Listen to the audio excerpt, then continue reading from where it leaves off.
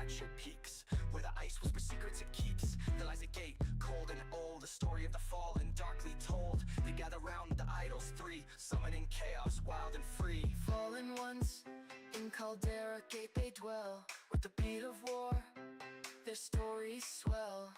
Through the gate, into the ice they fell. Now they dance in the shadows, under the spell. The idol of the imp, mischievous and slight, calls forth minions in the dead of night. The shaman's idol, with power to lend, makes the spell stronger, the end they intend. And the horde, warrior's call, turns the weak into the strong, in this icy hall. Fallen ones, in Caldera gate they dwell. With the beat of war, their stories swell. Through the gate, into the ice they fell. Now they dance in the shadows, under the spell.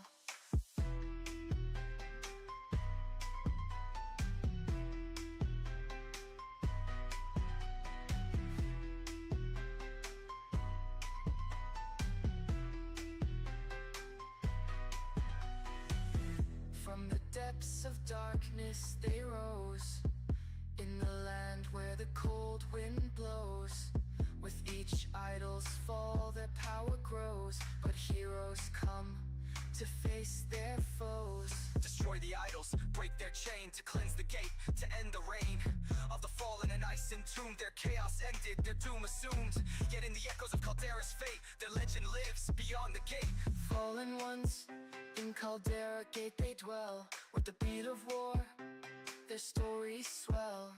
Through the gate, into the ice they fell. Now they dance in the shadows, under the spell.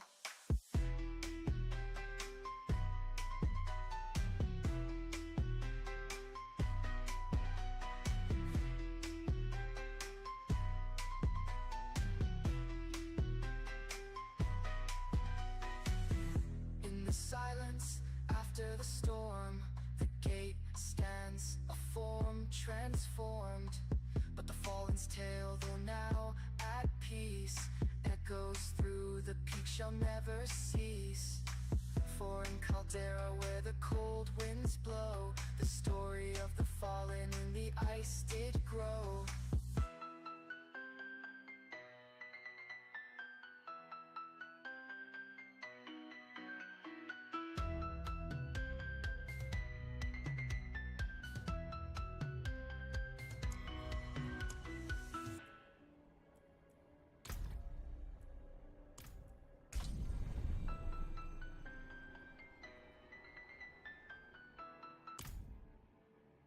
Hello and welcome. Welcome, we're here with Diablo. We're back. Alright, let's see what happens here. Here we go. Alright. I was changing things up. I added the upheaval again. Now, let me go over here to the Helltide just to work things out. We are in between Helltides. What do you know? I think I'm equally fast here. Come on. I gotta be careful, I shouldn't have to use those other abilities.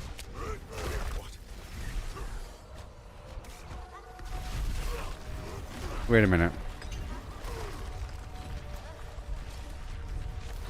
Cast a skill. Okay.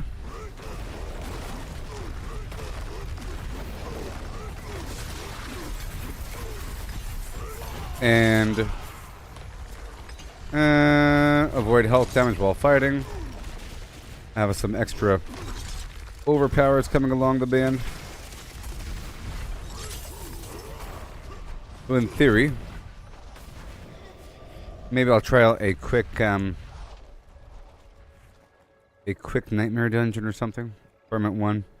Just to experiment with it. Just experimenting. Let's do Caldera Gate.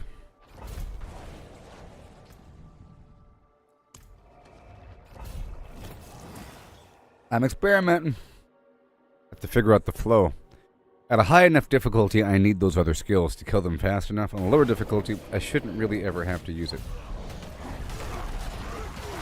I just gotta figure out how often do I have to jump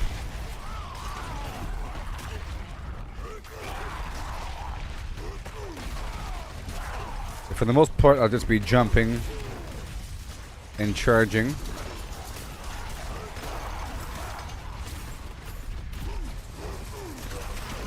And leaping. Yeah. Sorry, leaping and charging.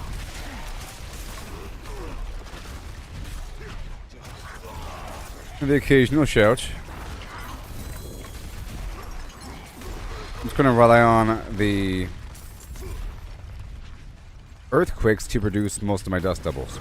Now, I don't get extra damage per dust double. As long as I have one dust double, I'm doing more damage.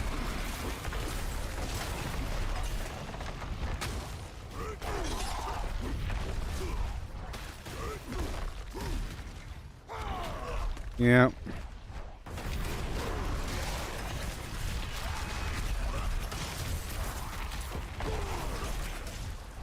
Yeah, it's nice to have a wallop.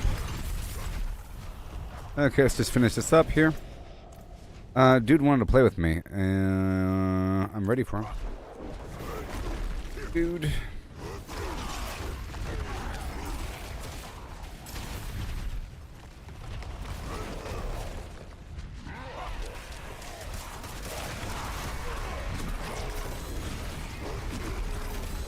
Okay. I came back down to 1 so I could practice the timing and everything.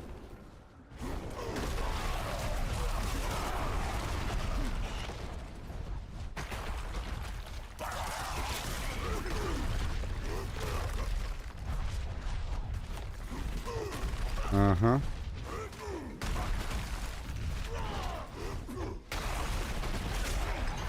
Okay.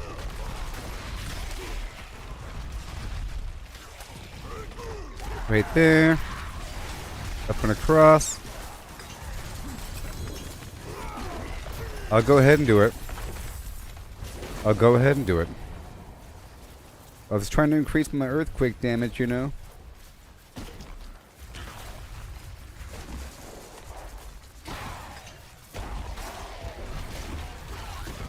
Good, now we gotta kill all the enemies.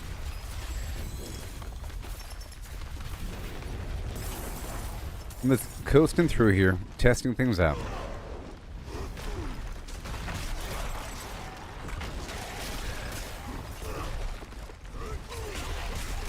More earthquakes. But I want to see how fast I can kill a boss by jumping on him.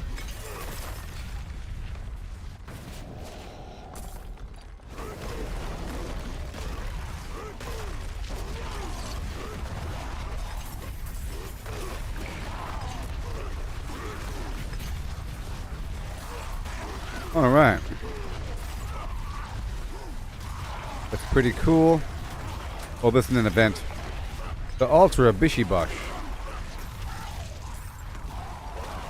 Yes.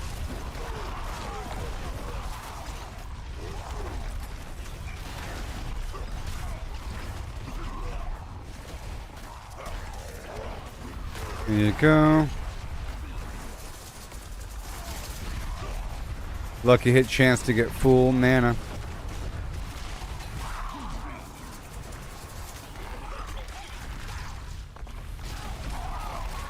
Alright.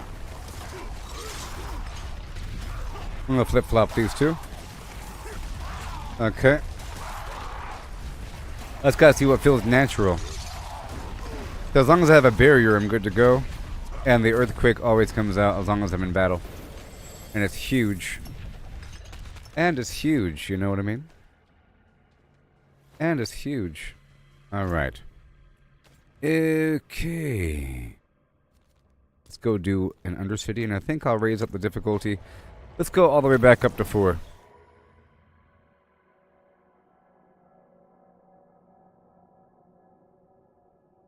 Go all the way up to 4. I think my glyphs are 100 now.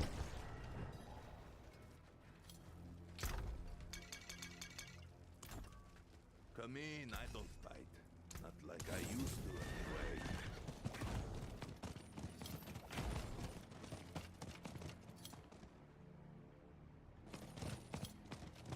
Come on. And Torment 4. It's going to be kind of slow. We'll see. You know, I think I'll do Torment 3 and then Torment 4. No, I'll just do Torment 4. I'll just do it. It's fine. Oh no, what the heck?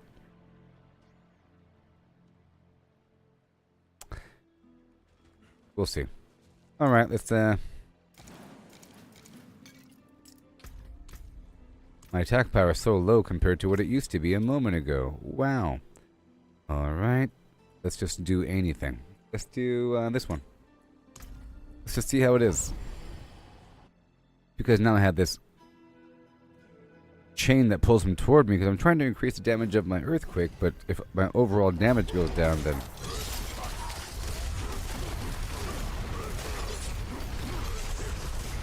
Let's go.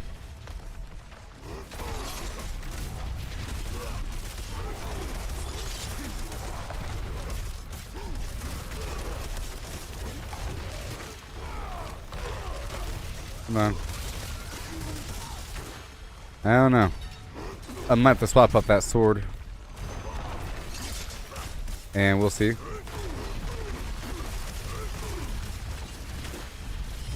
Right there, right there. Extra fire damage. All the stuff in the world. It's not quite good enough.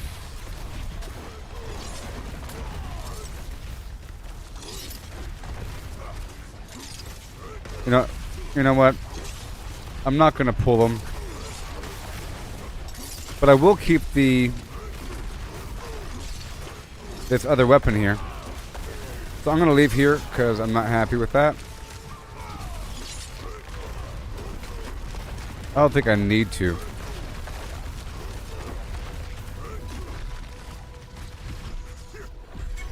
But let me leave here.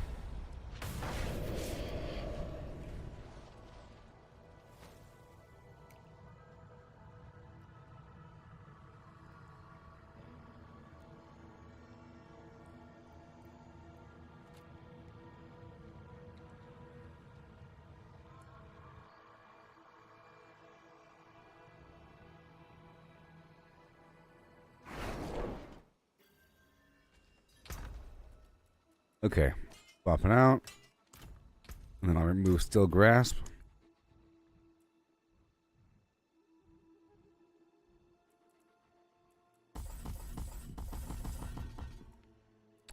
Okay, and then you're gone. And shout, let it all out. Maybe I can put back on Wrath of the Berserker or something, but I don't really want. Maybe another shout. 2 shouts. Am I still using Marshall? Prowl, Rumble, Twister, Ire, Undaunted. That's part of the problem. Yeah. But I no longer need to reduce the cooldown with the shout, you see. This guy right here. Willpower.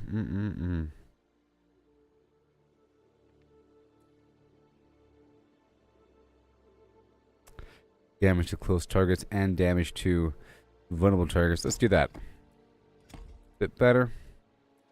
Well, I have to level up this glyph then. And it needs dexterity.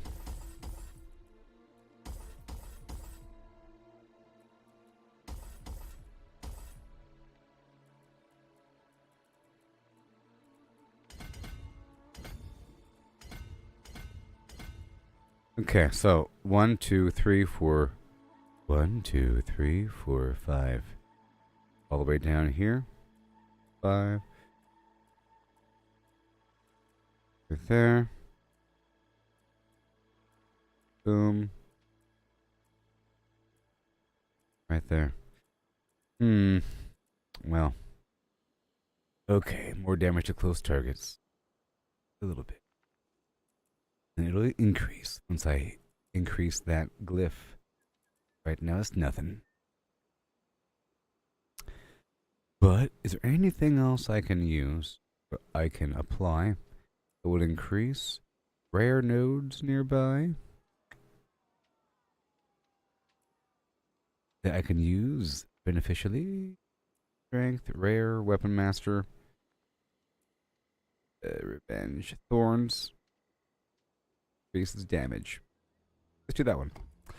Thorns increases the damage. But now I have to focus on willpower within range. Just a little bit, you know. Just a little bit. 10 more.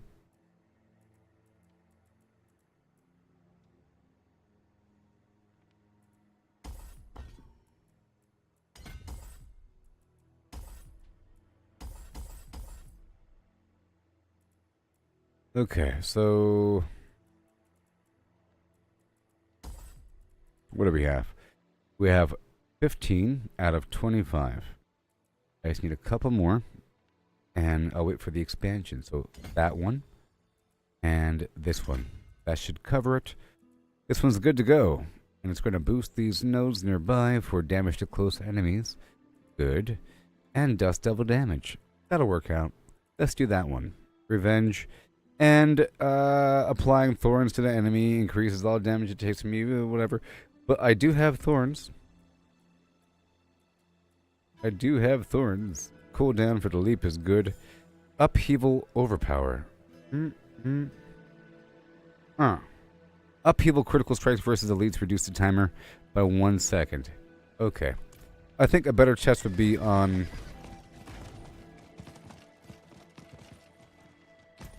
Torment 3 right now. No, I need something else right here.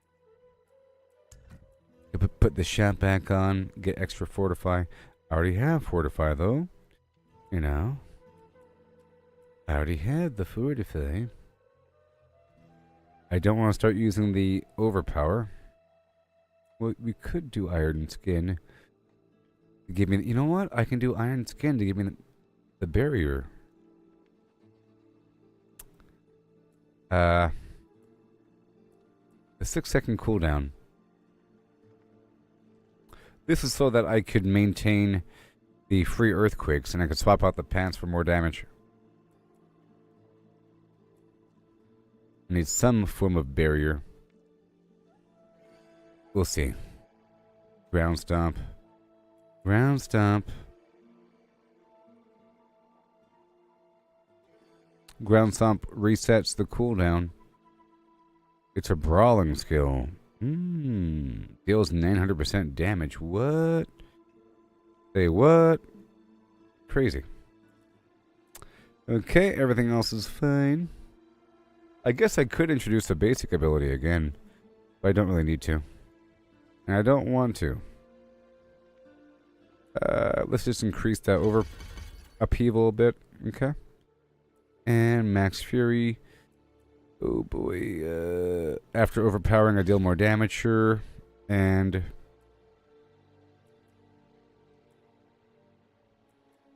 the shout is going. I guess I'll just go ahead and do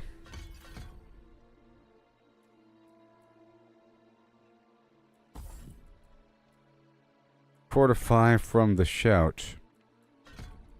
And over here, I'll have Rallying Cry give me resource generation. There we go. Because this is better for a team to have 2 shouts. Now, I'll see if I need to use this upheaval and see how that works out for me. Now, my damage is back up to 44,000. That's more like it. Okay. Let's do Torment 3 for a second.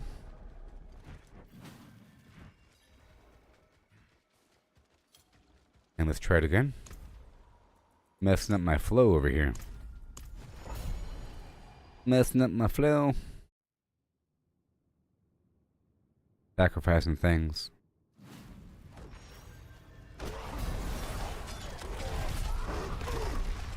Okay, here we go.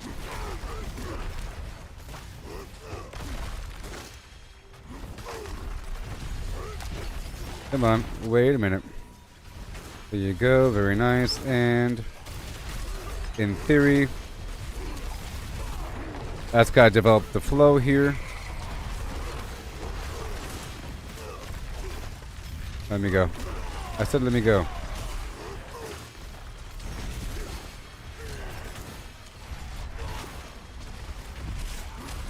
There you go. Wibbly wobbly.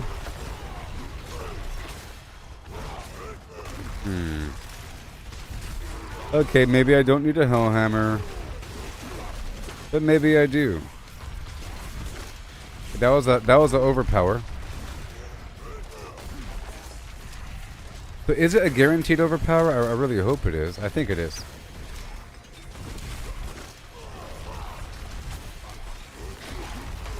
Wrong button. There. Okay, that was lame. That was lame. Hit the darn button.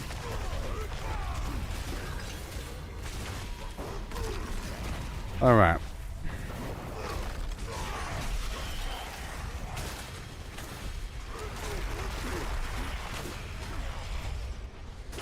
We'll see. Just trying to see about this Hellhammer. I might go back to what I had before.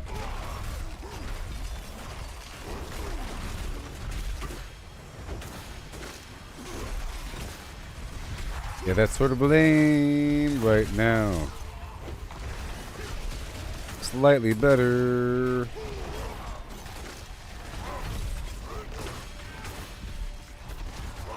I'll move it back over again. But I do have that one glyph I just swapped out.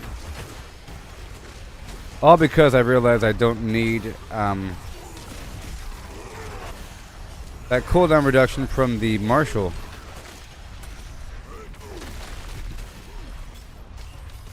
Let's focus on the shrines. Focus on the shrines. I'm looking more at my abilities and everything. Lots of earthquakes.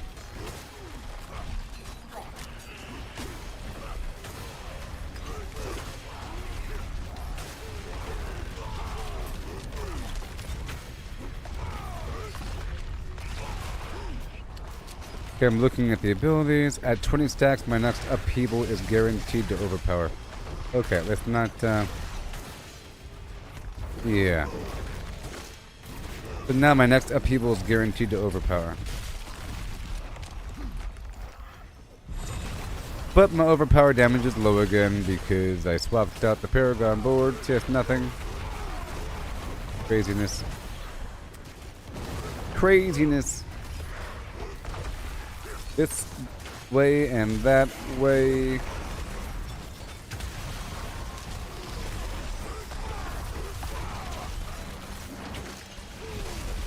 We'll see. I'll put the other weapon on. Because it does have some nice stats on it that I end up missing out on. It's only good if this new synergy is wonderful, but it's not. I don't have to kill them. I'm trying to practice here. Well, that was some millions there, huh?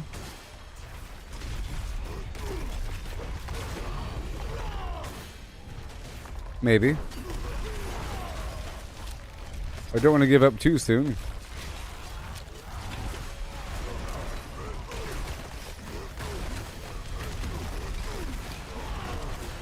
More earthquakes, please.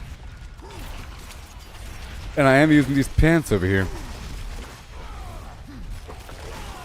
We're trying to make sure that I get these earthquakes in combat. But it doesn't seem like I really am. We'll see.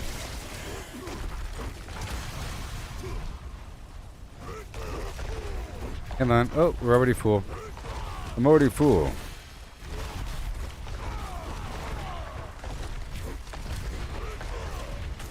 Okay. 20 seconds. Yeah, it's only good if all that stuff is lined up together. Then it's good. Then you do billions of damage. Sacrifices.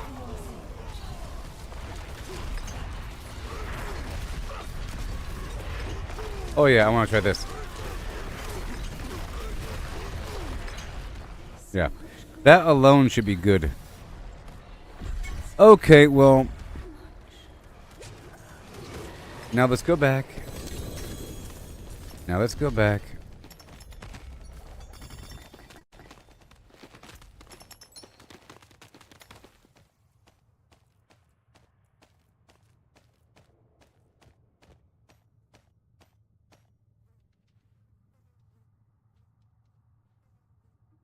My core skills overpower an enemy. I spawn 3 volatile blood drops. We're not going to worry about that. Okay? Because I'm going to swap out my hammer and then... So basically I'm about to get a lot stronger because I'm going back to back to what I had before. So much stronger once I go back. Because I'll be swapping out my hammer. I'll be gaining a couple aspects. You know. So, you... Shout skills create 3 dust devils. That's fine. And... we're not using upheaval anymore.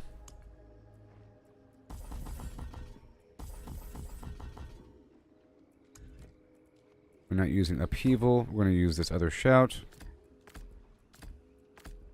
The taunt is nice. Extra life and... thorns. Yeah. Because we're... no thorns. Gain fury every time I take damage. I don't think I need the extra fury. Or that extra thorn action. This increases damage reduction by 5%, 6%. Uh-huh. Resource generation. Alright, so now we have the points back. Got those out and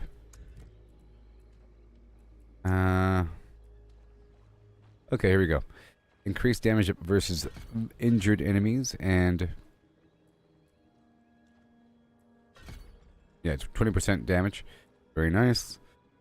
And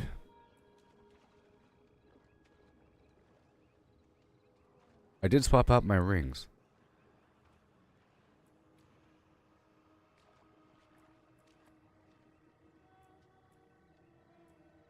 I heal as I spend. Charge is powerful. Leap is what it is. And Whirlwind is powerful.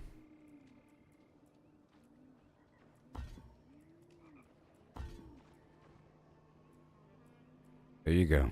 Back over here.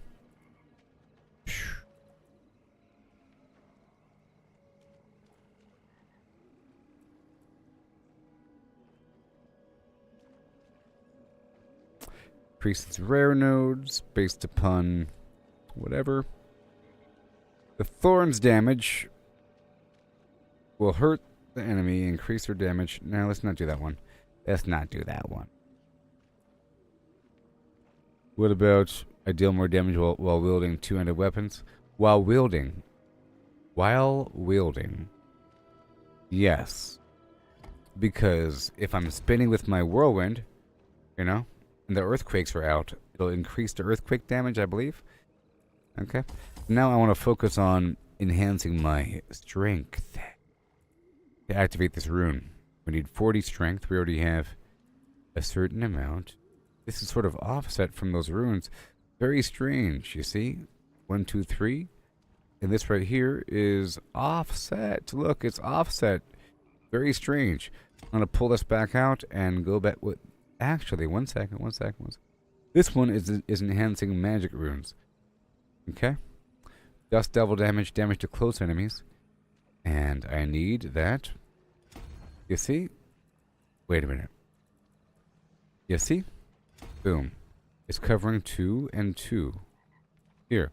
Dust devil damage and damage to close enemies. So now we have 30% more damage to close enemies. And that will contribute to my earthquake damage. Yes. And we need more strength. Strength here, there, and here.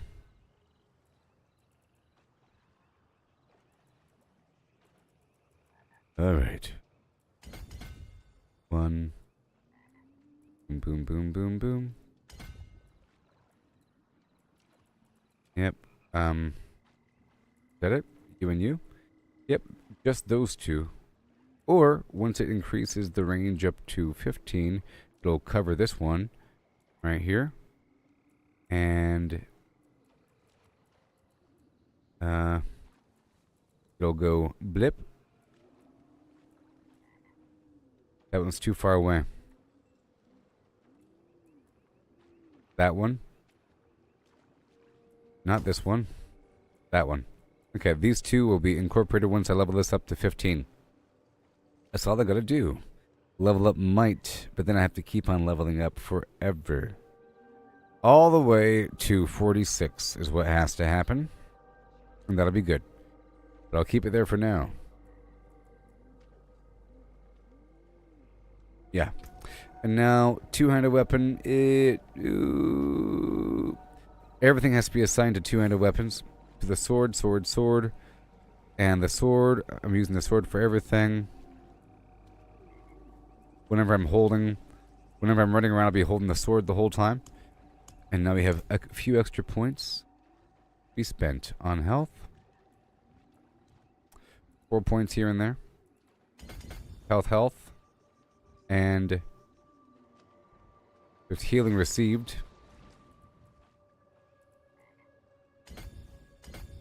Now as for the pence.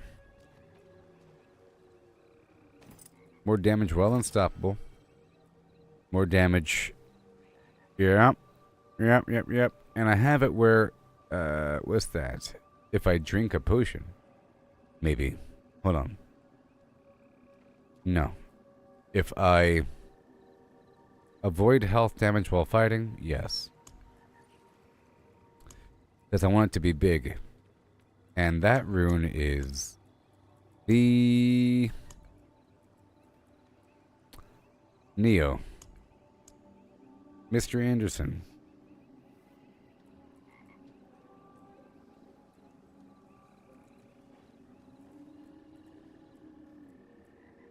Oh.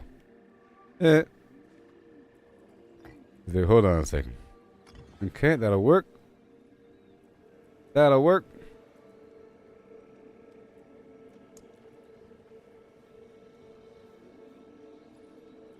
That'll work. Alright, so now we're almost ready. Back to the items. So now, shout equals dust doubles. I have a bunch of shouts. Alright, and we're no longer doing the overpower thing. Alright, so I can add the shout cooldown reduction or something. Already have that, maybe? Leap. Upheaval. We're not doing upheaval. Sorry. We're not doing upheaval.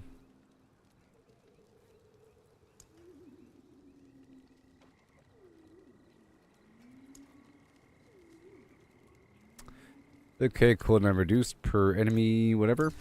Awesome for the shout. And then the shouts will create Dust Devils. Yeah. And then we had the vampiric thing. Yes. I gotta put the vampiric curse back on.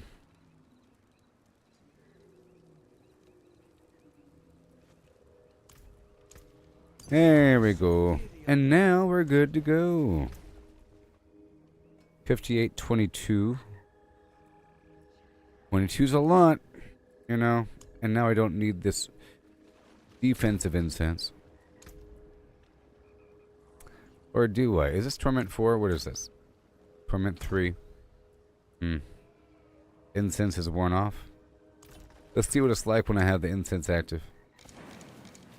On Torment 3. Yeah, it's pretty good. No barrier. That's fine. I have a lot of life on hit and so forth and so on. Pretty sure. Healing based upon lucky hit chance. Don't I? Don't I? Hold on.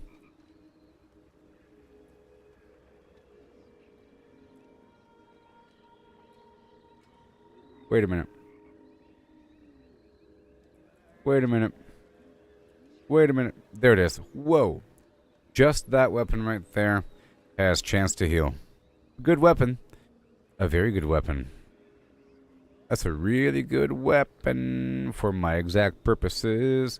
With good rolls across the board. Yeah. Alright.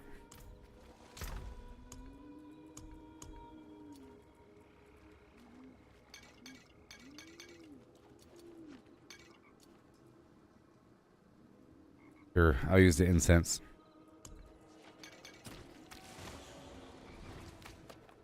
I think I should be fine. Yep. And I'll grab that. Put away that. And a lot of runes.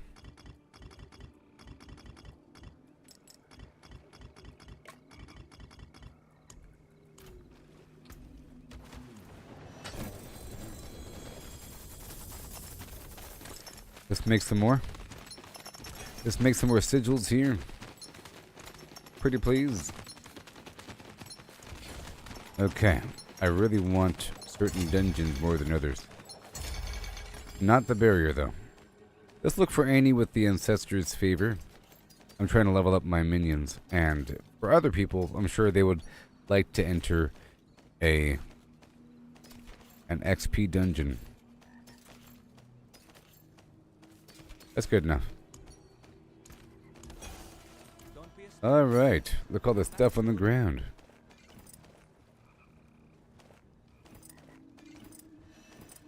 Well, I just did some testing and I realized what I had before wasn't really all that smooth. It wasn't working, so I went back to my previous situation nice and fast. And I think it's going to work out just fine. Yep.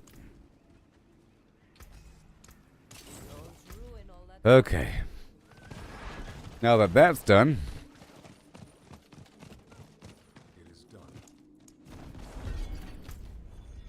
world boss in 5 minutes. Let's go there now. By way of the ruins of Karaisu.org. Org.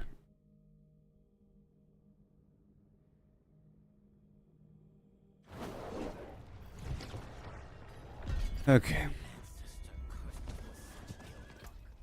Dude wanted to play with me. Is it Brandon? Is that the guy? Jared, maybe? Jared the G?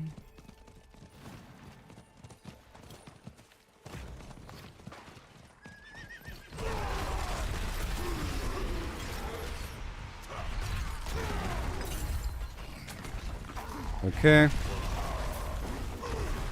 Oh yes, the cooldown time of my charge is still dictated by the, well, I guess hitting enemies. Hitting enemies and everything. Alright everybody, we're about to do this world boss in about 4 minutes. Let me go ahead and dispel the waste from my human body. Hit that follow button.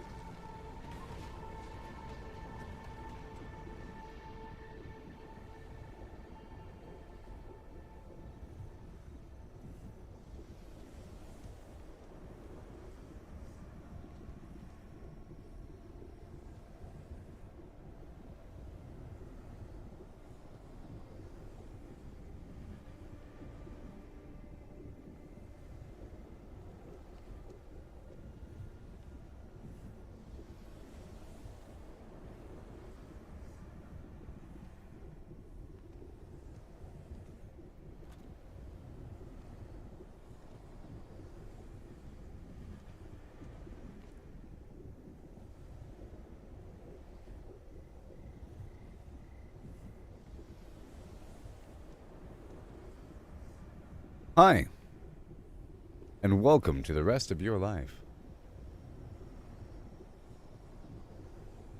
Starring me. Yes. Greetings. Greetings.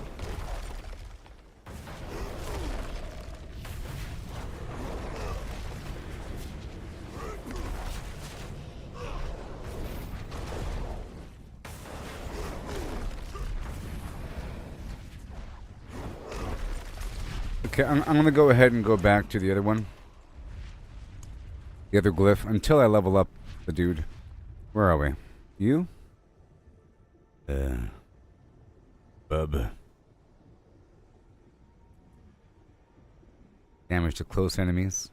Yeah, let's do that one. Alright, so Marshall. Boom.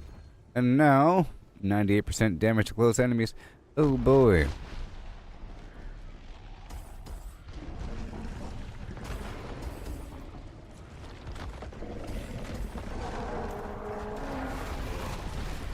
Yeah, baby. It's time to jump on the enemy.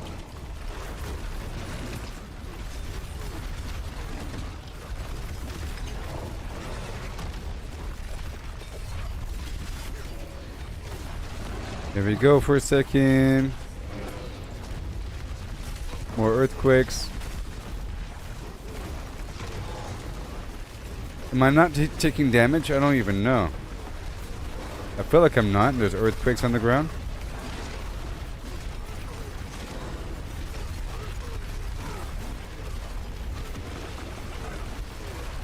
Yeah.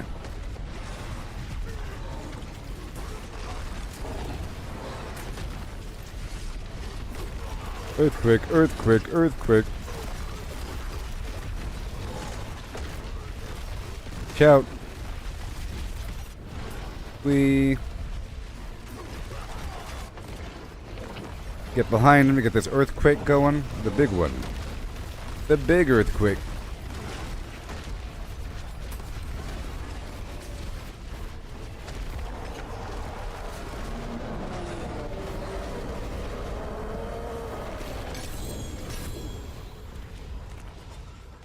And we're done.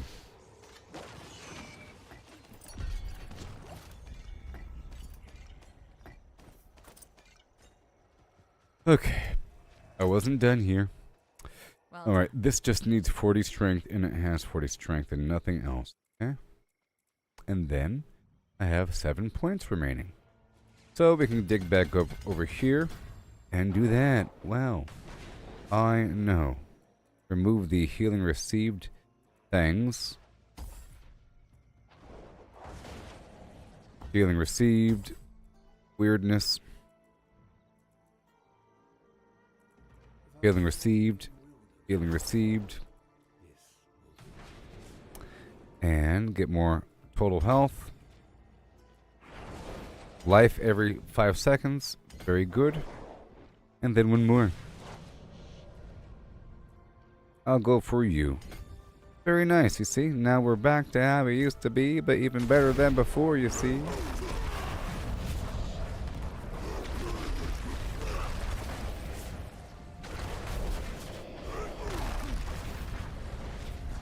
I have to cast those shouts around the enemy.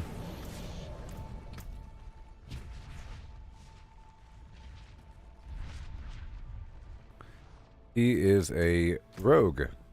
Rogue. Alright, I'm heading on down to the Helltide.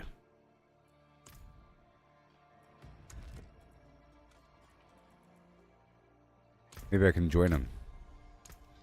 Request to join party. Please? No. He's not gonna want to do it. He's doing something. Maybe.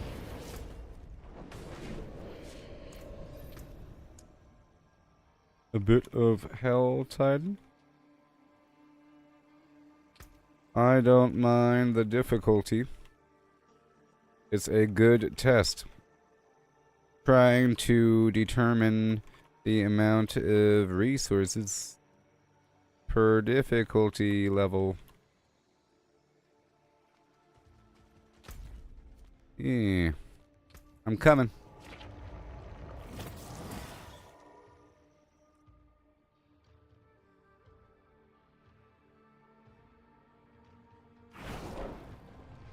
I'm here, I'm here. Greetings.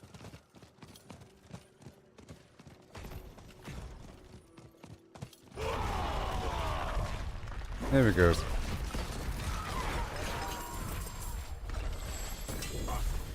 It's a magical chest. Mm-hmm.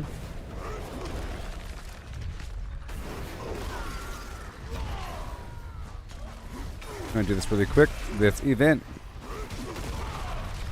Because why not? It's the mother of hatred. Yeah.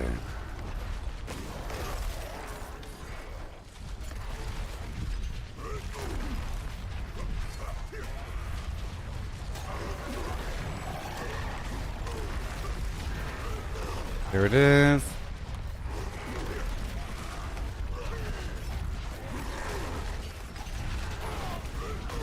There it is.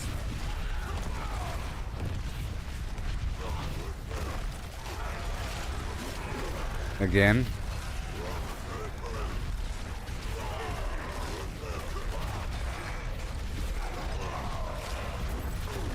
Oh, he's not coming.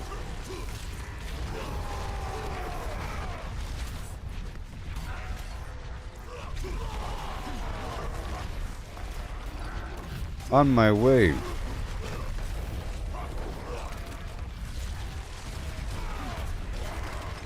I am on my way.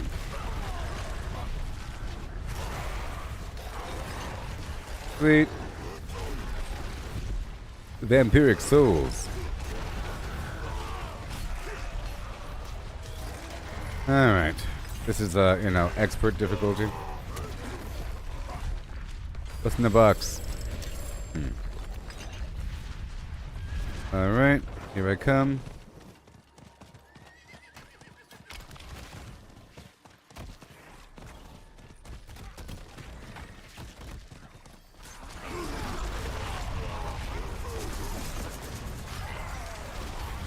Mm-hmm.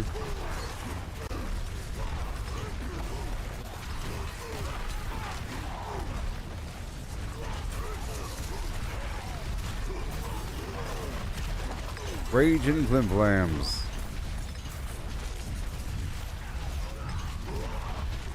I'll do one more time.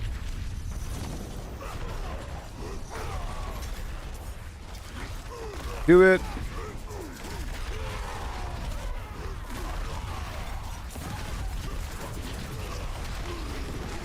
Right there, a bunch of earthquakes on the ground.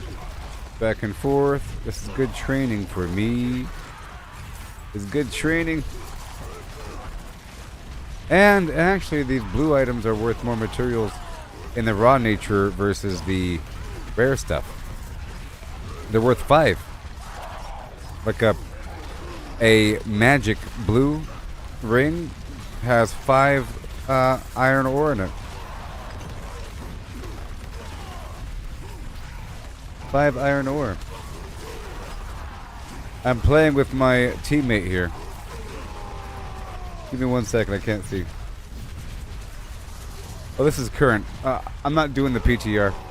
I normally don't do PTRs. And so forth. Because I feel like it's a sort of a waste of time.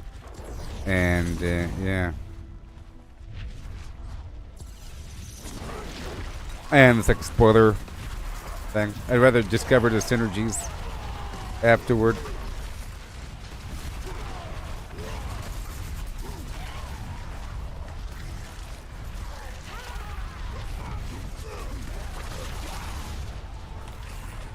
Not today, Bishy Bosh.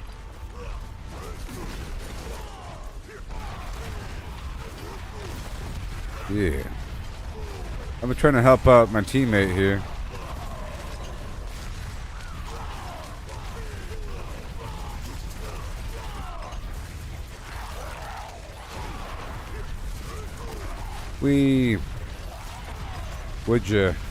Would you like Gillians?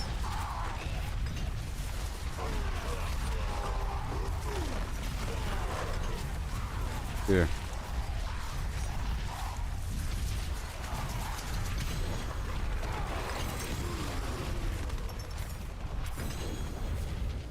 There it is. It's on the ground. Well.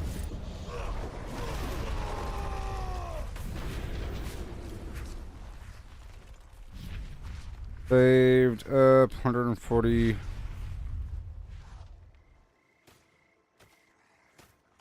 I have 130-ish left.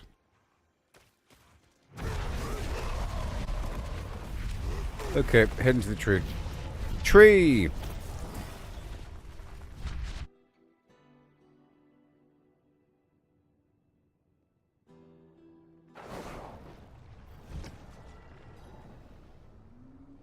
Tree. Tree. Trees are terrific. Want to try the Undercity?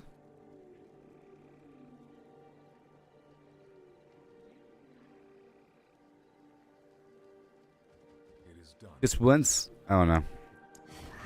Anyways, I'm heading back. Heading back right now. We got like no time.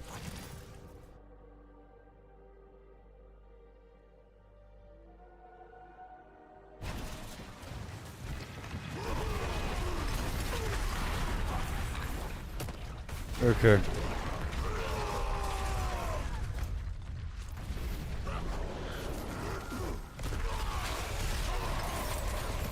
People all over the world.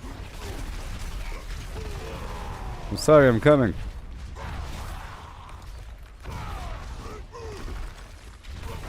Come on.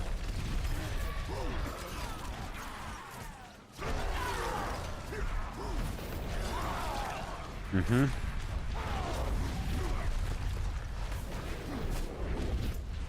Okay. Bunch of stuff in here.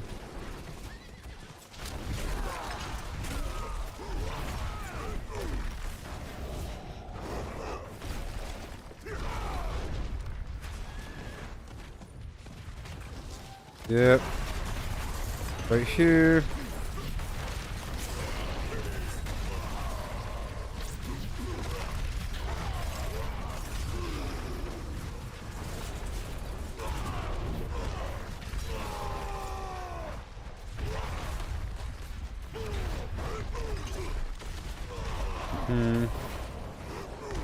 Going this way.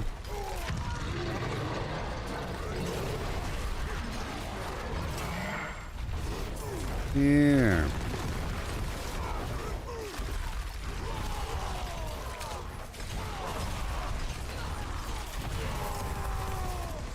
Okay. Next. Okay. I can't believe I'm full.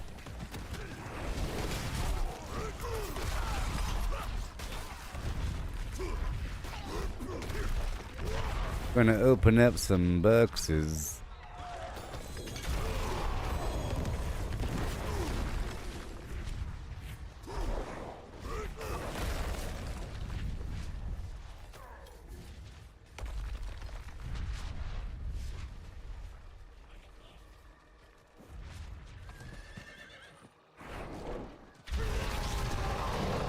Whoa!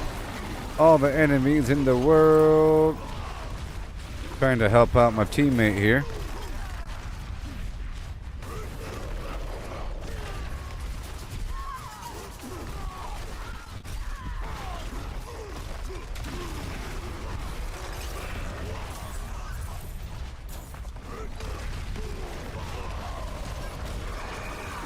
Okay.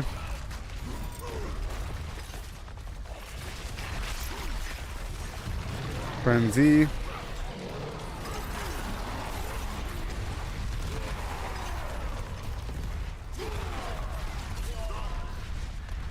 Frenzy.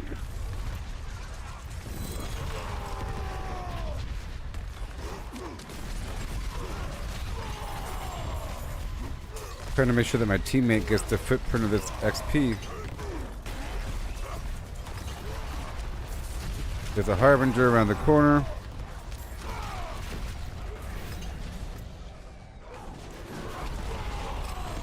Nope, not today. Uh-oh.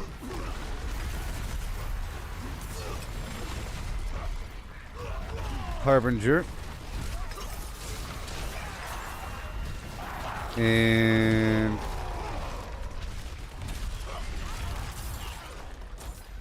another one.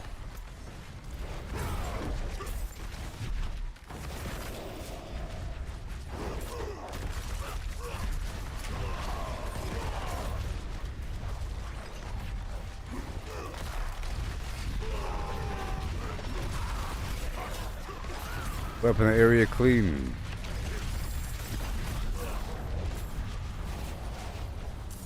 Nice and clean, yes. Where to next? Yeah, next map, maybe. Realm Walker, 5 minutes.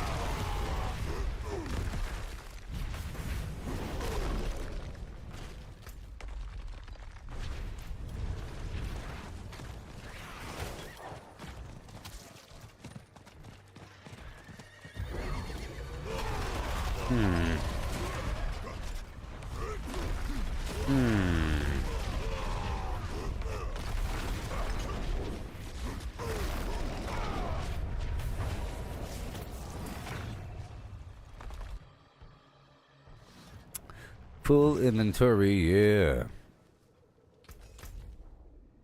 Can knock out this.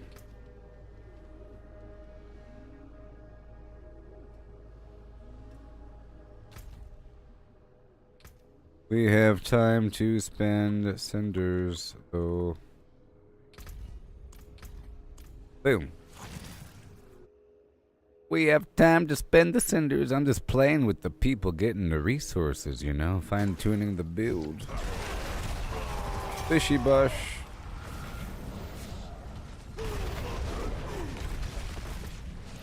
Do do do do do.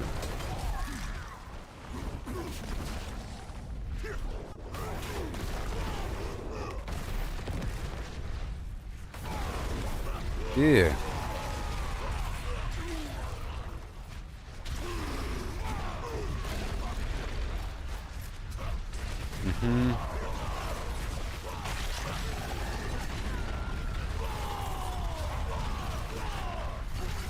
Gonna open up this box and head on down to that Realm Walker. One more box. There, that's it.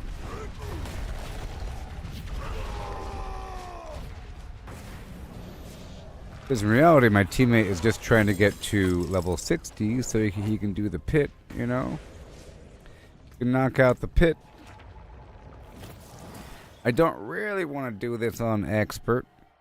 This actually should be on penitent difficulty, which is the difficulty below expert, or the difficulty below torment is penitent. Expert is 2 difficulties lower. No.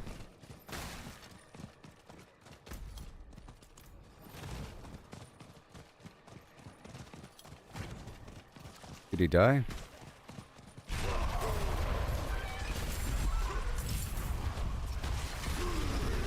Yeah, still appears to be a lot of resources here on this difficulty. And let's see how much rapport I get from my Aldkin companion. 11. That's not that bad, considering this is darn expert difficulty. Oh, I tell you what.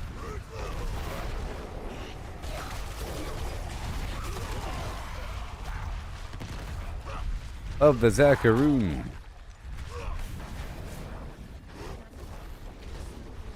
Do I have time?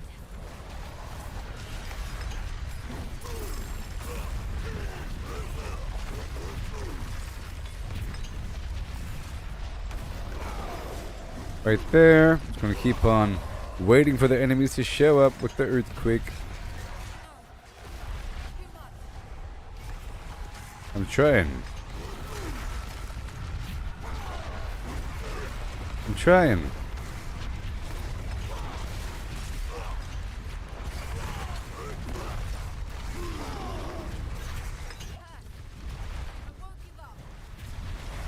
Mm-hmm.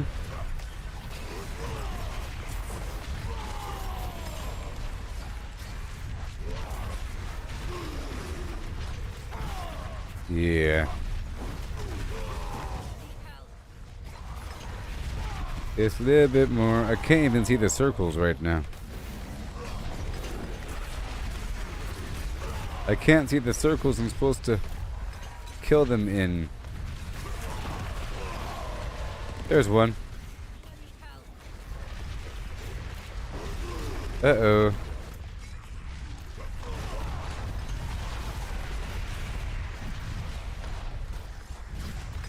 Come on.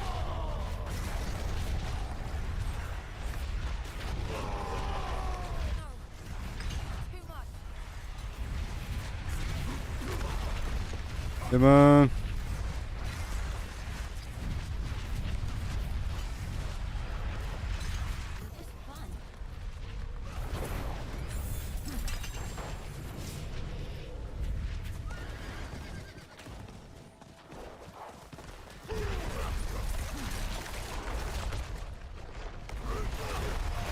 Okay.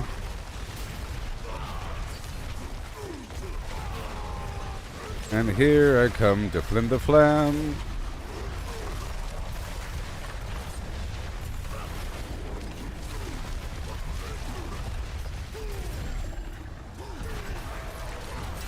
Up and around. Back on down.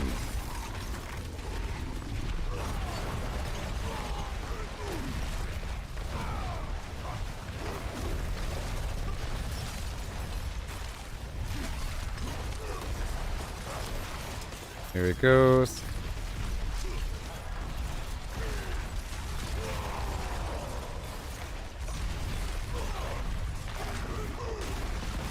Right there.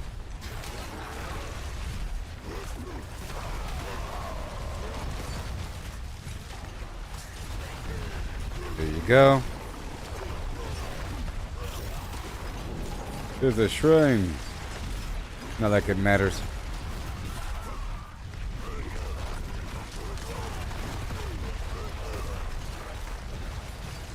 Get the stiff. All the way down the hill.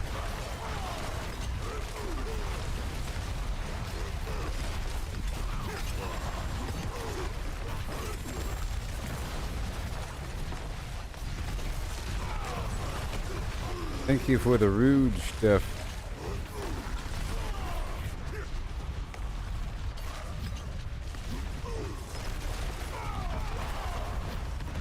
Yes, sir.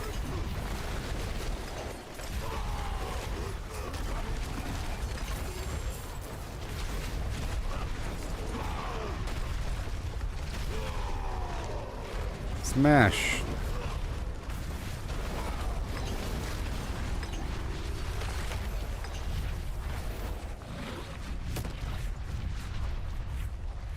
Yay.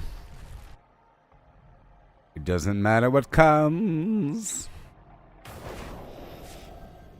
Fresh goes better in your face.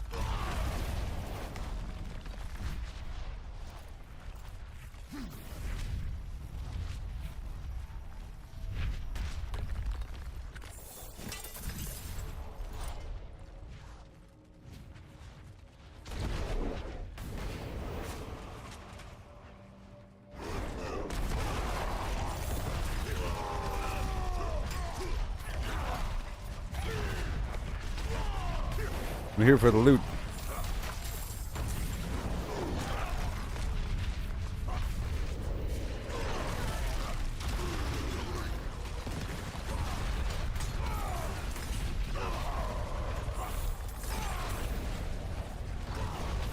Yes.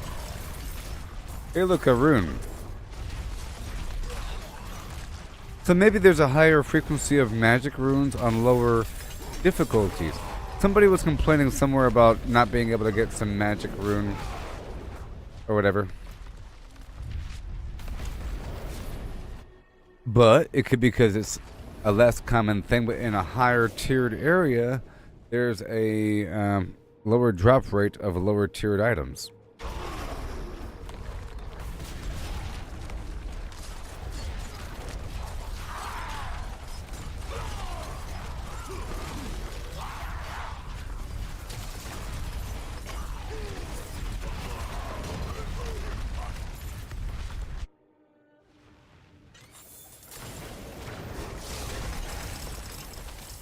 A lot of resources here on this difficulty.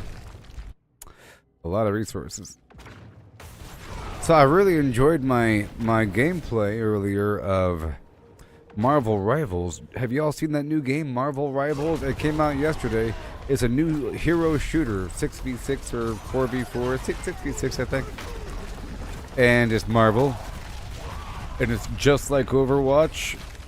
Really slick graphics, Unreal Engine, really smooth animations and artwork, and the voice acting is great. The character design and the levels, the maps, and the overall storyline, pretty cool. It's sort of a sneak peek of the future of the MCU and what's going to be happening with Doctor Doom. It's going to be really interesting, the movies in the future. It's going to be really interesting. But the game was awesome. I loved it. It was fantastic. I streamed it earlier today and yesterday.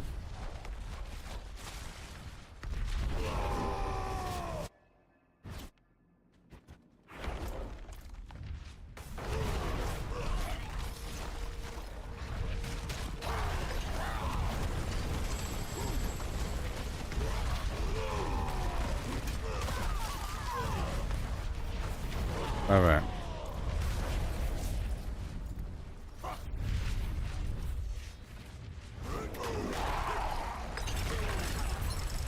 Yeah.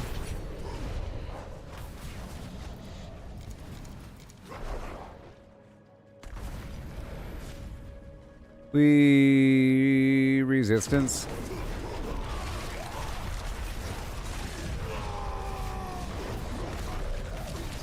I like that I can give teammates the shout.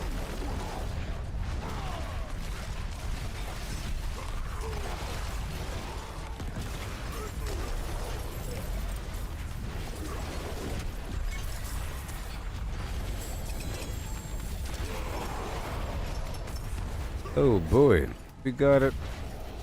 Oh yeah. Heading to Karast.org.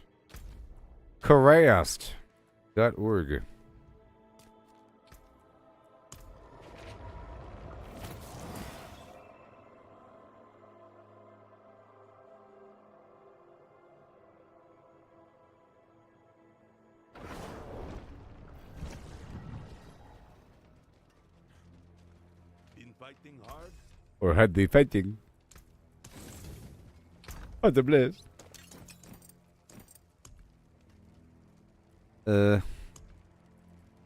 Ooh. Do. I'm in 5 more levels.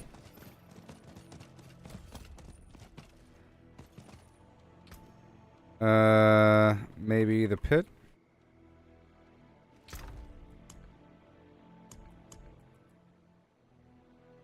Oh. Oh, that's torment. That's torment. I was gonna knock out this. Magic runes.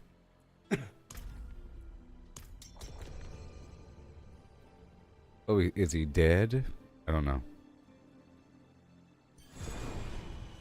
Okay, so I'm gonna use the stuff. I'll wait for him to show up. I'll wait for him. Ooh, do.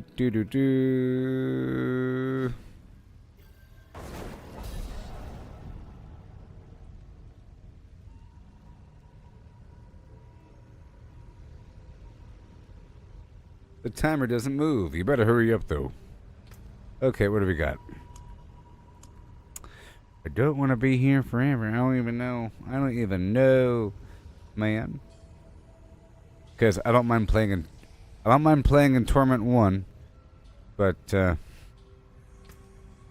maybe we should move the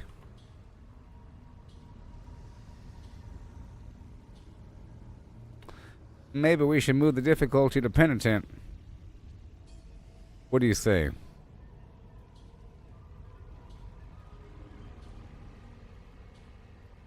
There's a whole difficulty above this one.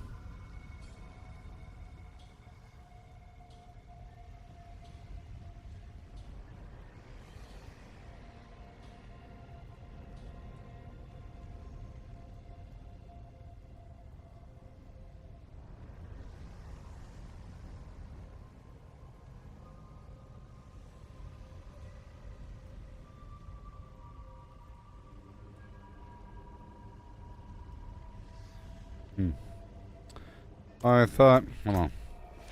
Wait. I thought the pit was locked out till 60. Actually, no, that's... Actually... No, I didn't think that. Because I heard people carry others in a high pit and level fast. F that.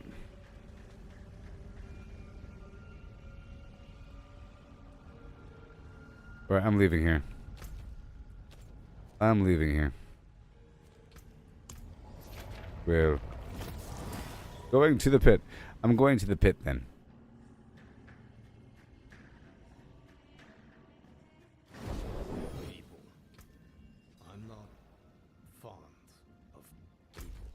Hold on. What? Hold on. No. Oh, wait. Huh? Party unavailable. Invite to party. Strange. I left the Undercity and it kicked me out of the party. I was going to suggest, the pit instead. Anyways, let me hop over here and try out Torment 3 for a moment with this situation. I could have sworn I had a constant cooldown hippity hop. Now, let me see what it says.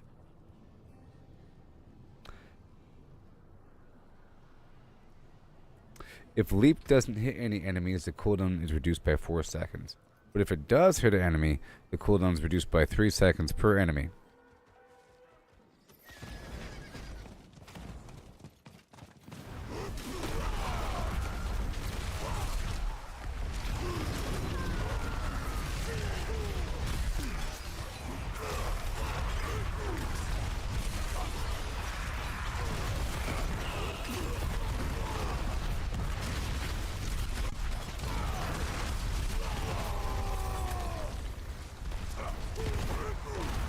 Come on.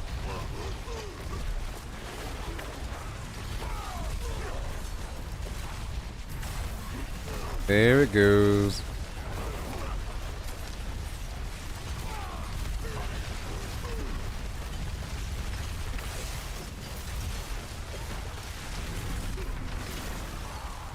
Whee.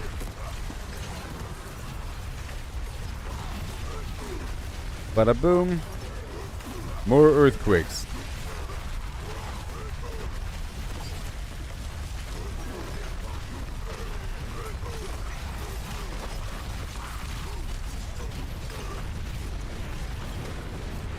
What?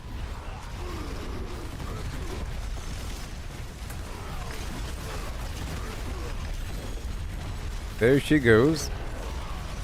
Beautiful. And now for the Tree of Whispers.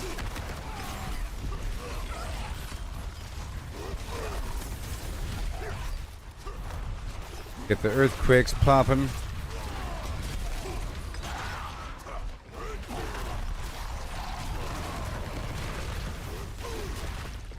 Okay.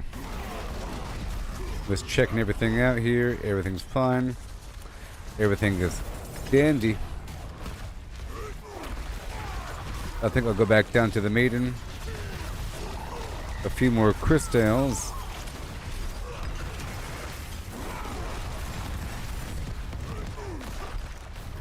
Okay, we're going back down to the tree. Now, should I try the PTR? I don't know. I don't know.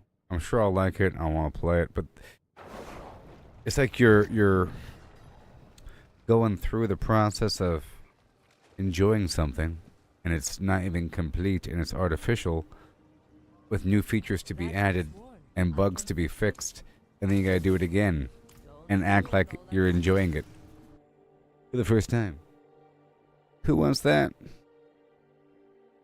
Nah, I mean.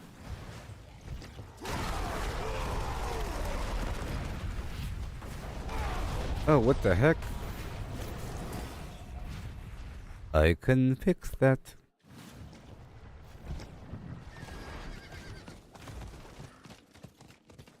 It is done. Alright, what do we got?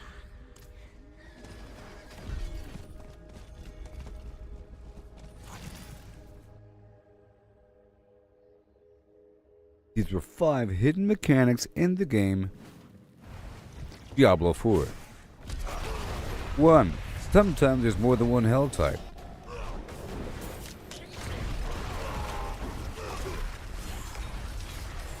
Okay, we're gonna park it right here.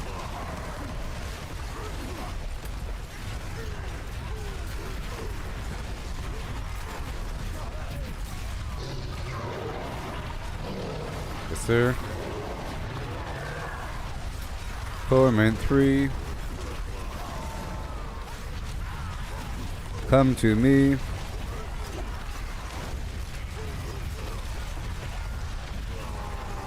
I need the resources right now.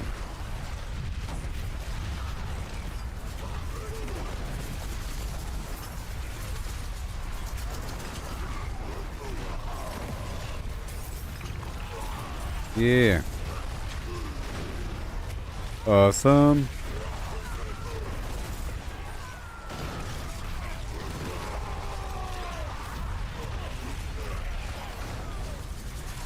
Here and there.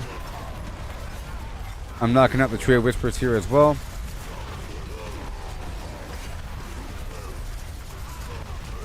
Not bad.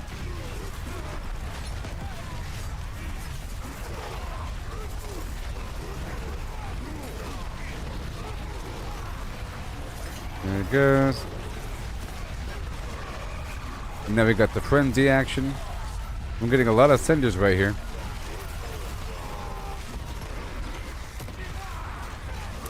I gotta look at my aspects one more time.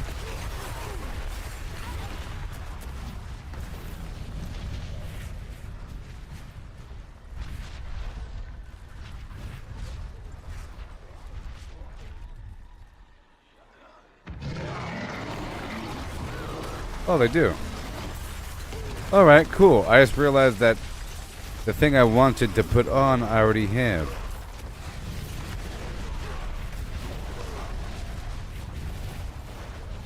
Gonna open up this big box right here.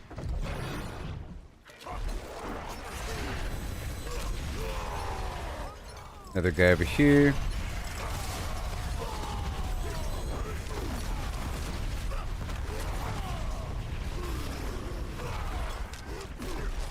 Right there. And then more items. Thank you. Just trying to go through, open up a few things.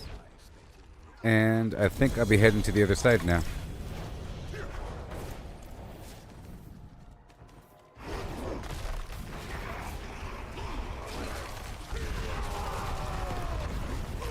Yeah, so doesn't matter what difficulty, I don't think. You still get quite a few things. The issue here is that when you first start playing, you don't really have a means to kill everything until later, once you get a bunch of abilities.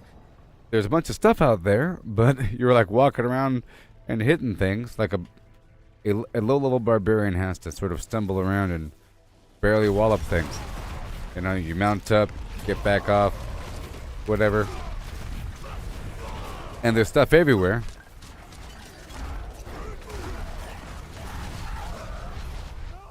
But you have to get it. And then the elites are a bit harder for low level. Alright, we got this nice Tree of Whispers activity here in the Helltide.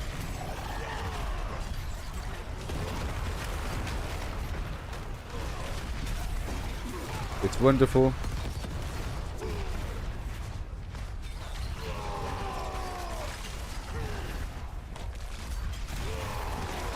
Okay, 1 and 2. Yes, sir. Yeah, see, this feels just as fast, but I have a few different aspects from what before after I left and came back, and a slightly different Paragon situation, but it's about the same. I think I moved it over. I moved to Paragon. The glyph that was empowering neighboring rare nodes, I moved it next to a rare node that was increasing my close damage, or damage to close enemies, which then increases my earthquake.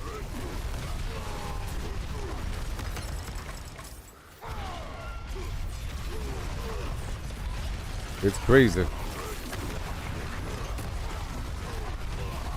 Attack power 240,000. Compared to 20,000.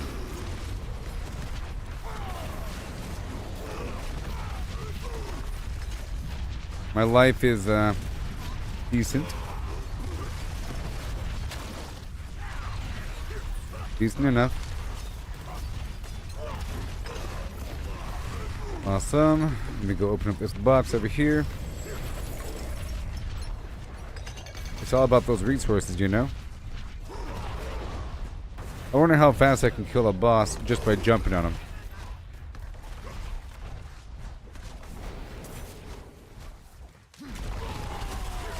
Just by jumping on him.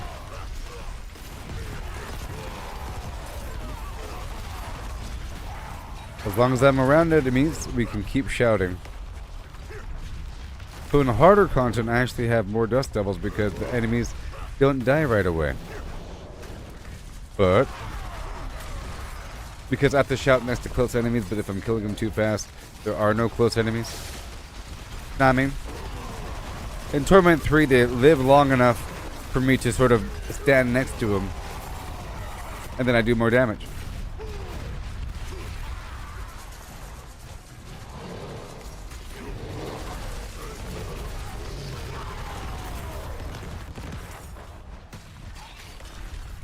Oh yeah. Whee.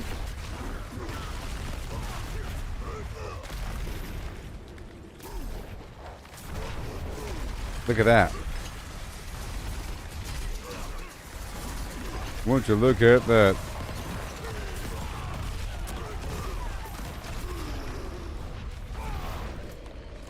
Going down and around over here because there's a bunch of resources and a bunch of enemies.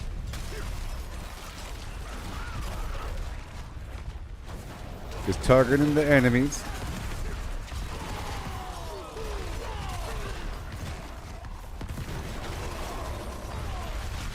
Beautiful. Let's go around over here.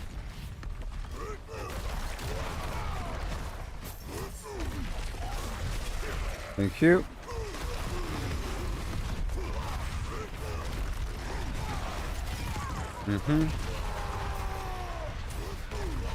There's the Helltide assassin.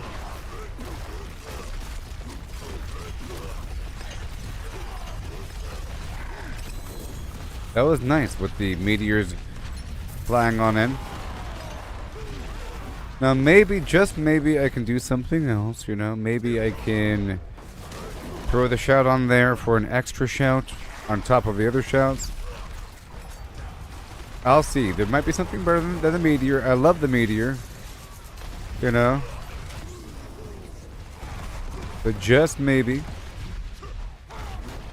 Okay, let's go on down.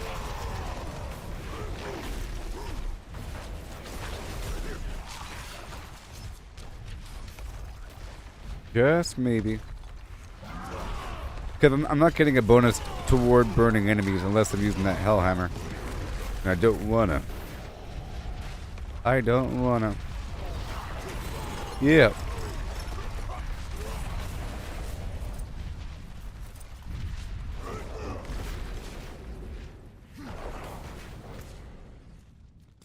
Okay, let me go right over here.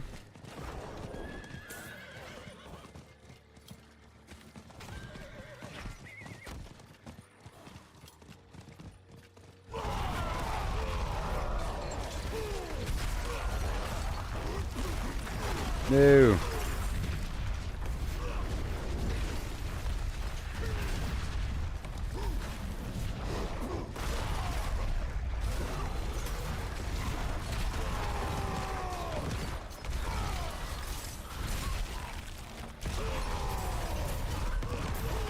$20 blood.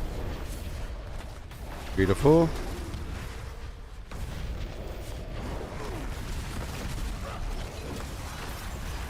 And then pow, pow.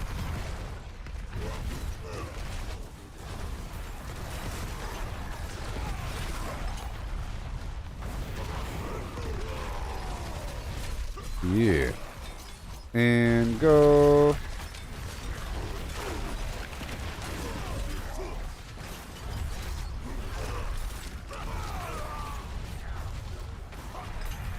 I shall open the box. And again. Another frenzy. But it's not, you know, the event or anything. It is not the event.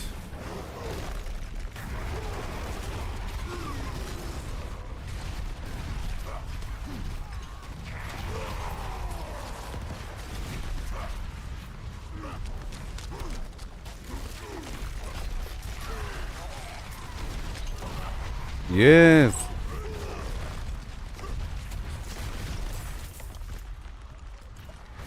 You go right across. Won't you look at that? Another compass and everything. And we have a Hellborn. And he has what?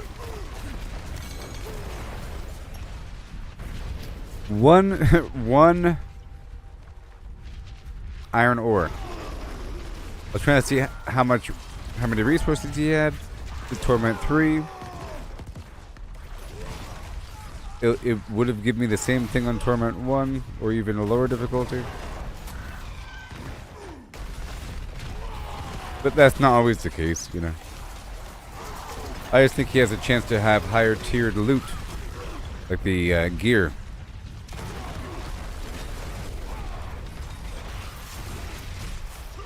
When he does drop gear.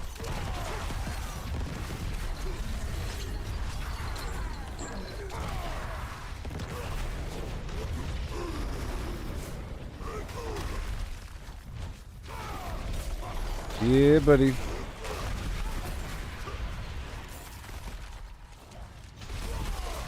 And okay, let's go do this event here. I gotta do the events, you know. I have Realm Walker in 2 minutes. So I'm gonna go ahead and not do that event. Because there is none. And where is the moat turn in 2 minutes? Oh my gosh. Good thing I checked.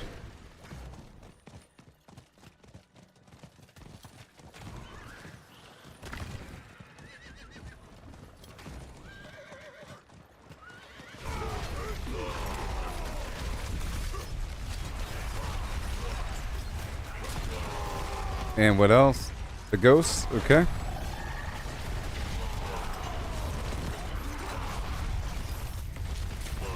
We kill these ghosts. And this event over here.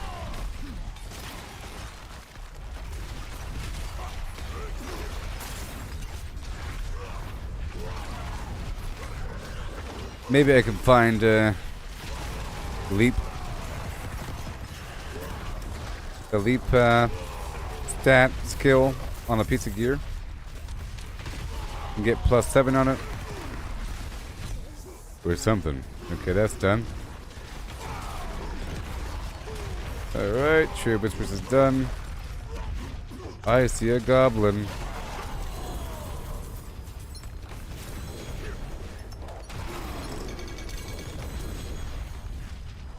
Okay, let's go over here.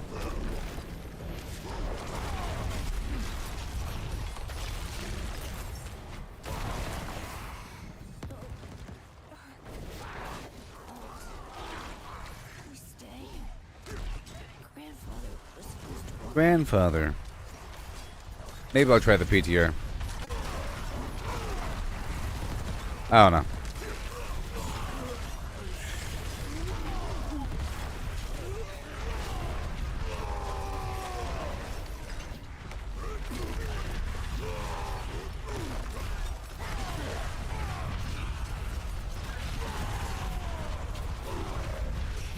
Oh yeah.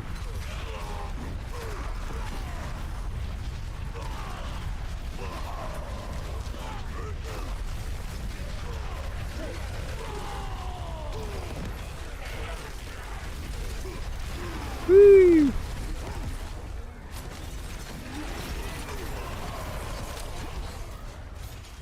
Pow. And got to escort. I'm here. Silence. Don't you worry. Well.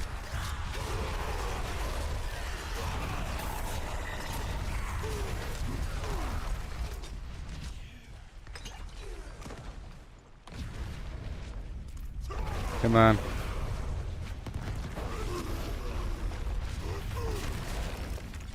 Come on. Maybe I can catch the Realm Walker before it disappears, if there's people escorting it. If there's no one there, then I think it just cancels out. No one shows up. It dies.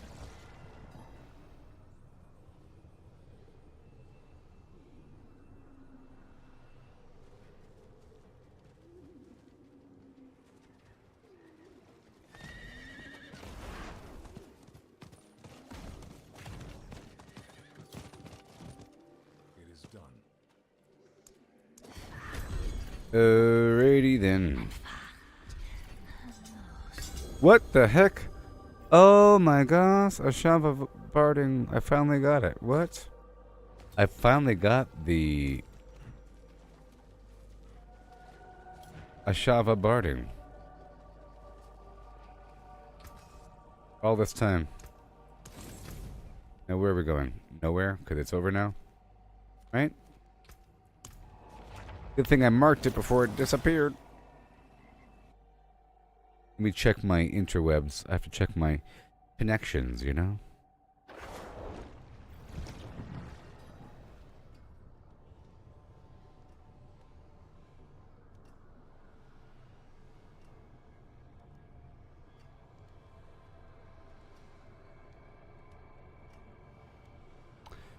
Yep, I have to keep the things online. Boom. Okay, here we go. Yeah. Not active. That's okay. That's okay. But now we have another one. Down below. Don't you know? Half an hour to go.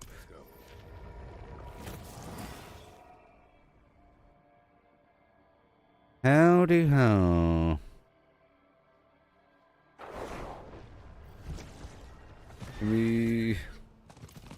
I'm stockpiling these whisper gifts. Hi there, everybody. Make sure to follow me on X if you're watching. On X.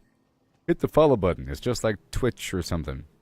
I mean, treat X like it's some other platform and hit the follow button. Smash it with your finger. Preferably your thumb.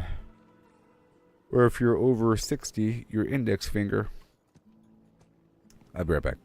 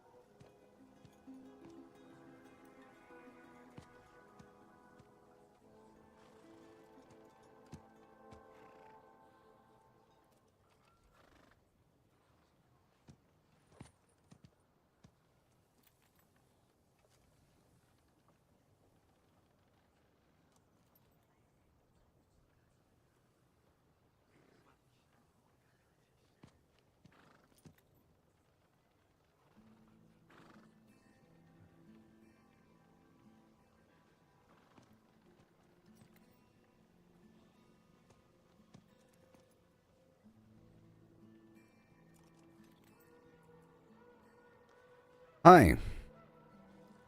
Here we go.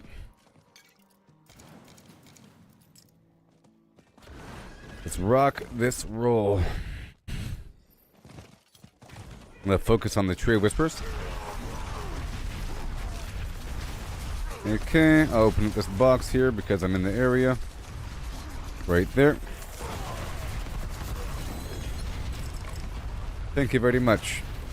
And anybody online? No. Let me go out and about.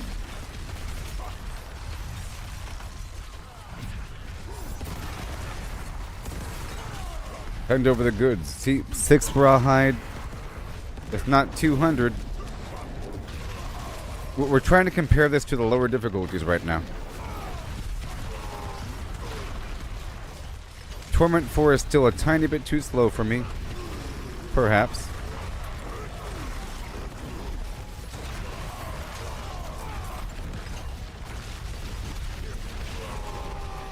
And here we go. Let me go straight there. And I'm sort of trying to get 999,000 material of different variety. If it keeps on going beyond that, it probably does. 14.2 billion. Or million. We're looking for a corpse over here.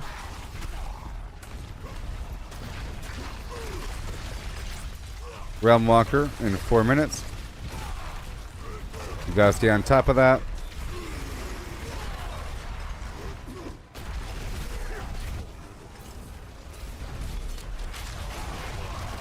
Wow.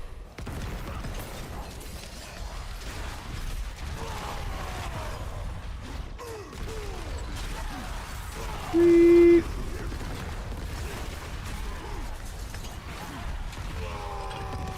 All right, and then we head back around the corner. There's an event over there and a cellar.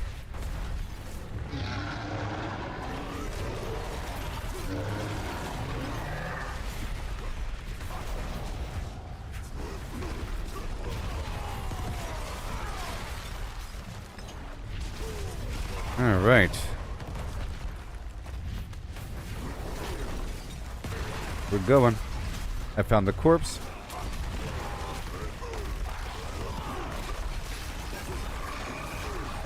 Now we got that frenzy going.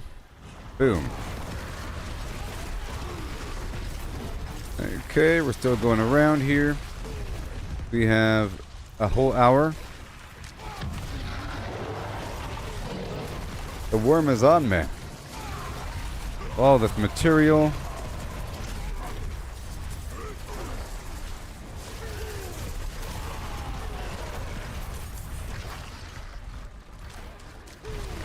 Now I'm not emitting any dust devils from my whirlwind, which is weird.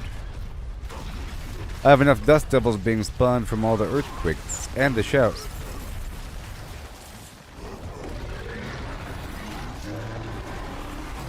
But I could swap that out for something else. We have a couple options. I'm thinking about the brawling abilities and the shouts. I just want to see if I could magnify.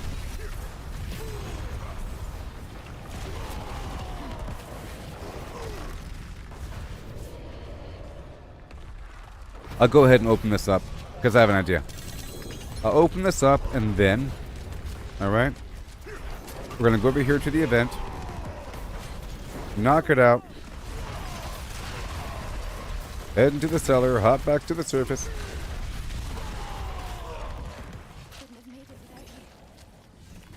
I just want to check a couple things.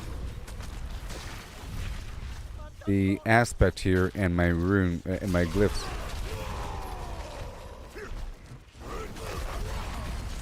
Okay, let's just get these earthquakes popping for a second.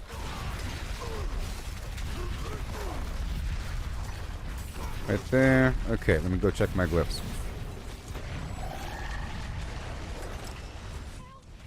Okay. I am using the brawling ability while I was checking.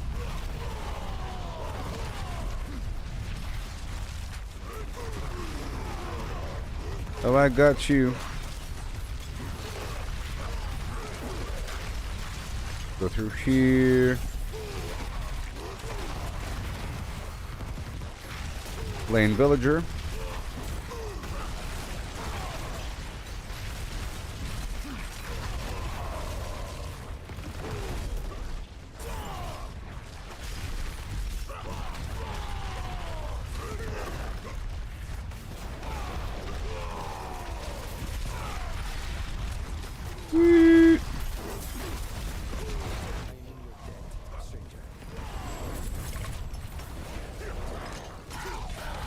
Okay, and then we go right over here to the cellar.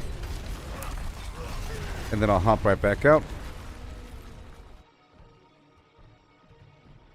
Yoo-hoo! I love it.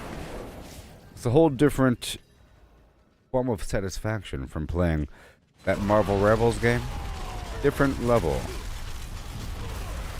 Just like a different form of satisfaction from playing a survival game where you're base building and harvesting over time.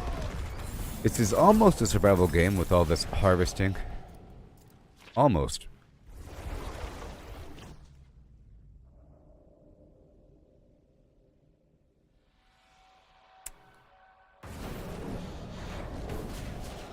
Okay, see, look, it just reset. I told you, if I go in and back out, reset the event, and then I'll teleport back and swap out one of my aspects, and then this will reset again. Still got time. Well, I missed that realm walker. Okay, I'm going right now.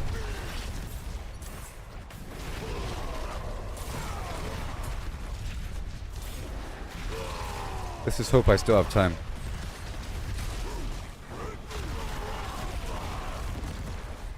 Come on. Come on.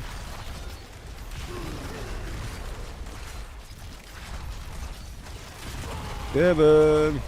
I got the 50.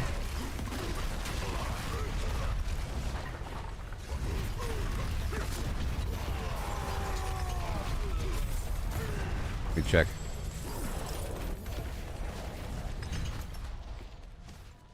Let's just see if it's still there, huh? If there's someone actively escorting it, it'll be still there. Maybe. I'm not quite sure exactly when it popped. Yep. Well, there's nobody escorting it. You can see the minimap above my head. Way up there. There's that gray skull at the bottom left-hand corner of that minimap. You're able to see if there's a player there, because you'll see a little yellow dot on top of that if they're fighting. But there wasn't, and it didn't despawn. Well, I think you basically have between when it spawns and when it ends its walk, and then you have a couple minutes at that point to catch back up to it. But I think at a certain point it stops being marked on the map. Perhaps. I don't know.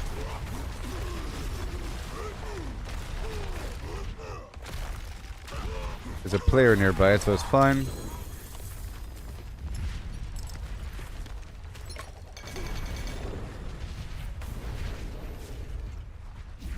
Alright, let me hurry up. Let me hurry up.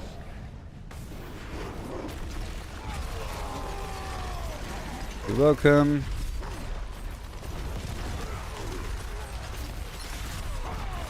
Yeah, buddy. Got some damage reduction with these shouts as well.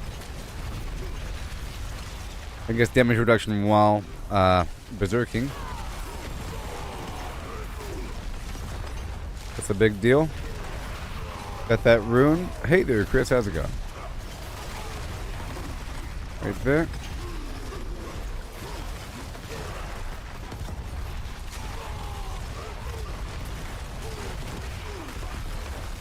Yeah. I'm in charge of the Marvel Rivals X community. On X. I'm in charge of it. It's like buying a URL, you know? Or buying a website name. You know? Before the company does. It's like buying Disney.com. Or something. Or It's like buying WandaVision.com right when the show comes out because they didn't do it themselves. And now you own WandaVision.com. You know what I mean? Or whatever. Loki. You own the Loki website? Yep. It costs $35. Yes. One day, Disney's gonna come a knocking, saying, "Hi, we want to purchase your Marvel Rivals community." Or there'll be some advertisers saying, "Hey there, you got this big old community with a shibbity bibbity bibbity," or whatever. But right now I'm trying to seek my tentacles out there into the Omniverse, and then I won't have to anymore. I have to like find people, you know, so I'm looking around for people discussing it, and I'm sharing a bunch of content in there, and I have to keep it up to date with the news. And there's a couple channels there with information, and they're updating. The Fantastic Four is supposed to come to Marvel Rivals eventually. That's cool. The Fantastic Four.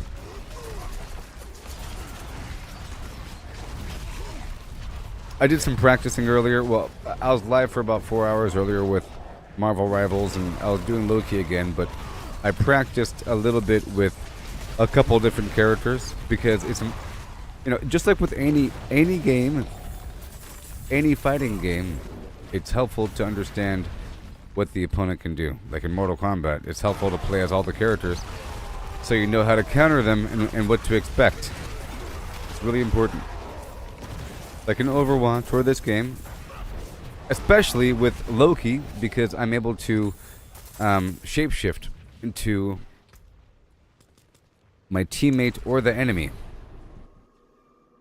So when it comes time to shapeshifting, it's a strategic maneuver because I could determine which power do I need right now. And I learned that the Incredible Hulk does like a weird shout thing and gives everybody a nice buffy shield thing for a bit. So he puts that. The big Piper Parker, or whatever her name is, the big spider robot lady, she puts down a big field of mines. So if I take her over, I can go around really quick, put down the mines, you know. There's something else. A few, I'm sure a lot of these heroes do something that is very helpful, that you can put out really quick before doing their ulti, and it's helpful to know what the heck they can do. Otherwise, I'm just saying, what the heck am I supposed to do with this guy? But it's really good practice. I get exposure. I'm really curious about what, what's his name? Adam Warlock does. He does some weird stuff, and I don't even know what the heck it is. Like Soul Bond or something. I think he becomes a tank and absorbs damage after linking with people. I don't know.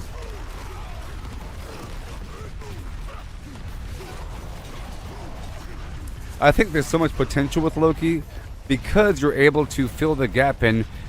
If it is 6 versus 6, you have so many options to add something to the battle, and based upon where they are.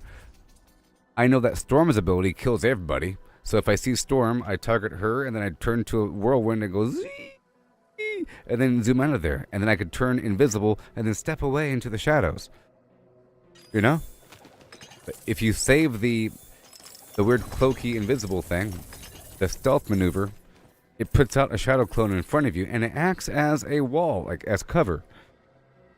You can use the shadow clones as cover to sort of block a doorway a little bit. And as an early warning system, usually it gets shot first if you put it way down a hallway. Okay, they're here, you know. They're here. And then I could teleport to it and then make another shadow clone and then back away down the hallway. Ooh-wee. And then I've been learning to space apart my shadow clones, my illusions, because they create a nice field. And I'm pretty sure I can have 2 illusions out. And when I cast my healing field, It causes you to heal over time within it, and you heal more while you're being attacked in the field, so everybody is immortal while they're standing in the field. It gives everybody temporary immortality with super fast healing. You know. So if the enemy does their weird ulti, it does nothing. Unless the ulti transports people. The weird little shark, Jeff the shark guy, he can grab a whole group and then transport them. And spit them. And you can pull them out from the good zone. Plus, those healing fields are destructible, if you know what you're looking at. So now whenever I'm looking and I see the enemy has a Loki, I'm looking for those healing fields to destroy them right away. And to destroy all of his clones, because they're on a cooldown. You know, and he can teleport around really quickly. And I know to look for the Loki that's moving. Look for the Loki that's moving. Basically.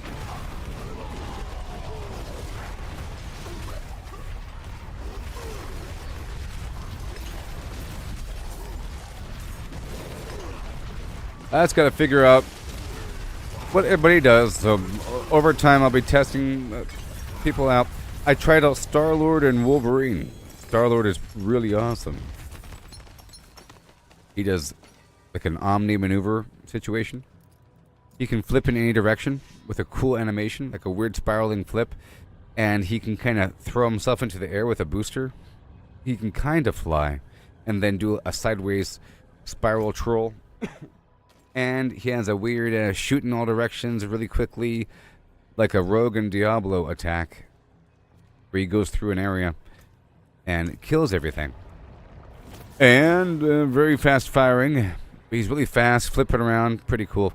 Wolverine has healing and does more damage the more he does damage, and he kind of dashes and everything. Captain America, he has an always-on, without cooldown sprint. And if he jumps while sprinting, he has a super jump. And he can block with his shield, of course, and he can throw his shield, but it's on a cooldown and it bounces. He can do a diving attack. I was trying to practice. And Thor does some similar garbage.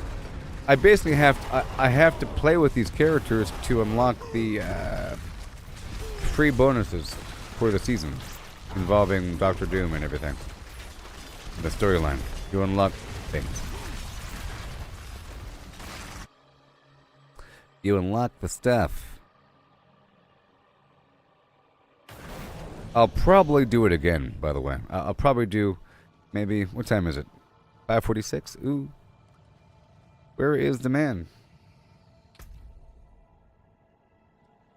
I'm supposed to play with the man. He never showed up.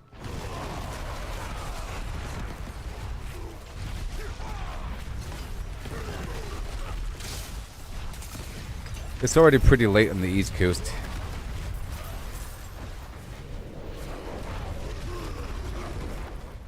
But I can't... Well, I guess I could if I was getting pretty good or something. I can't really stream a game like that forever.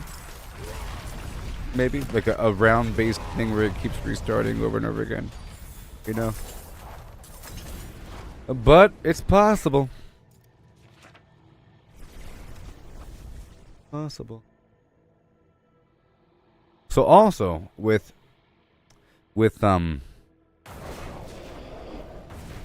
Loki, there's a couple enemies that have a shield in front of them. Like Doctor Strange has a big magic shield that he can just hold the whole time. And so does Captain America, and I'm sure a few other dudes have this permanent shield in front of them. Well, I can put an illusion behind them and start shooting. And it works. Or above. You know?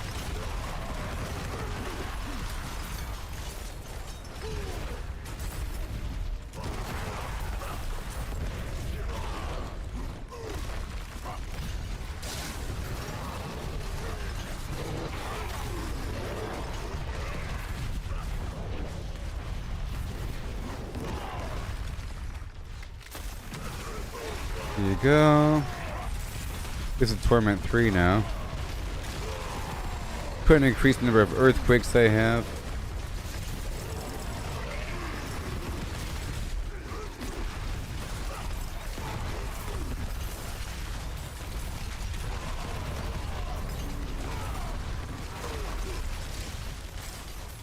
I really hope that the storyline of the Marvel Rivals really is the future of the MCU. It sounds very exciting.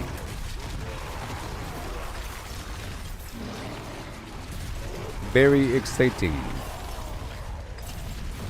All that Spideyverse garbage is part of the overall story, dealing with the multiverse and everything. All that garbage. Beyond the Spideyverse.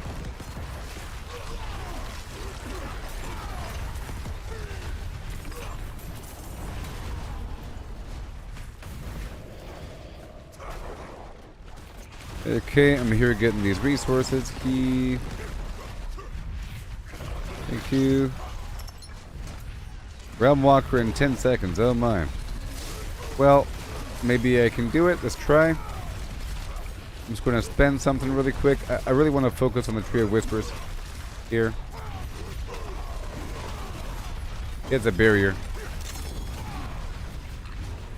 Alright, so I want to find this body. I mean, if I make it there, I make it there. Where am I going? We're going... I have no clue.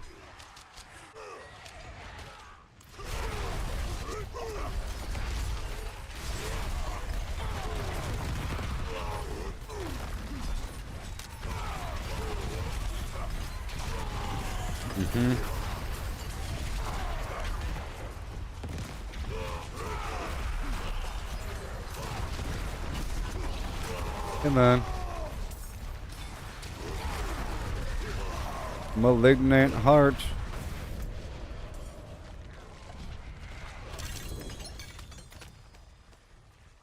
Aha. Alright, here we go. It's fine. I'm going down. I'm going down. I'm going down. I'm going down.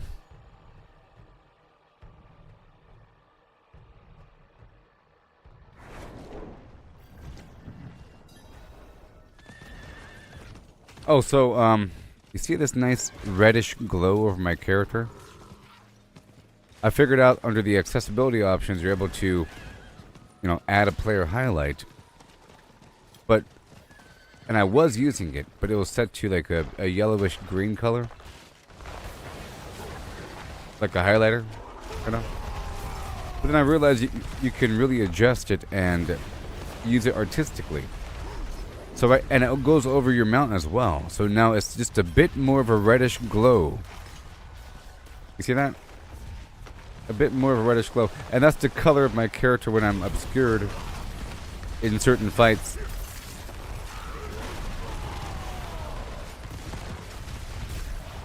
And I figure if I was an ice mage, I would make it blue. Bluish, poison, greenish, you know. Yellowish for... But not too much to wash out the... Because you can make it wash out and look really ugly.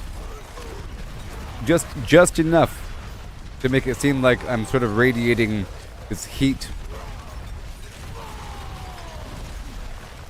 It's right over here for those of you that care. Accessibility. And...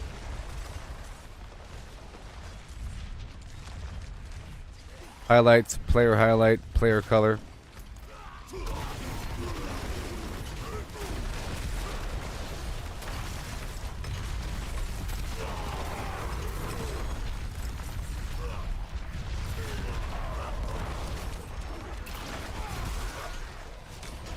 But only you can see it though. Other players can't see it.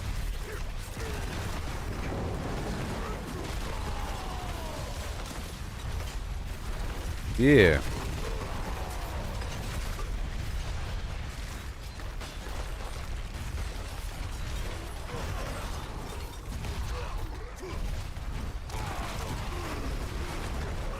No.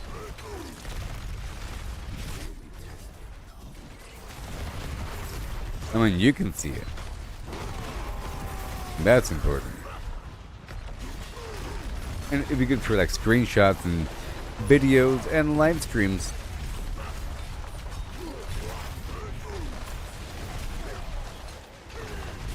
and live streams.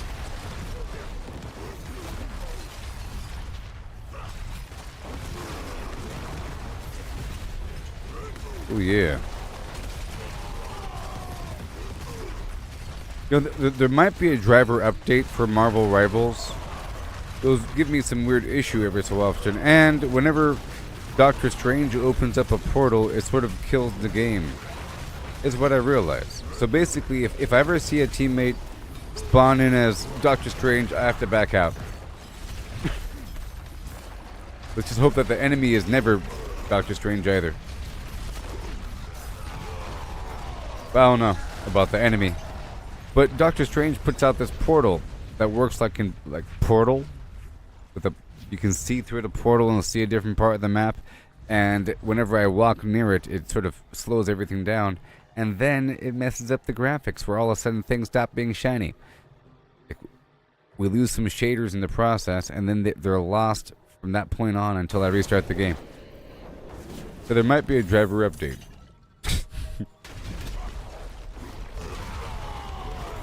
Don't look in the portal.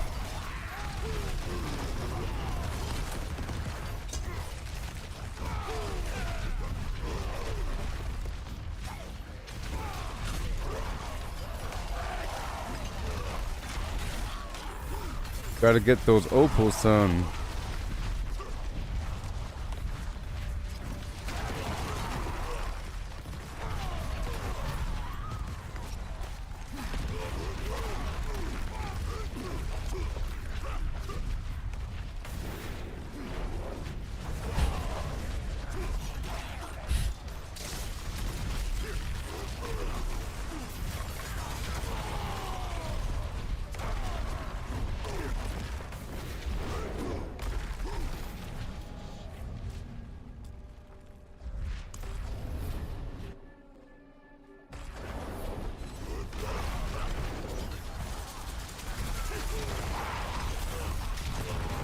It's a black hole of graphics.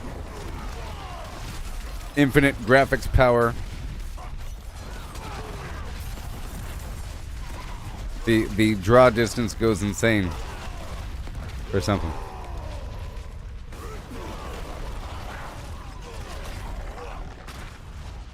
Oh yeah. Bada boom. Bada beam. Yeah, so I made a bunch of fine-tuned changes yesterday with my build here. I don't know if you saw, but now my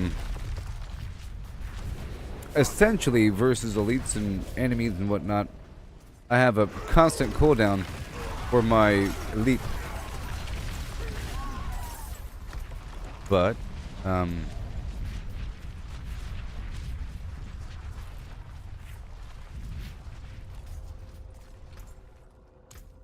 I wanted to check one thing.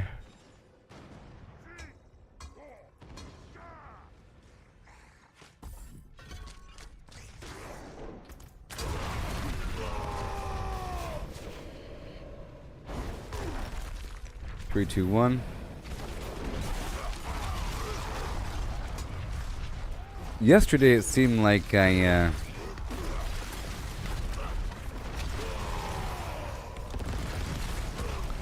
it seemed like I had back-to-back leaps. In combat, I sort of do. But without needing to shout for it. Not entirely.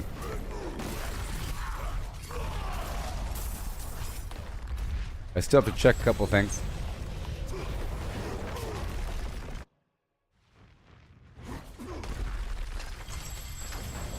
Alright, let me go back down to the Tree of Whispers and check out the aspects and check it out.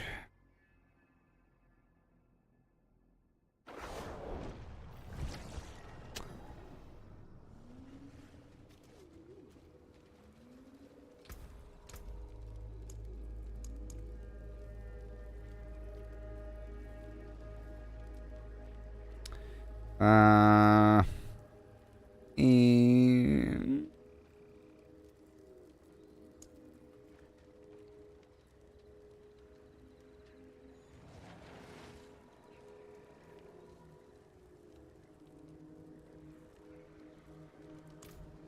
Killing an enemy while berserking has a chance to reduce your whatever, but do I really want to? No. Nope. Vampiric curse. I can't even put it anywhere. I can't even put it anywhere. I just wanted to check. Brawling. Brawling. Brawling.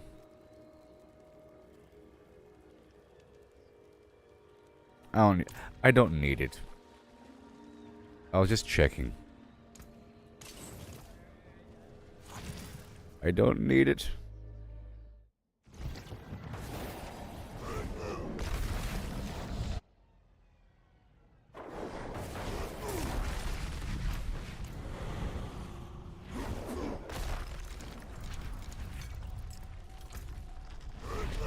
I'll think I'll do a Torment 3 dungeon after this.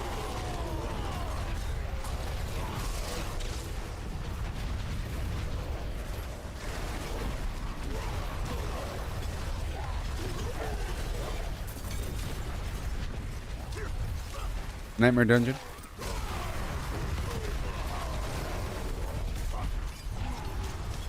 Yeah. And or pit. No, sorry, not pit, but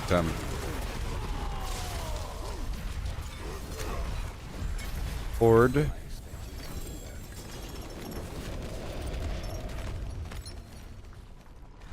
Good stuff. Talking about my generation. Yeah. 80 bosses? Again. Okay. I can do something really quick. Let's go kill the Blood Maiden. And do a bunch of crazy stuff right down there.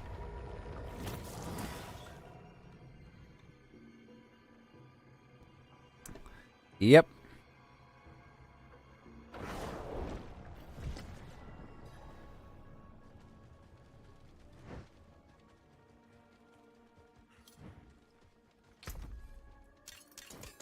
I think it's cool how Marvel has an excuse to have every version of the same superhero, you know?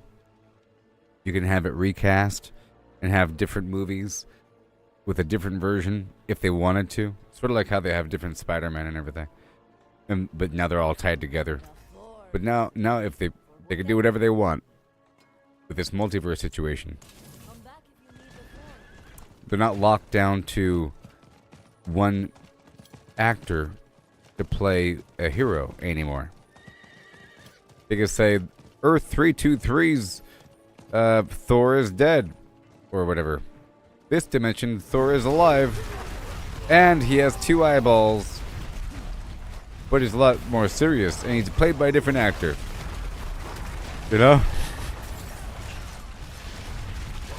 Our Thor is more serious this time. And our Venom looks like Venom. I guess he did look like Venom. Yeah, he did. Yeah, I guess he did. He did. I don't know. I guess the Venom is fine. But I think it's made by Sony Pictures or something.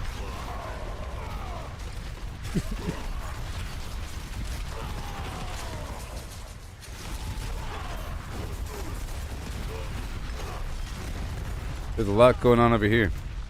Okay, I have 2 minutes. Go, go, go. Move, move, move. Yo, this feels like Torment 1. Broadly speaking. This is Torment 3.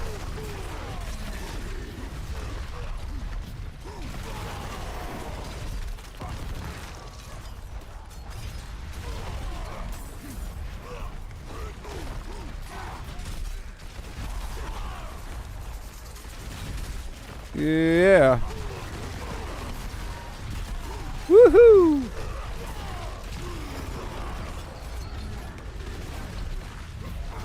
One minute. Be right back. Thank you. That's all done.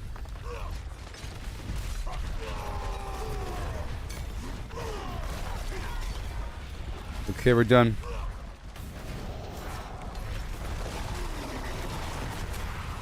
But now we have, they're not infuriated.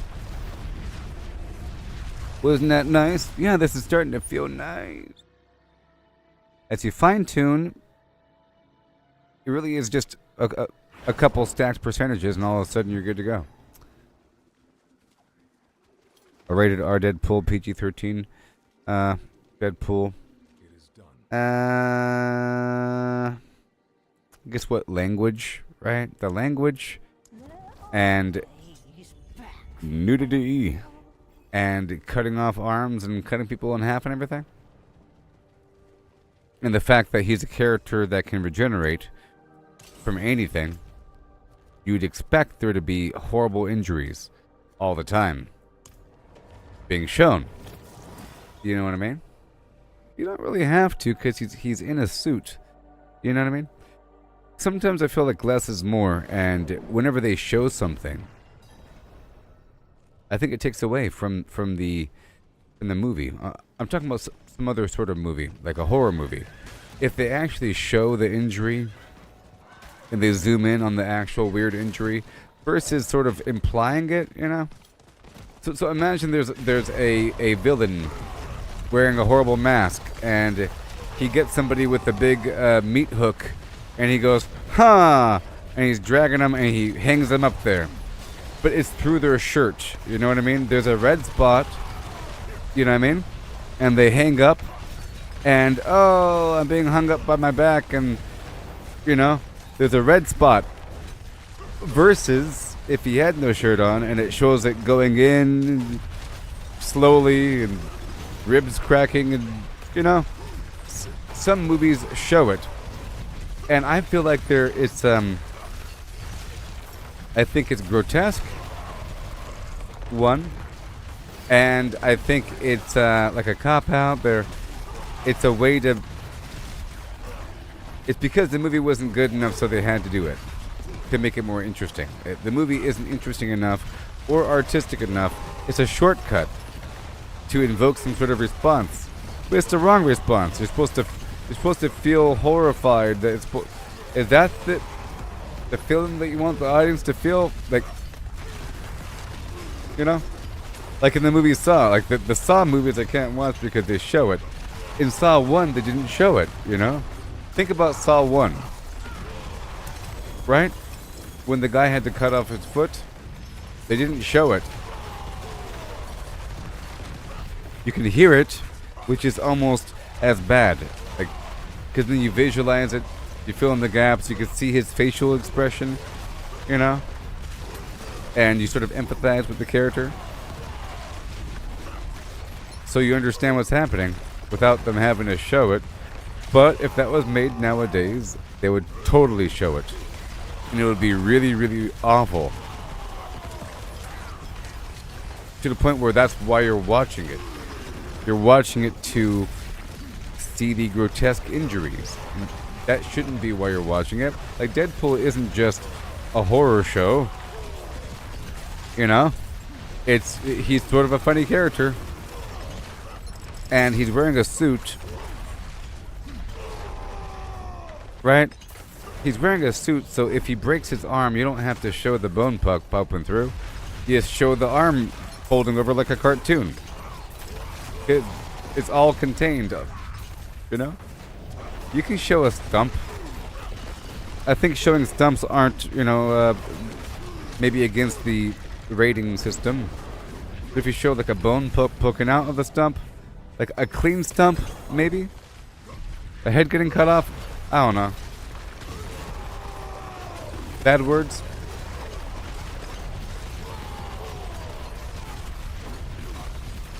And if you have some sort of, you know, romantic scene that goes on for a bit too much and gets too gritty with it, that becomes the reason why the movie exists, as opposed to the movie. Sort of weird. All of a sudden have some, and now they're in the bedroom for 3 minutes and you're watching it. Yep, this is part of the movie. This is part of the movie.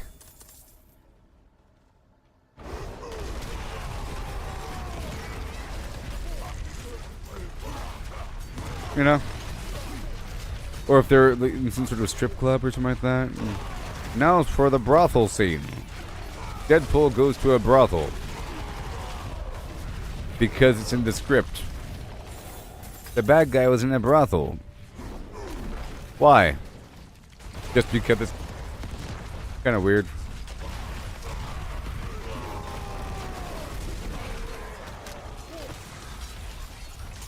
Yeah, my point is that because he has an amazing healing factor, you'd expect there to be horrible wounds, like horrible wounds, being shown.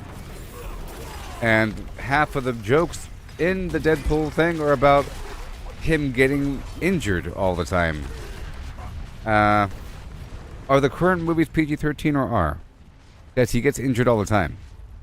And he gets body parts cut off all the time. You know? Like the little baby arm. You know? Happens all the time to him. It's just not... I don't know. I haven't seen the last Deadpool movie. Is that one R? I saw the intro sequence, and there's lots of body parts getting cut, and Wolverine is using his claws on people and cutting body parts. I saw the Wolverine and Deadpool scene where they're fighting a bunch of Deadpools, and it sure seems like there's a whole lot of blood and body parts being thrown around the room. Is it R or PG-13? Because if that's PG-13, I think we're fine. Oh, if that's R, then I'm fine with that as well. Like, that was the appropriate amount of R. You know? It wasn't up close and personal, but body parts are getting cut off, and people are dying. So, I get it. I get the point that you're making here. Dear Chris Smith on Facebook chat. In the Fox version of X-Men, that was PG-13. And Wolverine never used his... Well, he never cut off body parts, you know, and he opened up doors and everything. He hardly ever used it in a horrific manner. But then as the movies progressed with, like, the Logan, like Old Man Logan, that was probably R because he was wailing away on people. I'm guessing it was R because it was pretty gritty. But he usually doesn't use his claws on people. In the movies. Use your claws! He threatens people. I'm sure he's done it a few times. But if they do it, there's no blood. It's like, you know, maybe through a helmet. He'll claw someone in the face mask of a helmet. Maybe. He'll destroy robots all day. You know, I think it's funny. Usually in a movie or a story where there's a character that has a healing factor, they're the character that always gets shot to smithereens. Well, everybody else doesn't get shot. They're the ones. Like in Guardians of the Galaxy. What's her face? The robot lady. She always gets wrecked with her arms getting broken and her head getting smashed to the side when nobody else does. Just because she can repair herself. Sort of lame. Maybe Groot, because he can just grow back. But nobody else gets shot right in the stomach.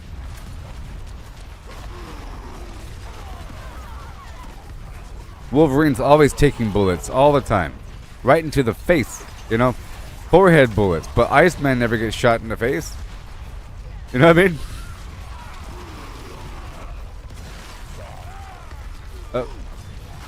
I'm pretty sure Storm is not impervious to bullets. If she knows that they're coming, maybe.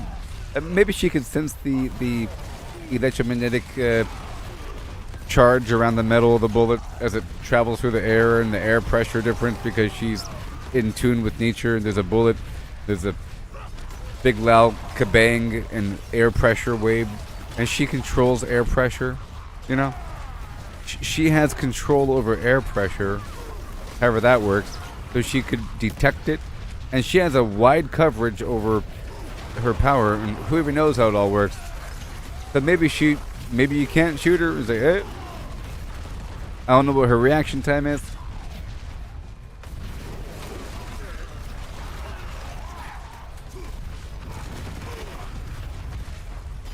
Oh, Professor X, he can be shot. That's why he's in a wheelchair. It's not funny. According to the X-Men origin stuff, he got shot right in the spine with a bullet.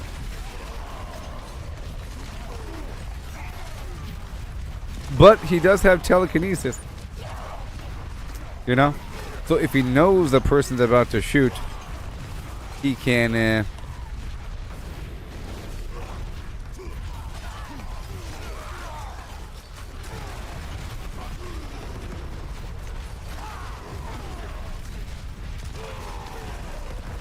he can do it.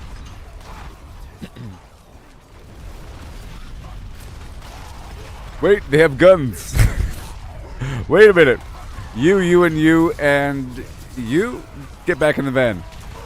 Alright, guys, let's go. That's the problem. They got guns. Alright.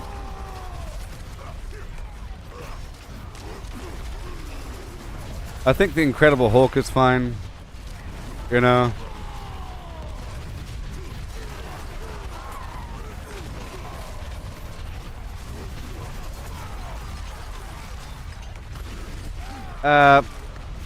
I'm not quite sure what the super soldier serum does to a person. But I think T'Challa, Black Panther, they have their own special homemade version of it from a flower, you know? And Steve Rogers, you probably have a slightly higher healing factor and denser muscles and everything so that the bullets don't even go in all that far. I don't know. Glancing blows. It's just a flesh wound. Tougher skin. I don't know. But for Incredible Hulk, it just makes him stronger. If you shoot him, I think. Yeah. It just makes him stronger if he gets shot.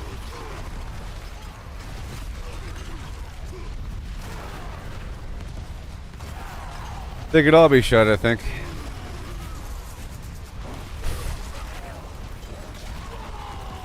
Even Loki.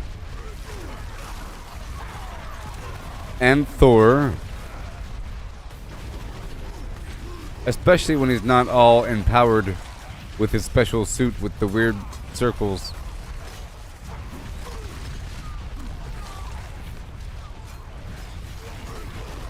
There's some mystical power of Thor, you know? That is channeled into you, that turns you into a mortal god thing.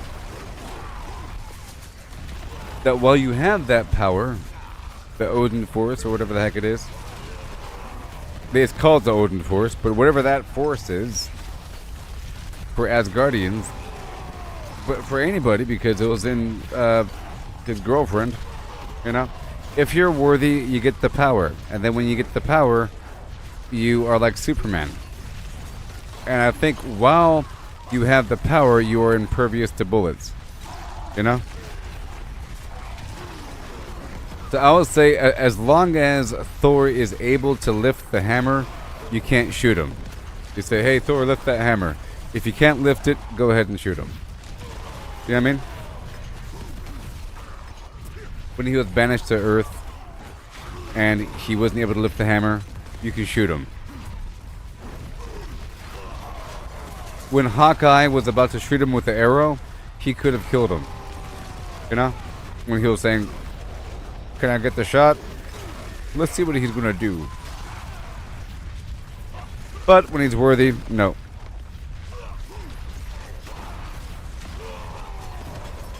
Yep.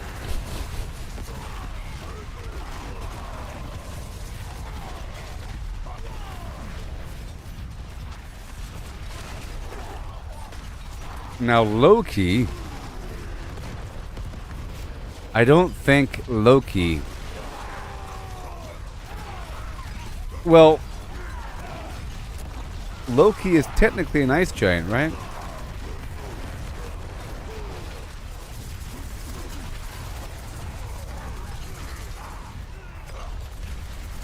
Loki's technically some sort of ice giant thing. That just happens to look like an Asgardian.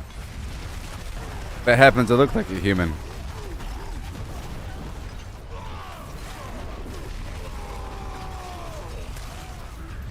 I feel like I've been in this room for a while. This is bugged.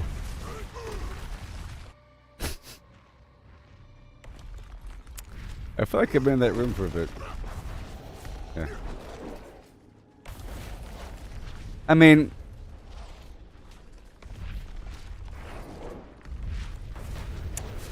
he was an ice giant baby, right? After, according to the MCU, when Odin went there and was trouncing all the ice giant people, killing all of them, there's like, oh look, there's a baby, and he took the baby. It was all blue and stuff, but when he brought it, it turned into a little Asgardian magic all by itself, you know? Maybe Odin bestowed it with the Odin Force, imbued it to heal it and make it not die or something. In general proximity of Odin the Terrible, you get some Odin Force action. Or he did some more spell. He just turned into he was blue and he was just a baby with red eyes, blue skin, looking like Nightcrawler.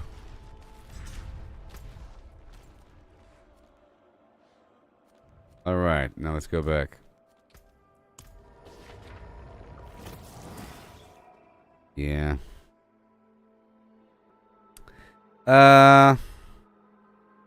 Well, here's the thing. Asgardians are essentially gods? Well, I say it's like this. To the people of Midgard, Asgardians are gods. Okay, they come from a different dimension. The direct ascendants of Odin, they're all gods because they're the bloodline. Just Thor. And, because everybody else just dies.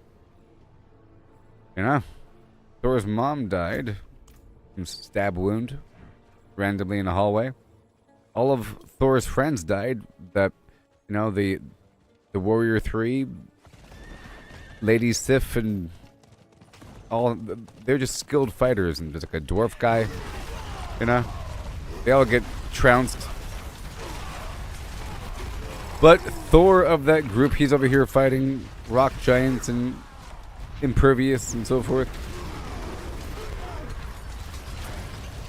So I really think it really is just the Odin Force thing, and however that works, well, there's probably some vague dilution, maybe, of the bloodline. I don't know how it works. He's been alive for a bit. Oh, Hela. Hela also has the Odin Force. His daughter. Right?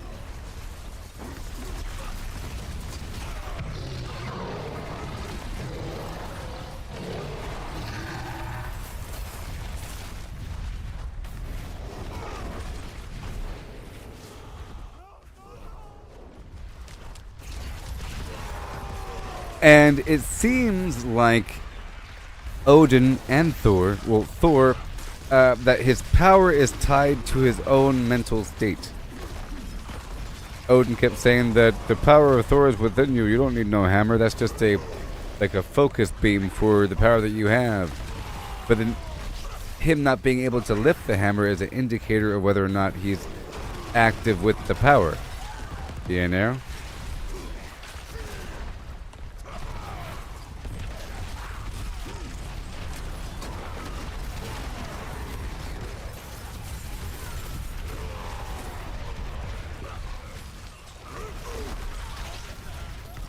Let's just say this.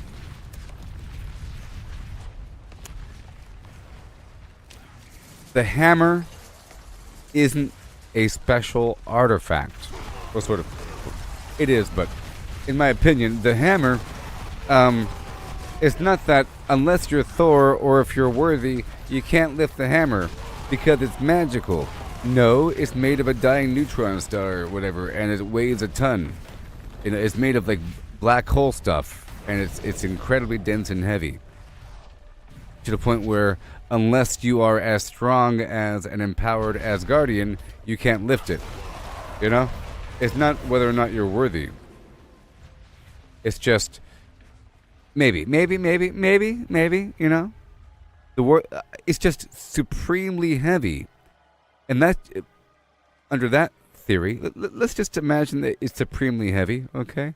It doesn't go smashing through the floor, though, but I think it should. I think it should have its own little gravitational force to it. A little bit. Let's just imagine it's supremely heavy, and if Thor is alive and ready with the Thor power, he can lift it because it's super strong. And anybody else super strong could also lift it. So, like, Thor is that much stronger than Incredible Hulk, because Incredible Hulk can't lift it. Yes. So, they've established that it's all up to his own, like, perception of reality, his own emotional state, his own control over his emotions, and his focus of his will, that he's able to activate the power. It's almost like the reverse of Incredible Hulk or a Super Saiyan, where you get really angry and you lose control, you get extra power. He has to be kind of focused and determined and gracious and wise. Like a certain exact personality, basically.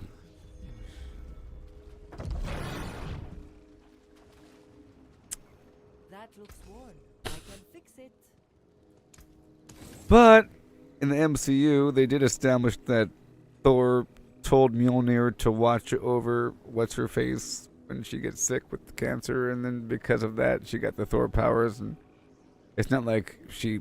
But that's the only reason why she got the Thor powers. But she also already happened to have the prerequisite personality. Okay? She had the prerequisite personality needed, basically. Right? Or something.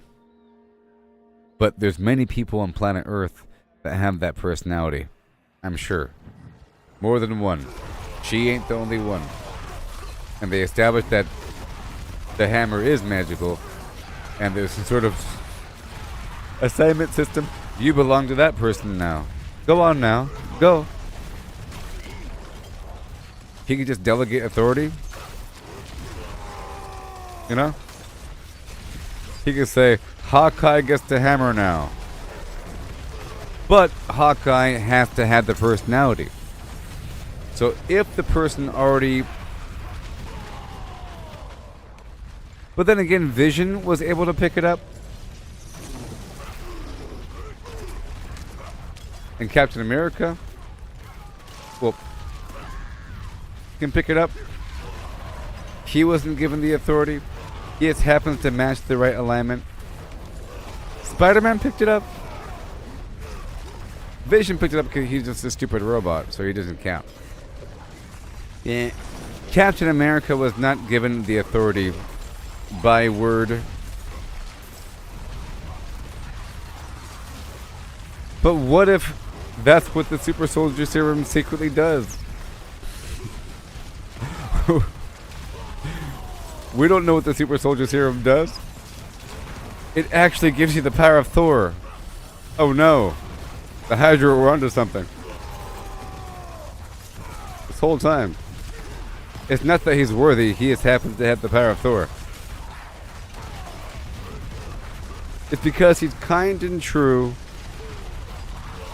He's a hero at heart. He lives all the army values.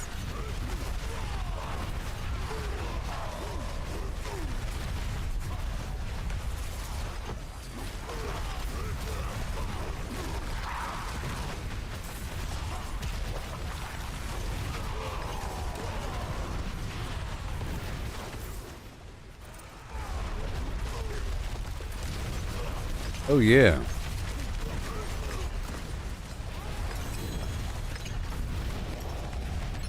In a white room. Okay, just a bit more and we have to go around the world. Around the world. How much more time do we have? 1 hour? 1 hour. Alright, I'll be heading up to the upper half. Right now. Nope, not right now. Yes, right now.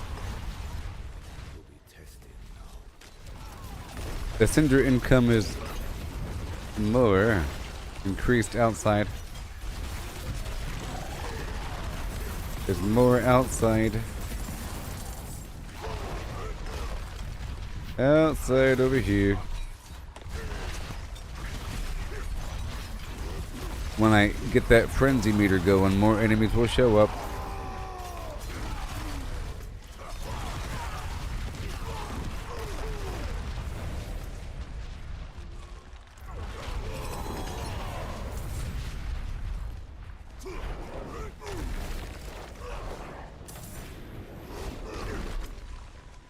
Right. I'm going across. I'm gonna skip a couple of them. I'll hit up this event right around the corner.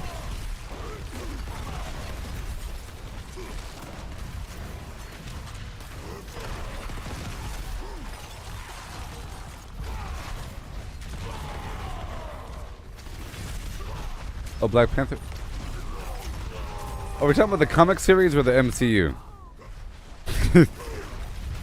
I'm sure many things have happened in the comic series. You know? Dun dun dun. Bruce Banner picks up the hammer.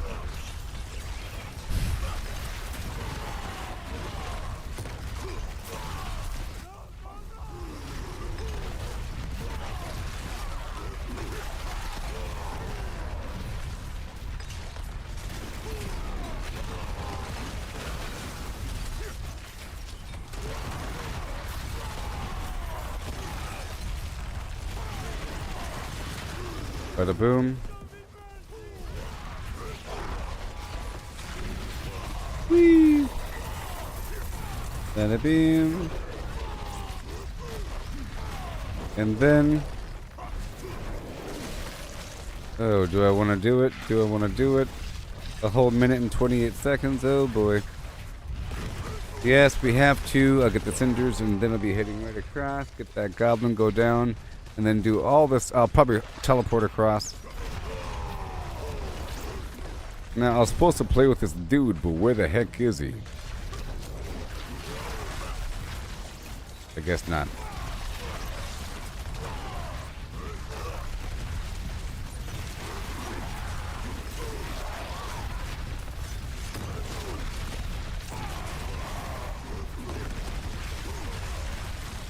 So many earthquakes.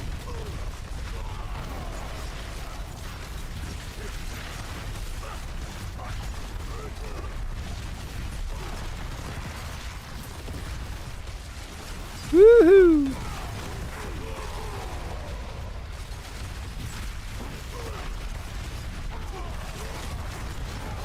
Earthquake!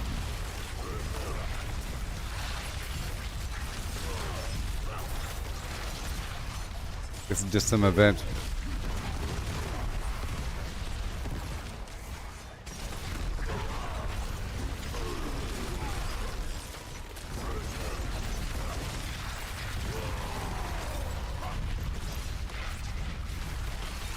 Yeah, I'm only really talking about the MCU because there's different rules. Like Thor has lots of different origins here in the comic series. At one point he was like Shazam, you know?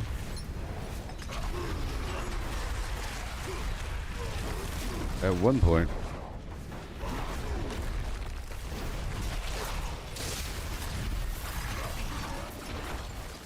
That's all that matters. But I have to catch up on what's going on with the MCU with Disney Plus one day, because I haven't seen. I gotta watch it eventually. That Agatha show, which is a follow-up of the WandaVision show, but I'm sure it's going to talk about the multiverse a little bit and about the chaos dimension and whatever this. It might even talk about what the heck the Scarlet Witch is in terms of history and how she appeared in the past and whatever. And that Deadpool movie's on there. And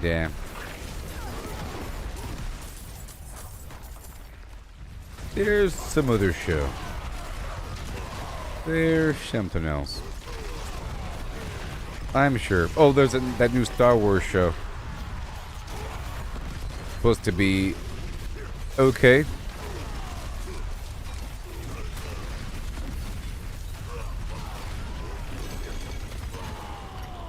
Exquisite blood, yeah. Okay, now we're gonna hop all the way across and knock out those whisper activities. So there's currently the public test realm for Diablo 4 Season 7. And I'm really thinking about it. Oh. Thinking about it. But it pains me so. Thinking about it. But I have my reasons why I don't like doing PTRs. I have my reasons. You have to do it twice, you know? You go through the process. You lose it all. I feel like you're not making any real growth. I know that everything I'm doing is sort of... It's a long-term... long-term gains. It's going to collapse to the eternal side, so I'm not losing anything when the season's over. But test realm, it's over, and then you lose everything. I did do the beta...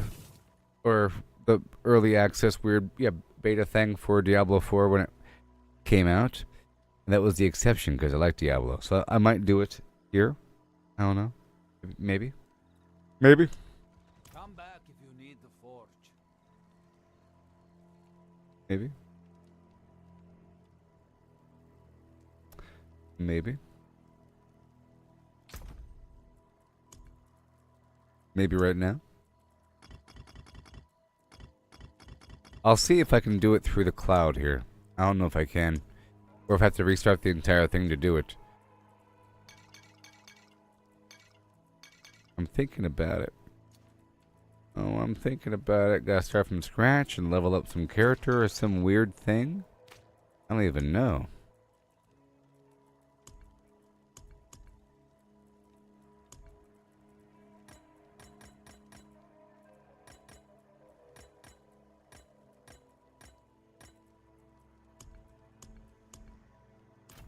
Alright, let's go back. I'm thinking about it. I don't know. I don't know. Maybe.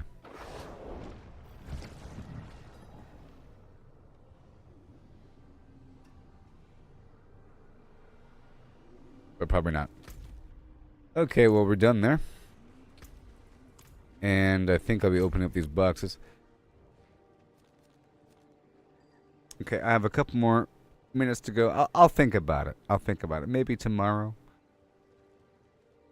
If I am going to do it, it'll be a brand new stream. You know, it'll be... I'll have the title correct for that. But I'll be right back, okay? Yeah. Like and follow.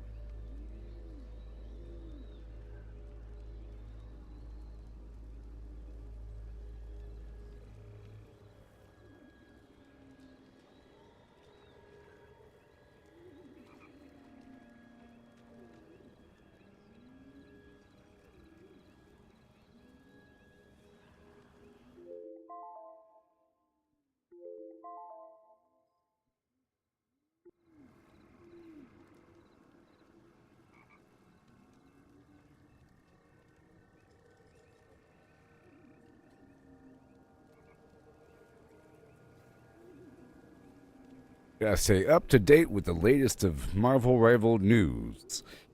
In the Marvel Rivals community on X.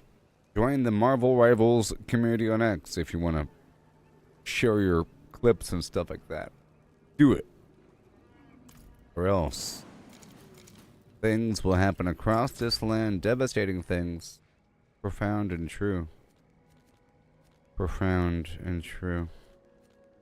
Alright, I'm gonna go over here, get this corpse, spin around the side, and then turn those moats in. Those moats right on in the bin.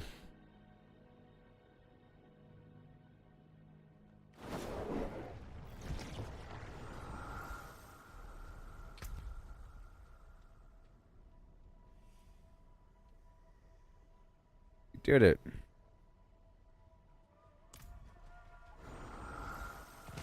You did it, maybe.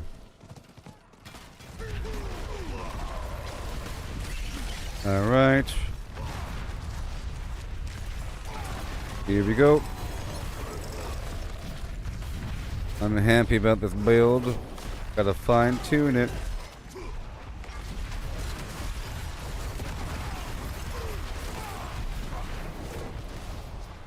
Get my plants over here. Up around the bend, all these moats here.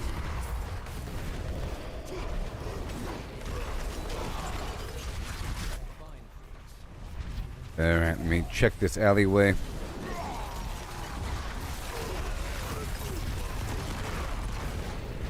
Another rune.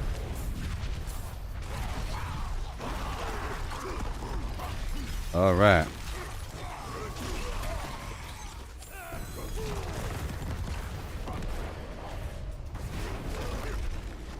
Maybe tomorrow I'll start the PTR. Also, if I start doing the PTR, I won't play this as much, and then... Oh no. It's not like it's in the main menu. If it was in the main menu, then I would maybe right now. But I have to leave the game and... whatever. I have to leave the game. It's in the launcher.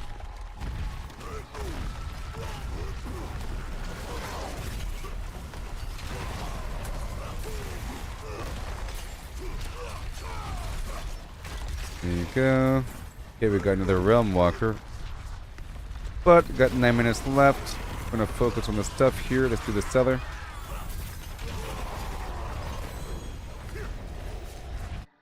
I will be rich if I keep on the public test realm for Diablo.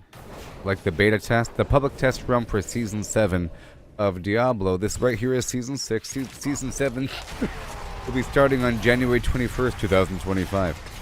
And it involves interesting things from what I've heard so far. The public test realm started a couple days ago. And, yeah.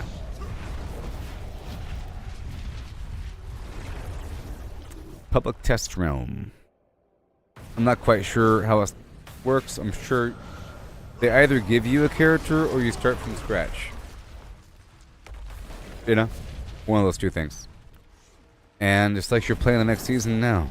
Beta test. I was just saying that I don't like doing beta tests because you have to start over again. You're not really getting any progress. And it's a big spoiler. The big spoiler. But it also helps to sort of learn what to do and then to apply that on the real go through. And in theory, the PTR would run right up to when the game releases. You know what I mean? It will run right up to when the actual content releases, so it's just constant playthrough with them making changes, so it would be kind of interesting. From what I've heard, a couple things. They are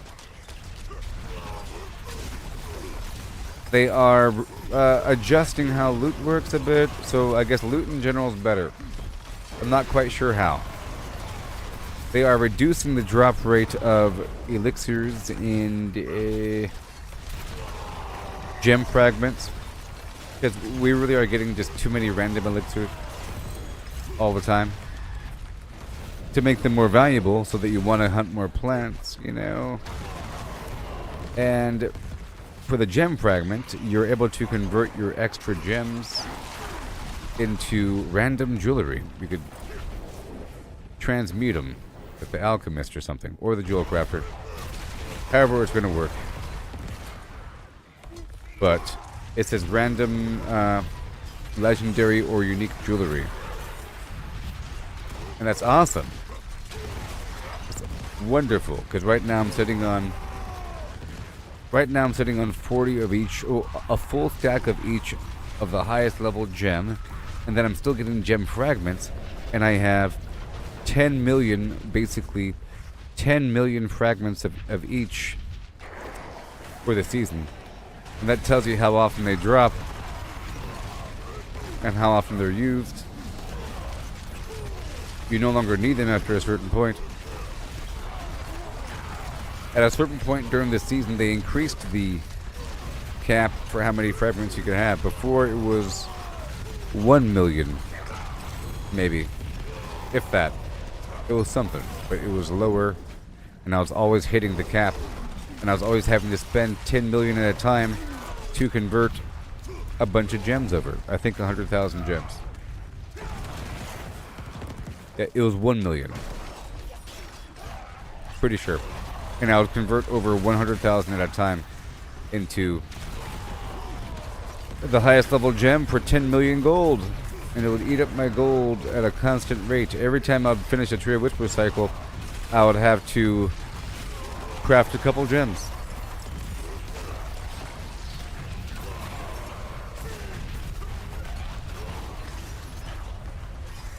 So if they slightly reduce the rarity of the fragments, you know, and give them an actual function, it'll feel good to see a big old pile of gems drop. Right now it's just nothing. Numbers. I like numbers though. Right now I'm in the phase where I'm just trying to get a bunch of big numbers, because I've already leveled up. I'm not getting XP. Now everything is sort of XP. Those numbers I'm treating like they're XP. Like how much rawhide I have, and ooh, nice. All of that.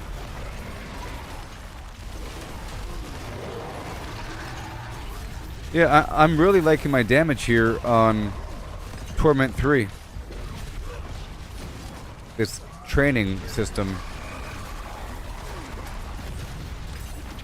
Before I was doing this, but it was on Torment 1.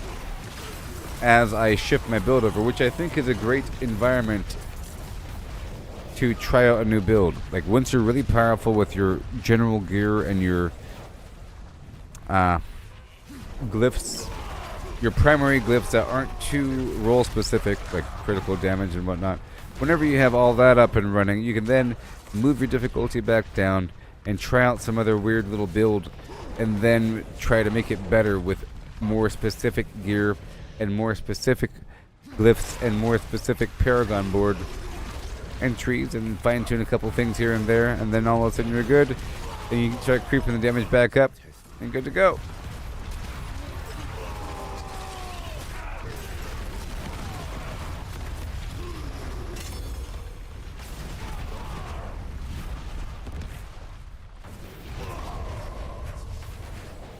Alright.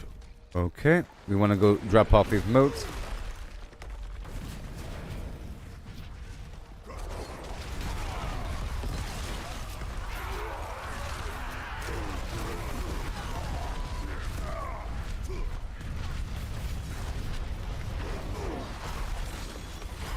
Don't you love that? I love it. It sucks when I can't have it, you know? When I start fine-tuning a build and I start to remove luxuries, leap is sort of a luxury. Almost. But right here it's creating a ton of earthquakes, so it's not a luxury at all.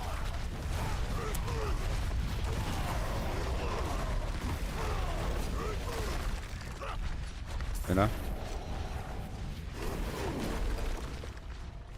And according to the language of this glyph, it says... Huh. right over here. You deal 10% increased damage to bosses and crowd-controlled enemies for each active earthquake up to 50%. So my goal is to get 5 earthquakes on the field. 5 earthquakes. And if I'm in combat, a free earthquake appears under my feet every 2 seconds. And the earthquake lasts, I'm not quite sure how long, because I have a couple tempering lines for increased earthquake duration. You can see it lasts a decent amount of time. We can count right now. 1, 2.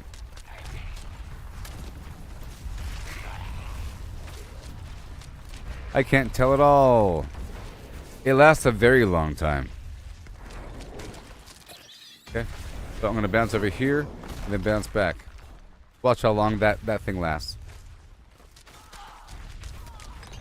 And look, it's generating a ton of dust devils. Well, very long time. It lasts a decent amount of time.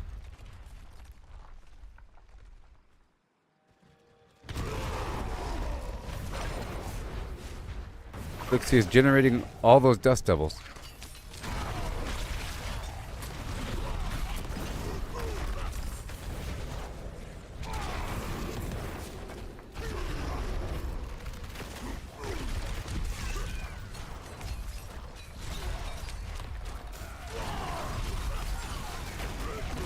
Oh yeah.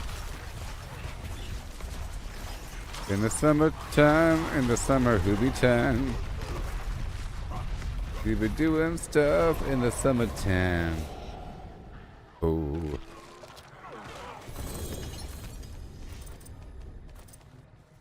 You be doing stuff, you be doing it in the summertime. So happy when the summertime comes around the bend. Alright. Again. It is done.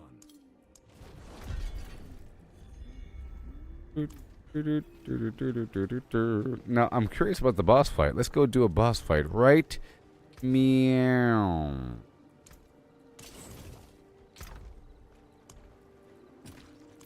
Torment 3. It's going to take a second.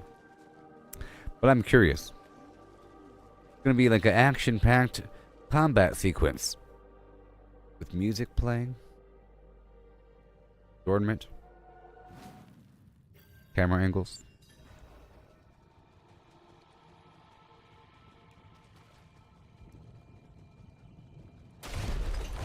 Whoa.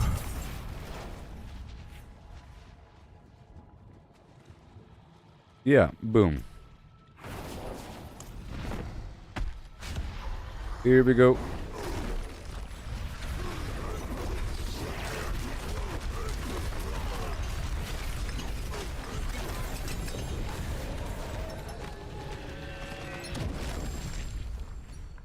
Wait a minute. Now wait a minute. Didn't expect that one.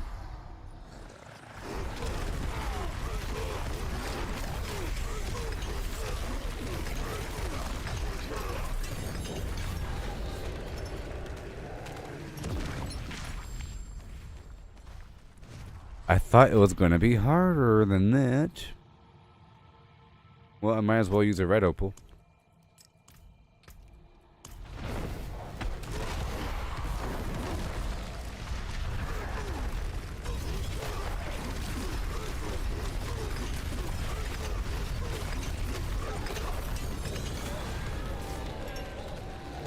Because every time I jump, there's an earthquake, and then the earthquake damage stacks up. And I've been trying to build up the earthquake damage with the close damage to close enemies, you know?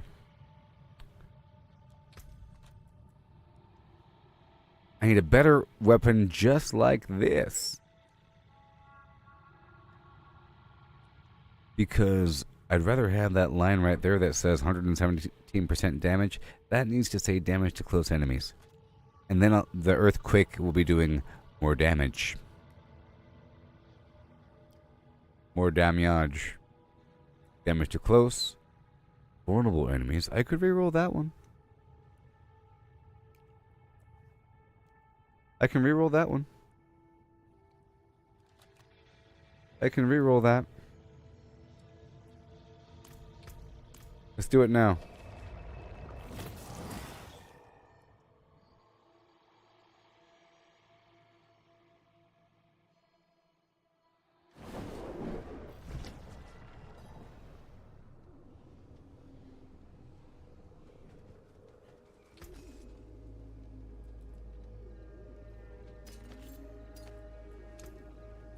Alright, so now, in the name of Bol Kathos, we ride. I don't want vulnerable damage, I want damage to close enemies. Rutabaga. What'd I get? No. I want damage to close enemies. 25% chance. Nope. Damage to distance. I want damage to close enemies. Nope. Nope.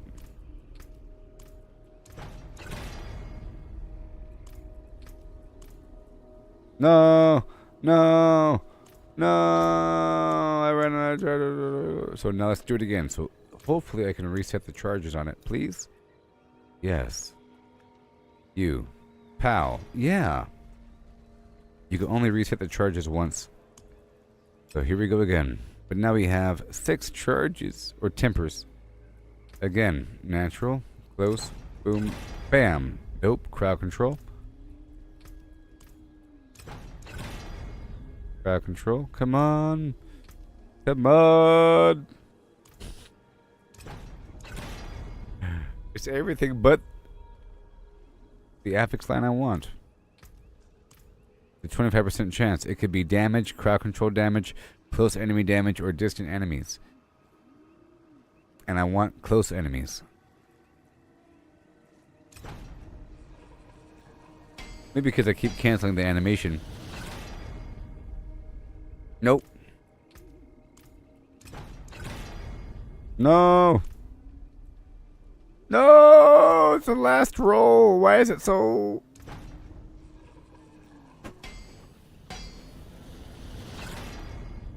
No!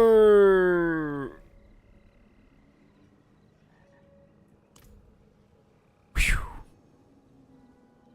All right.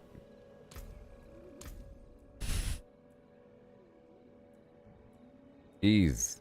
But to brick it. Now where is it? Where is it?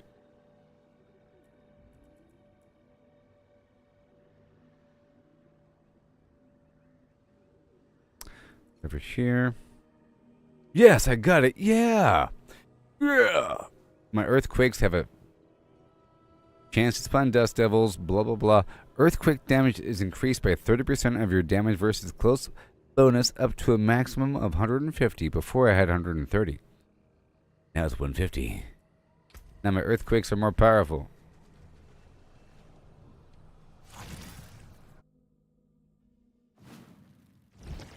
I'm back.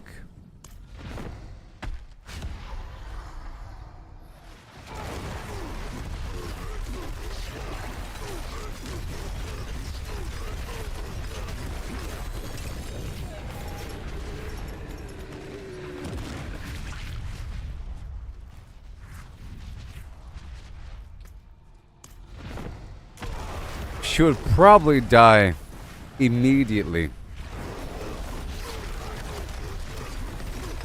on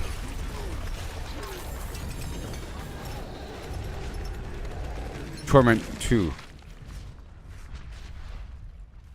or Torment 1. Probably like right away. This time I want to try to just have one earthquake out, a dust devil out from the earthquake, and I'll just do the whirlwind. I'm just curious to see the difference in damage. Oh, that's just terrible. See? I was curious. Yay for earthquakes! Yay!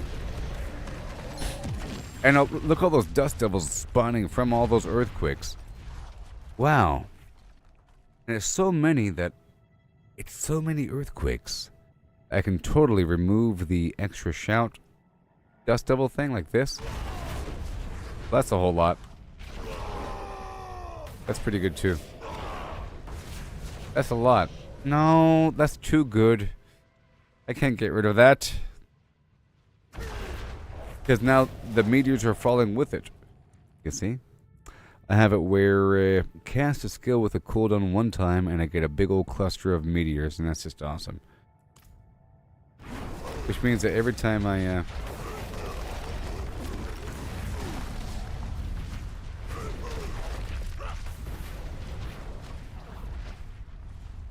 do it again.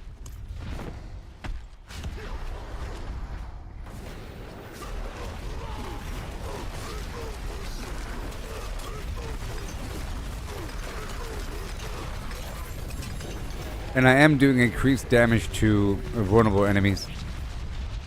I am.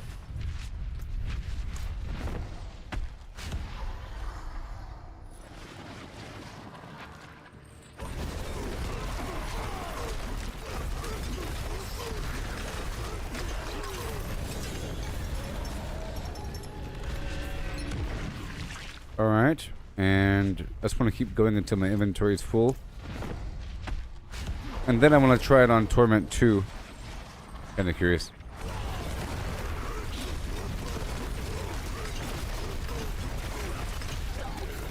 That's a bit faster. Torment 2 will be just a single jump. But this is fast enough to farm.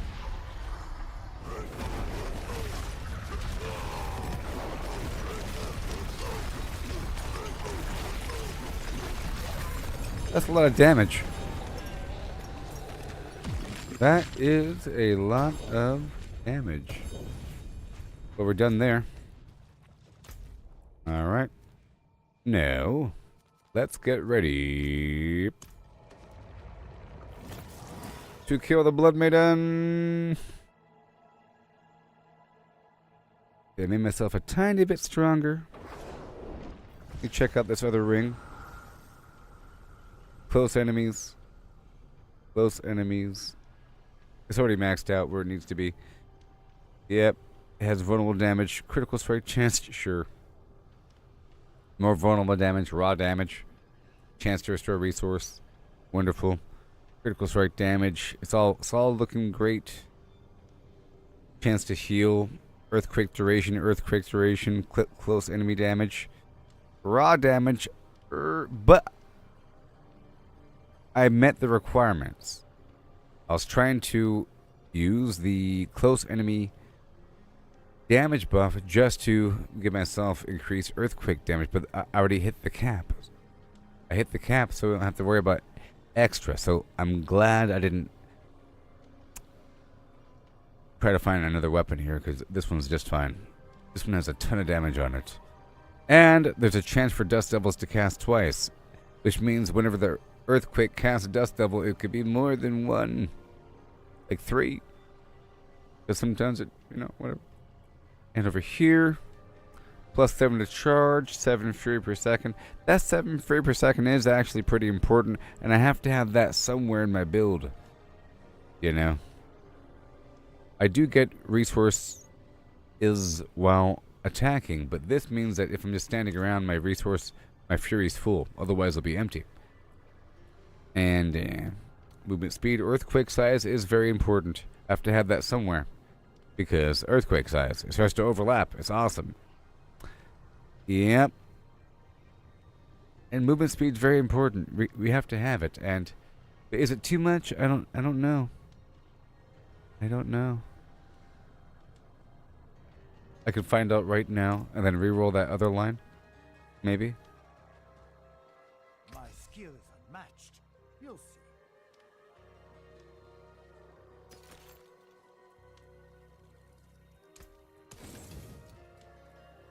Okay, so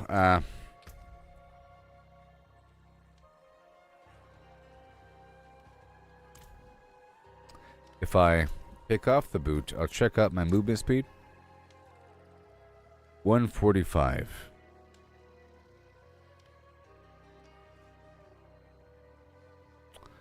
All right. This one has a bit too much movement speed. My default movement speed is 200%. I'm pretty sure Berserking increases movement speed. Yeah, 15%. Yeah. So that'll cover the gap. I would like to have a speed boost. Boom. It would make sense. So I'm going to try to reroll this one tempering line Steelwork, repairs, for movement speed, but there's not many other options, you know. Leap cooldown reduction even more.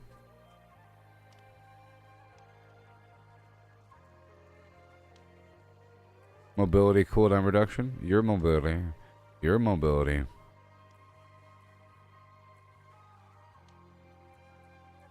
Both. 7.8% versus 10%. Let's go for the leap cooldown reduction.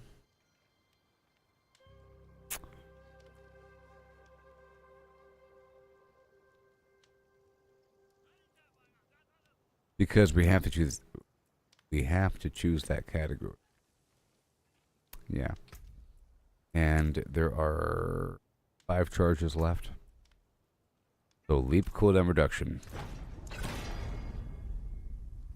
Hey, I got it. First try. 12.3% leap cooldown reduction. fight hard, Yeah. make the devils pay. My love, open the door to your face.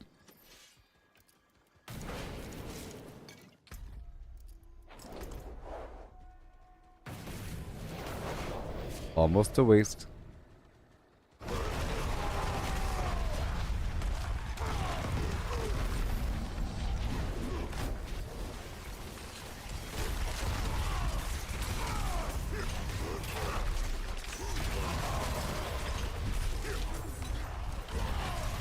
I'm getting kind of powerful.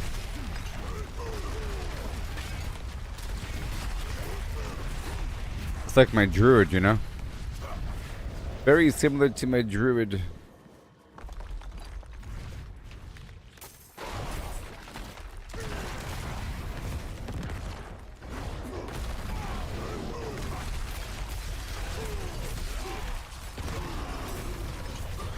Very nice. My earthquake is getting pretty powerful. My earthquake alone.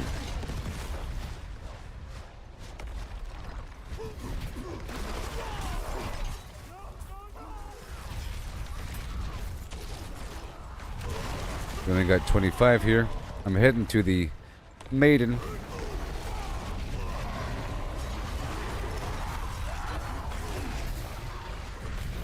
Thank you.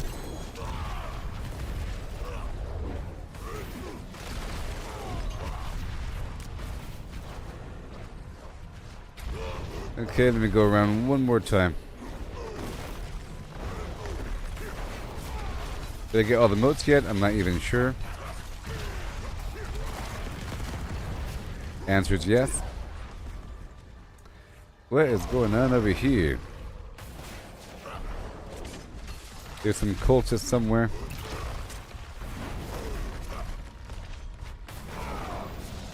Let me go over here.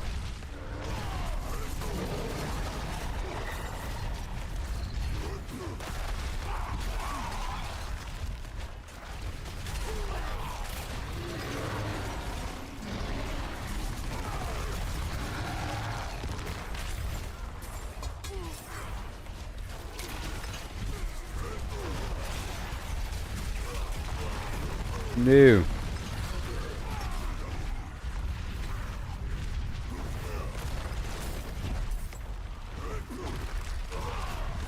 Whee. Okay.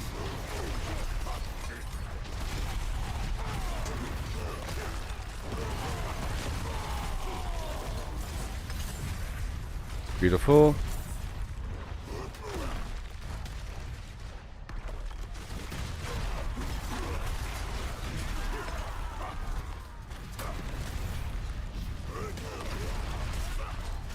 Right there. Beautiful. Everything is mine now.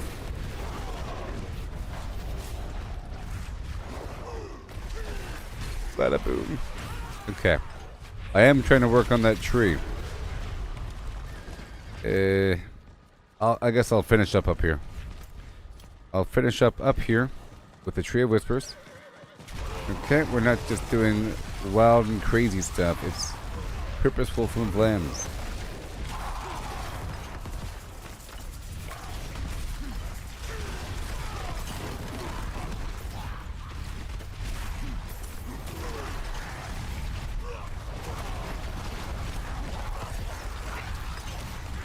Oh yeah.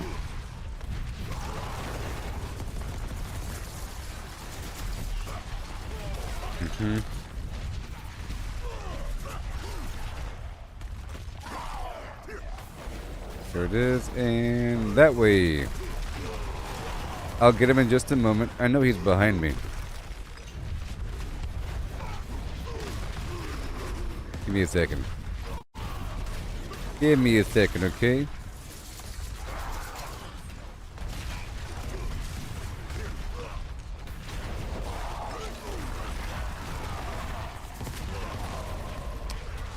There it is, and yeah.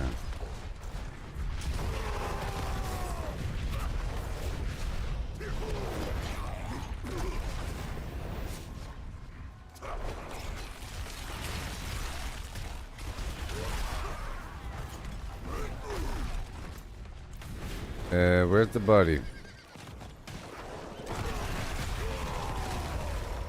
Where's the body? Oh yeah, there it is. There it is. I never finished it. I never finished it. Okay, that's done. And let me go around here.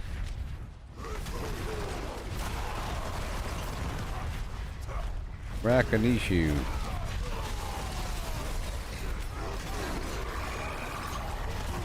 They are now frenzied.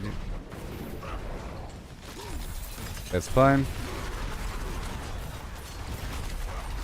Get a few cinders out here in the field. Then knock out this event here.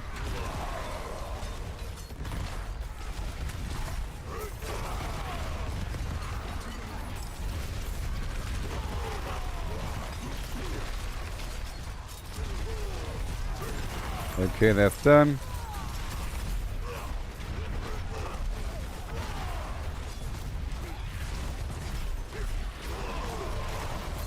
Whee!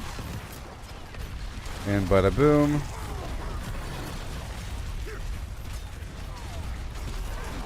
See, I have the earthquake creating so many dust devils here.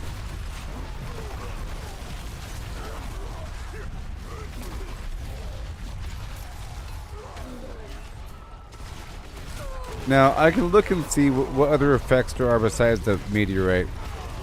I really enjoyed the meteorite. Pretty cool. But there might be something better.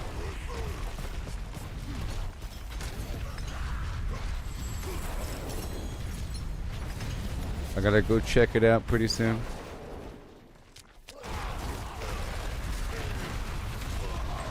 Yeah, it's pretty good. Because the meteors home in on the enemies from on high. You can kind of see the meteorites trigger whenever I cast a cooldown. A skill that has a cooldown. Normally.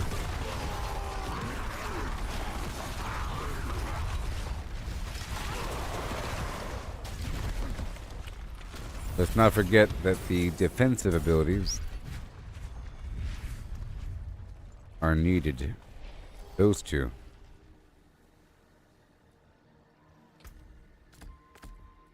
Boom boom.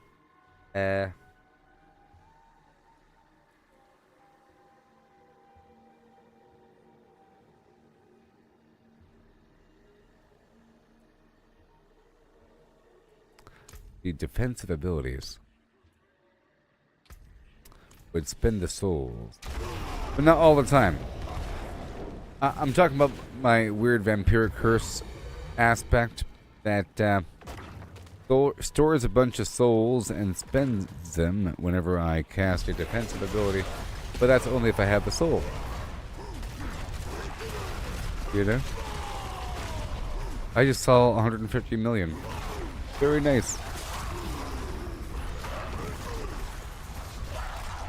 Was that a billion I saw? Oh, it's stupid. The shrine deals billions of damage, of course. We saw a bunch of damage. The shrine. The shrine. Deals a ton of damage, depending on what you're fighting. I think it's percentage based or something.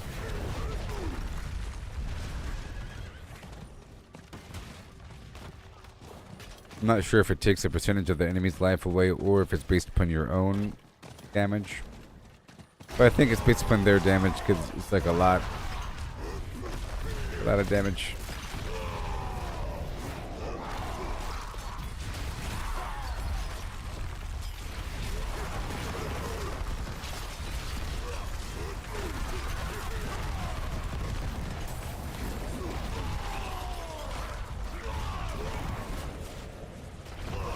Thank you.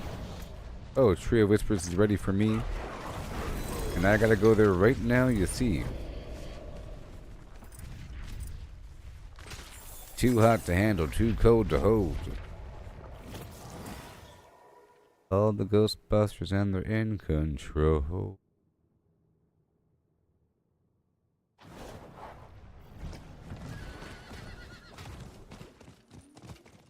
It is done.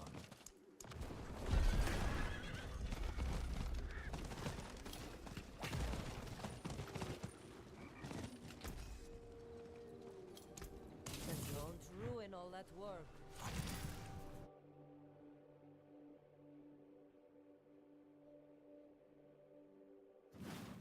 Yeah.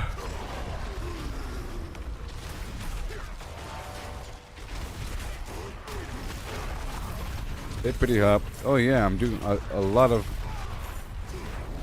So much damage, I had to check the difficulty there for a bit. I'm approaching being able to do Torment 4 smoothly.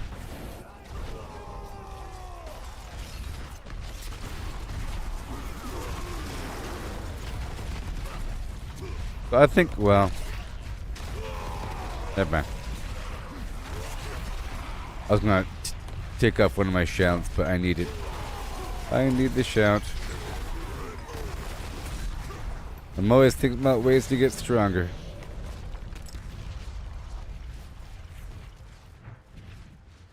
Maybe I don't need it.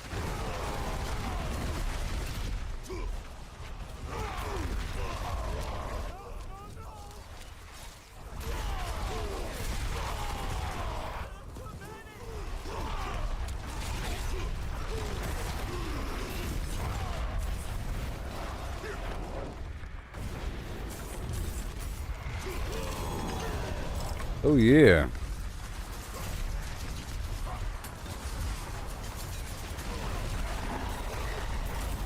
Infuriated, yes.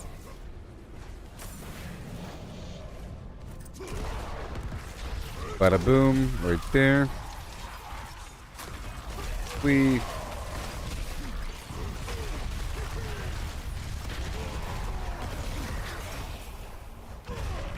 right on down before it's too late.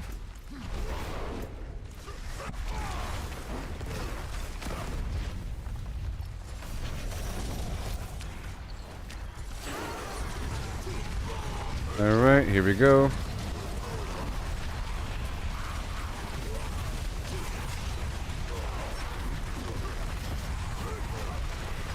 So I have to have at least 5 earthquakes out.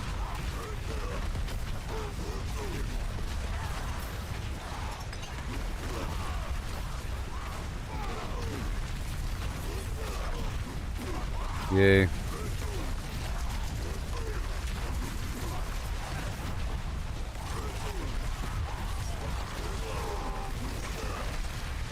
Yeah.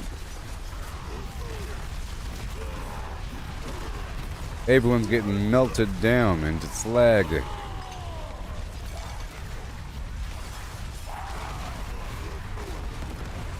It is earthquake, alive and active.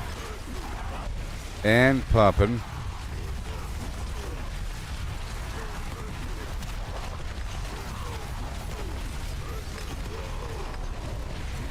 Almost.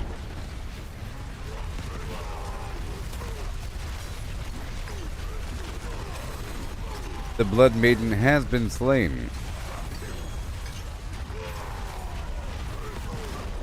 All done. And we continue on. Alright, I gotta open up another box somewhere.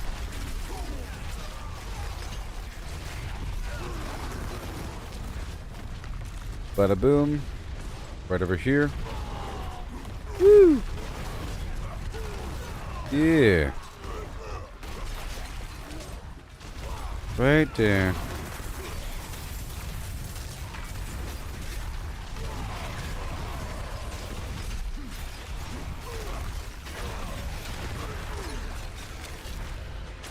Woohoo!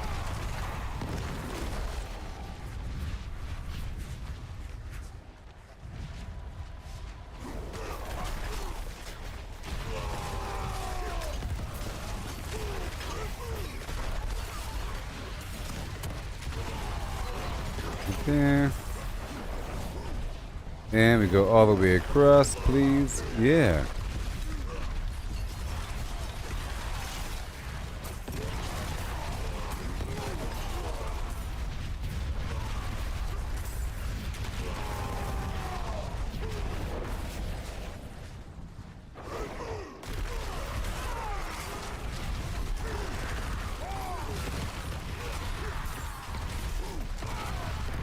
And more amulets right over here. I'll go across to this other event right now. Okay, that's all done. It's all done. Okay. Let's go and knock out this event.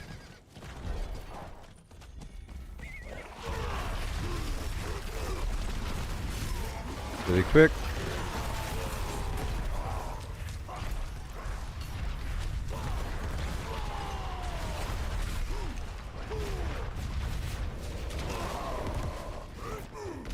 Right there.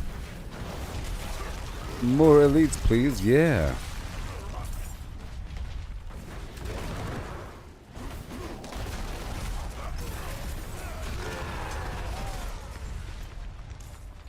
Yeah, there is music. It's just very faint. Very ambient.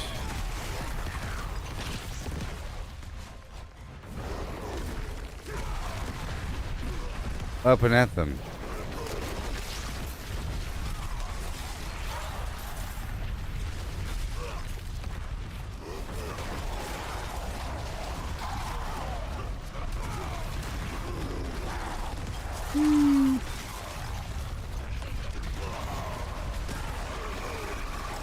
And now they're frenzied, yeah. I just need 50 more.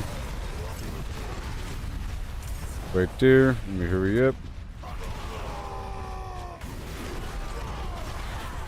Whatever my task is.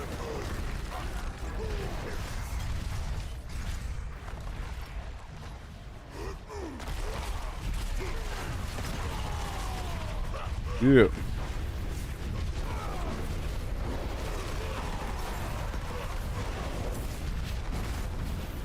Whee! Come on now.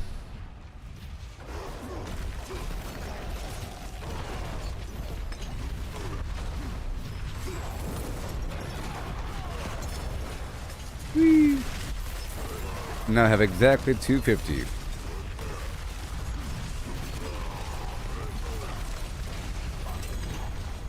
Beautiful.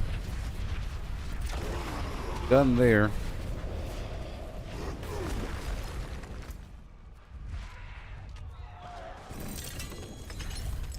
All right, all done there. And then I'm just gonna knock out a dungeon that's in the area.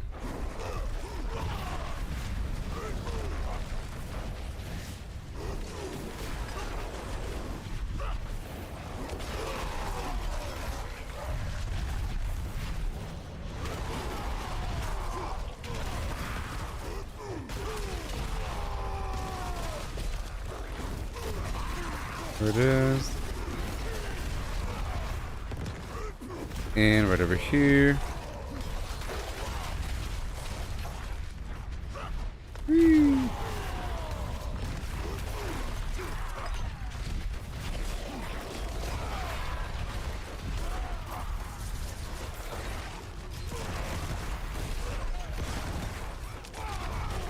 I'm done here now. Okay, so that's all done.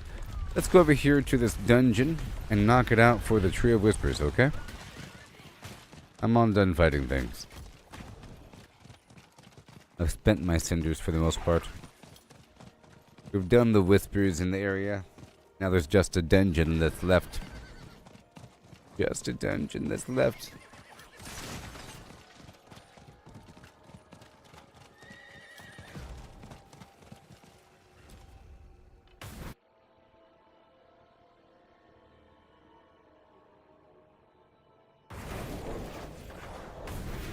All the enemies.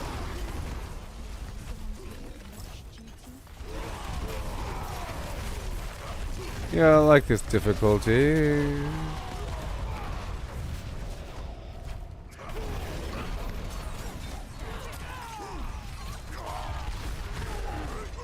I can slide forward, then jump on him. Or I can jump past him. That'll work.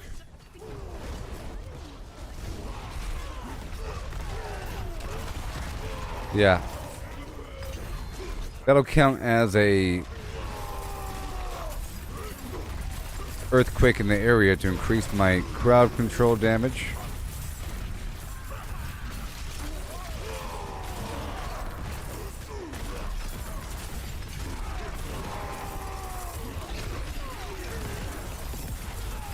There it goes.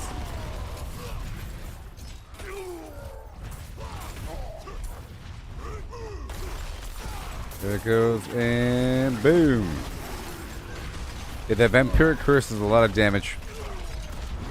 If I'm strategic with it, I can mess them up.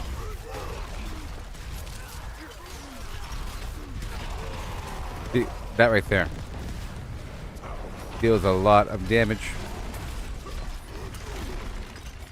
Right there. Now we're done. I was trying to mount up just now. I'm doing this for the Tree of Whispers.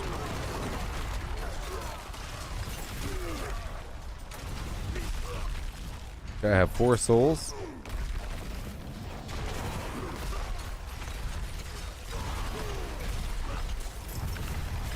Hand it over. Not a trap shrine.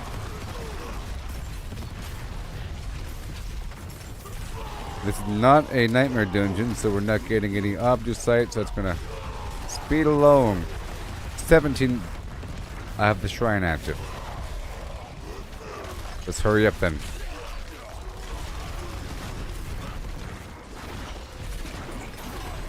$16 billion with the shrine, you see?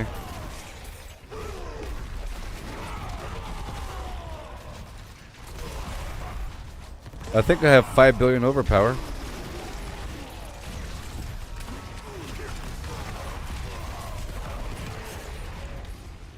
Not bad. Not bad.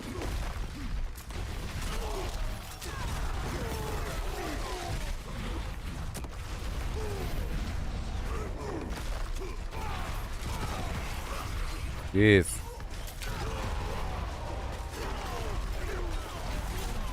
Bada boom. Okay, this dungeon's about to finish. Way over here.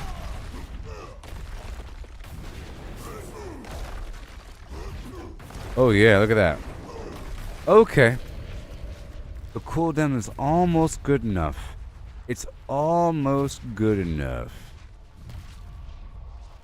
It's almost good enough to the point where if I jump on nothing, it refreshes itself.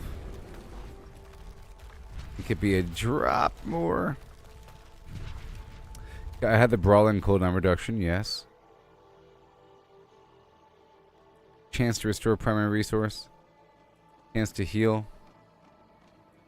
Okay, well I already have that on the amulet, so I can maybe re-roll that line on the ring.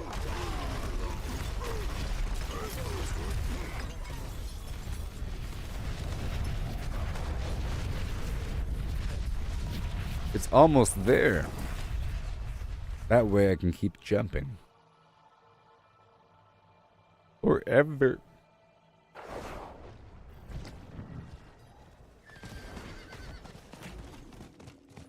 It is done. Yeah.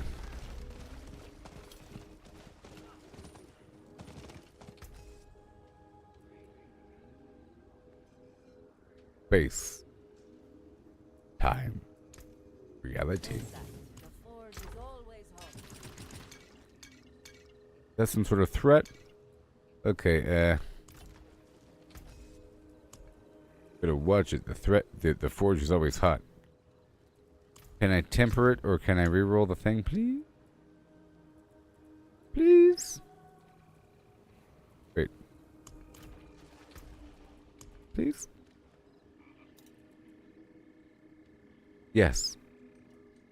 Chance to restore primary resource. Can I re-roll that for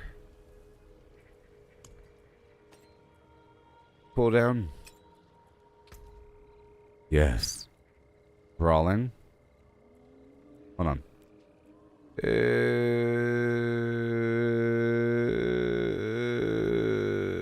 Okay. Brawling cooldown reduction. Let's go. Let's go now. Almost.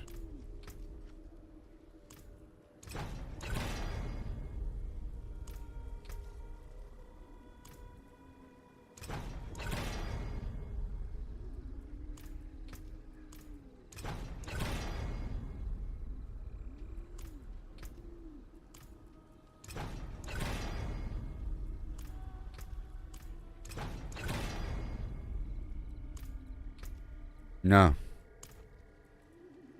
No. Oh no. Oh no. Oh no.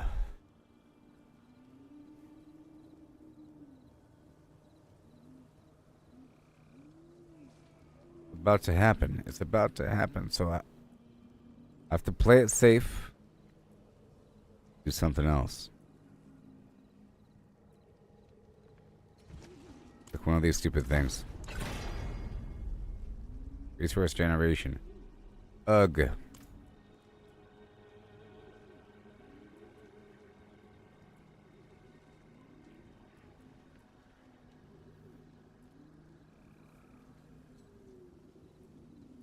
Now, do I have another ring, maybe?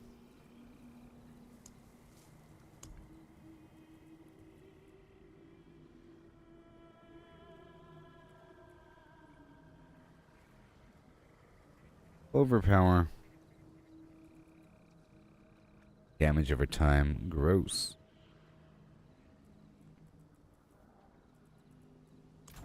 Alright. And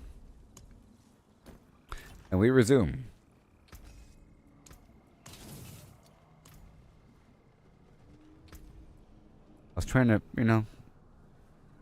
myself a tiny bit more. Maybe there's some sort of a cooldown situation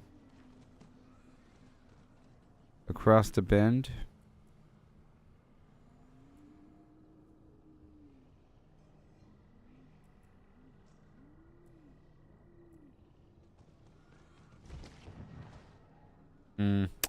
Well, there is a node for cooldown reduction over here.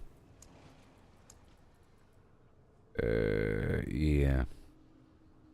Disembowel. Increases damage. But that's for bleeding damage. Killing a bleeding enemy has a chance, but I don't want that. Okay, we're fine there. Let me check all the aspects really quick. If you want work done, let's get started.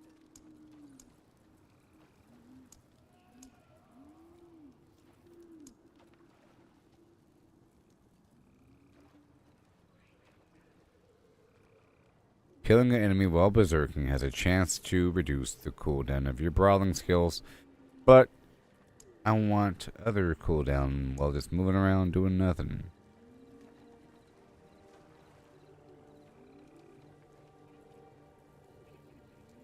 Nope.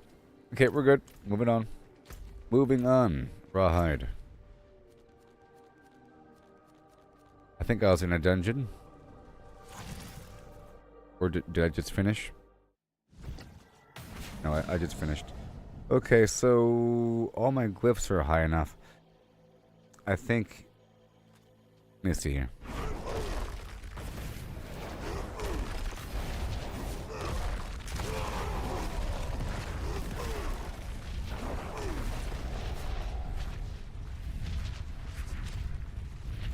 That seems to affect my cooldowns.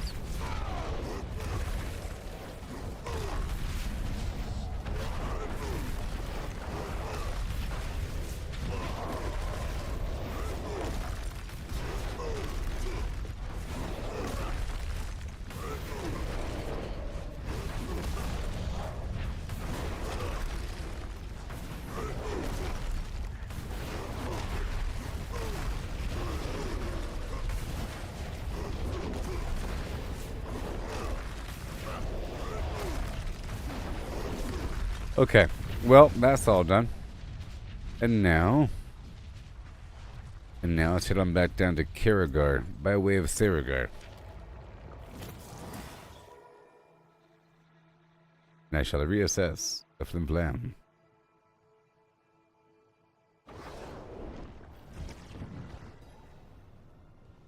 Wide awake. I like to do this right here, you know. I think it's funny. What if I stand over here? Okay, well, I'll be right back, alright?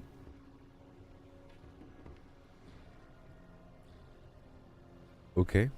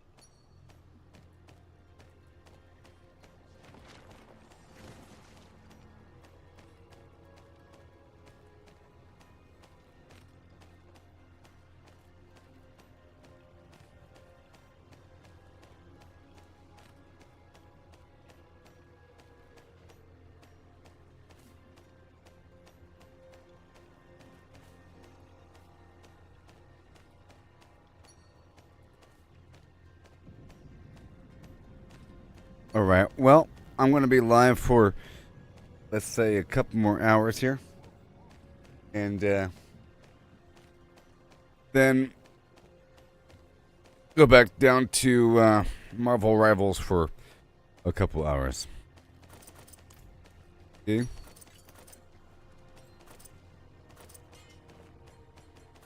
Oh, 4 hours.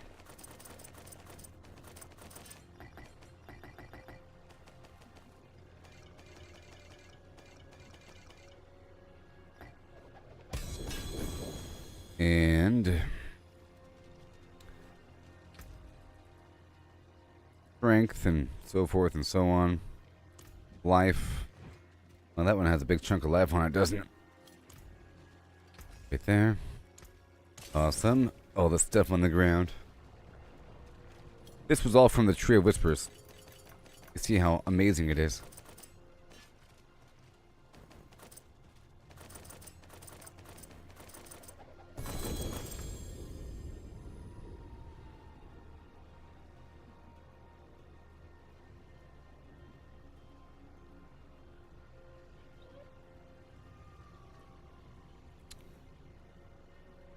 Critical strike damage. Big high damage stat. That's a 2-star. But, well, I need the strength too. Alright. I need the strength. I would like to have over 3,000 strength here. And there is a lot of damage in the strength. Or in the main stat.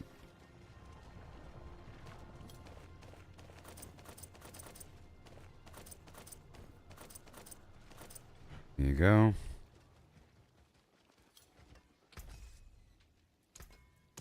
I think I'm going to swap out my incense here.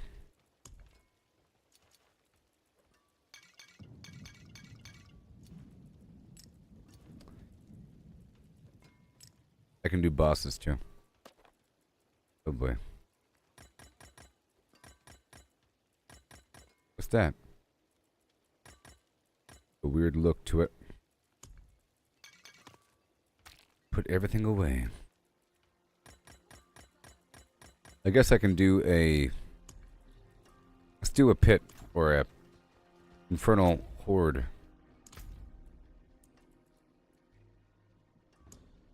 Infernal horde?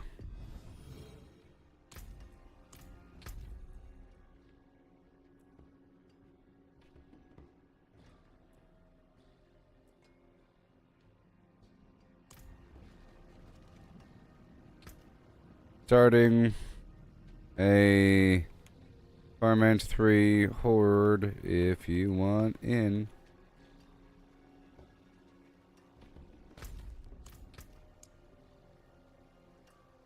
Pal. Alright, here we go. Right now.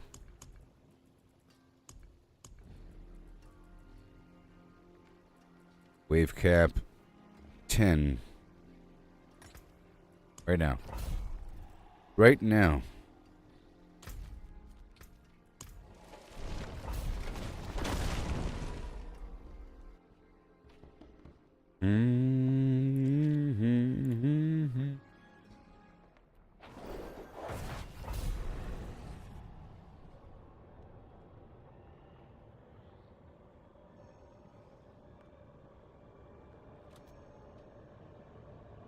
Maybe I'll invite him.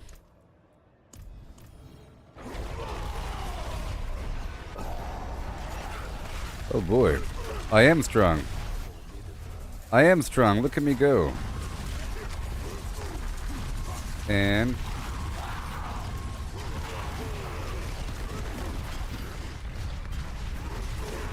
beautiful. All that fine tuning.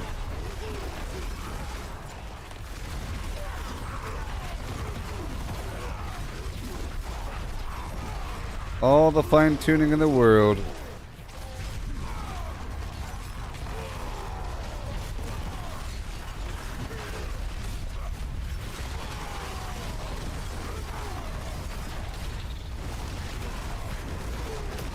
Right there.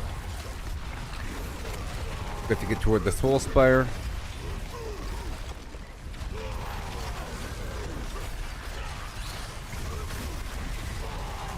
Awesome.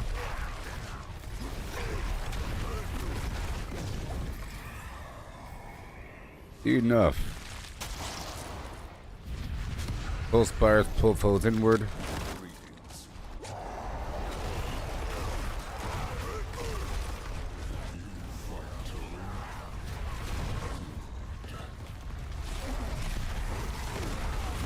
Oh yeah.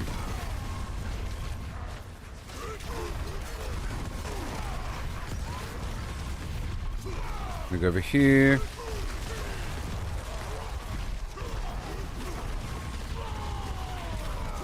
Right over here. Alright, my earthquakes are doing some work over here. Beautiful.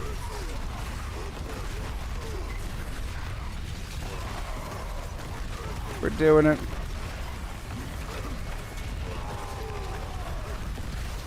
Bada boom. Yeah.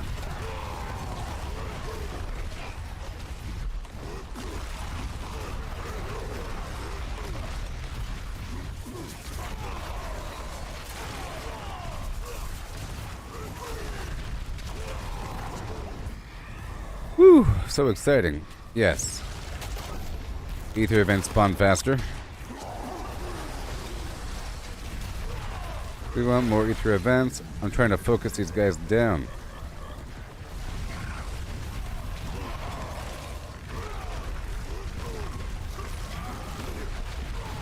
The earthquake kills him before he even gets spawned.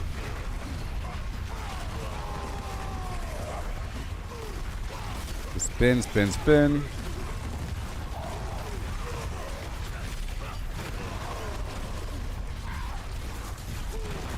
Yeah, buddy.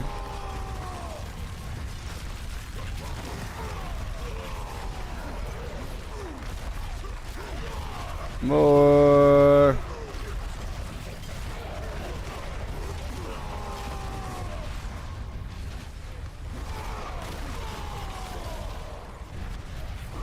Yes, sir.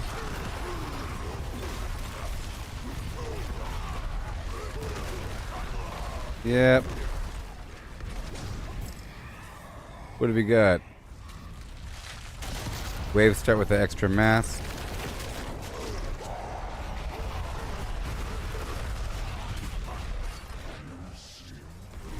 And right here.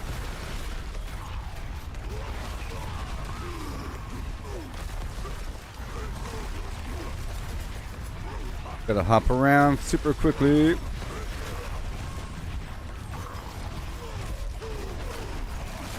Right in the circle of your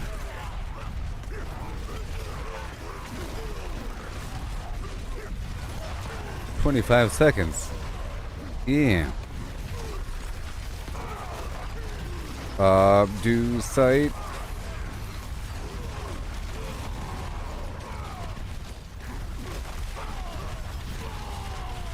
More. Come on. Whee.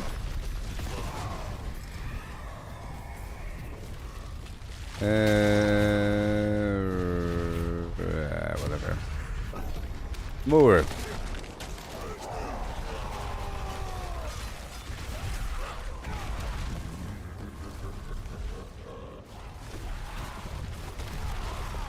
They're kind of spread out here.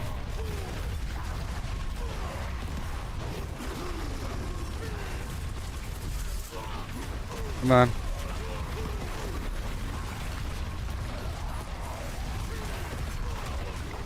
Bada bing.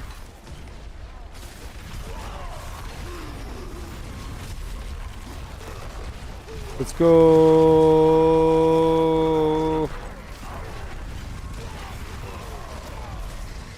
Bam.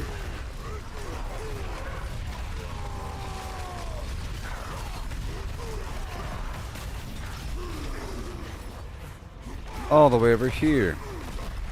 After you spawn, we go right back.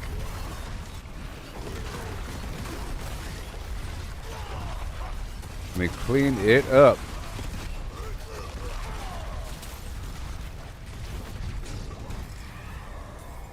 Yay.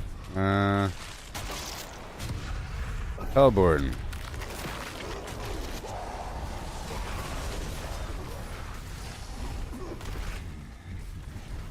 With a wave start, Hellborn combo. Alright, he died quickly.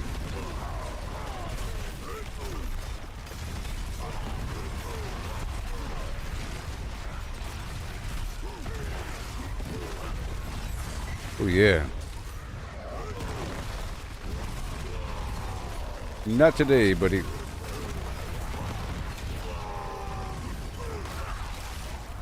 I'll be down here. Baby, baby, baby. Let's go over here, way over there, everywhere. More earthquakes.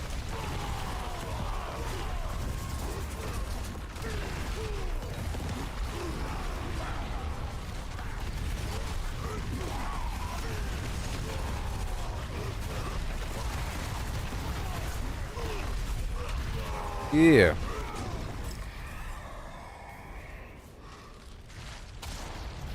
What do we got? Hellborn. Hellborn. Hellborn.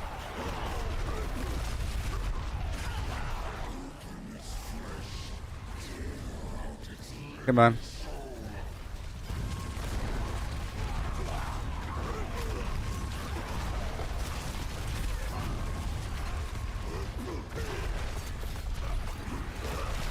Come on.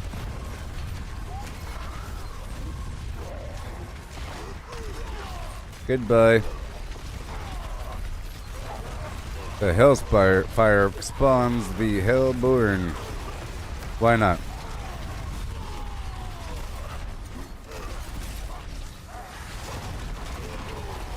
So much damage.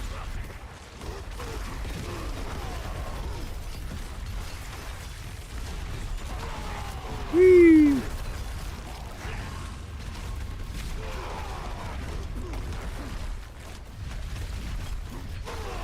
Time just ran out, but that's okay. Well, I finally got this guy kind of strong. What do we got? Yes. More ether events. Where is it?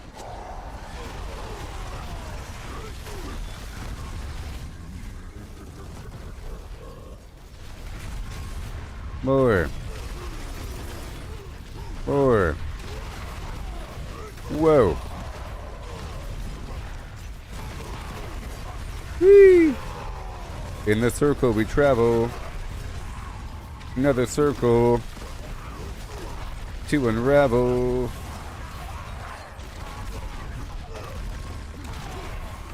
Over here, over there. Earthquake.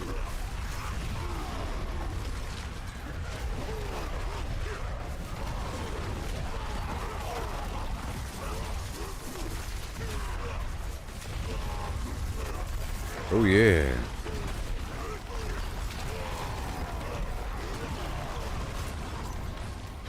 Pow.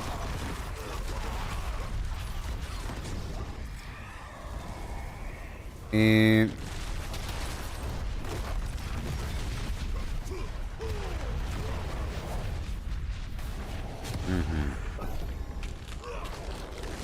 I should have went for another spawn.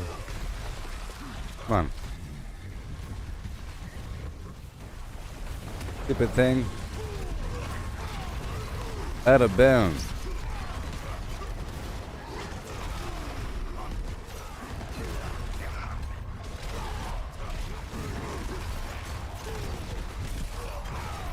Up and around. We want more. We want more.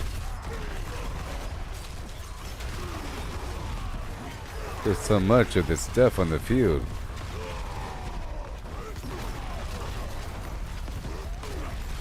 "20 seconds, ho."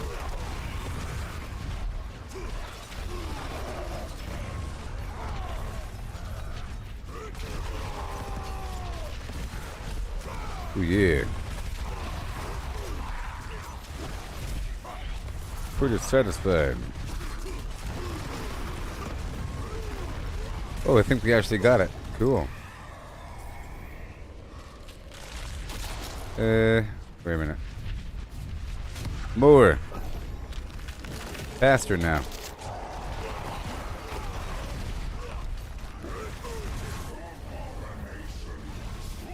Spawn of Lilith.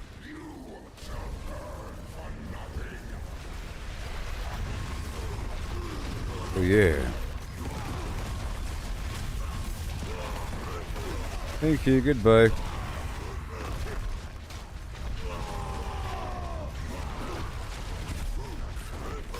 Woo-wee. See, the Horde's pretty nice. It means people can go as fast as they want, but you're still within proximity of other players to get XP. You know? Normally a person might want to just start running down the hallway.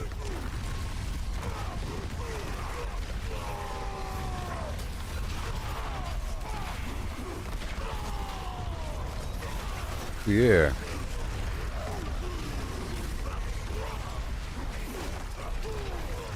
Oh, we gotta spawn it. Oh, we gotta spawn it. Yeah. That was a good job. Well done. Well done. What?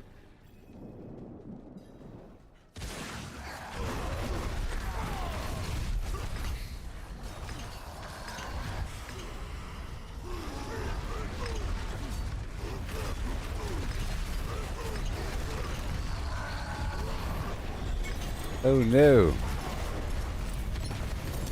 Infernal Hordes is done. That was fun. And I'll go ahead and do both. This one and that one.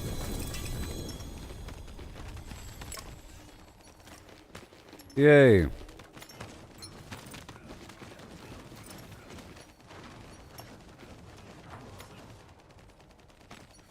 All the stuff. See, it's pretty. It's worth it. It is worth it. All right. Goodbye. Goodbye. Thanks. Pow. Boom.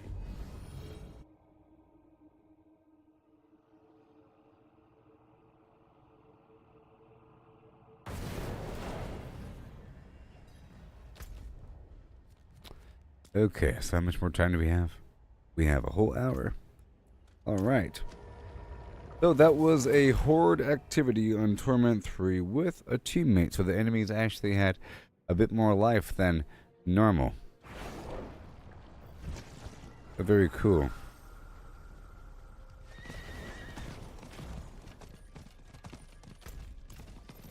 Okay, we got a Realm Walker in 1 minute. Well, I feel stronger.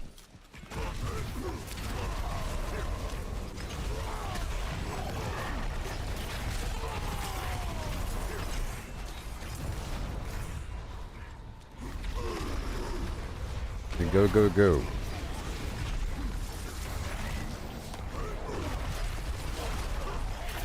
All of that. Awesome. And a bunch of harbingers. A bunch of demons.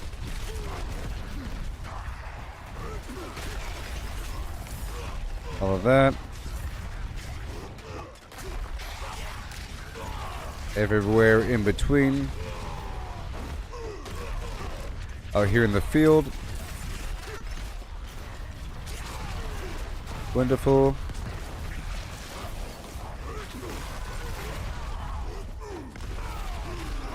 And we got a plant over here.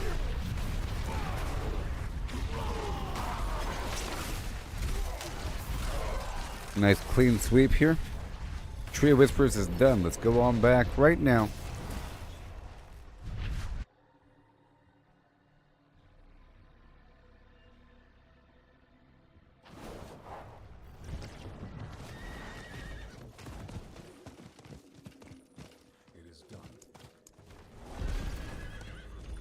Yeah. We continue. How can I help?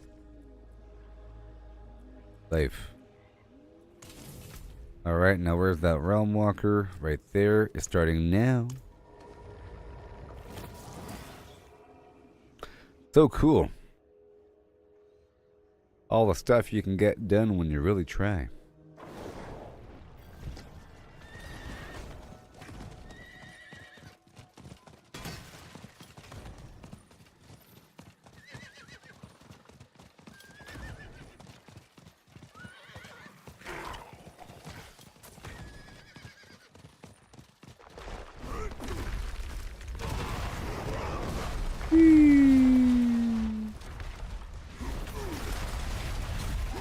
Bada boom.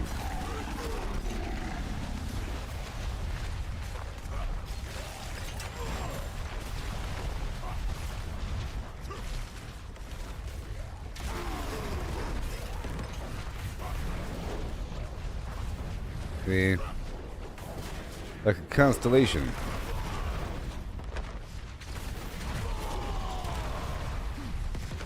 Yep. If another player shows up, then I can totally run on down to that harvest turn-in. This earthquake is starting to deal some damage.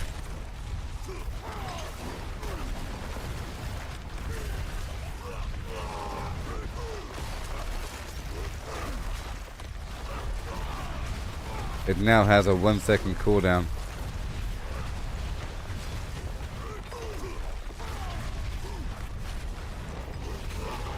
There it is. Yep. That's a lot of damage. A whole lot.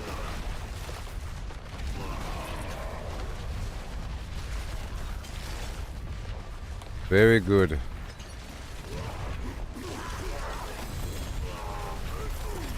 So I think I can do the whirlwind and then... What the heck? I'm on the wrong difficulty. Wait a minute. Fine, I'll just...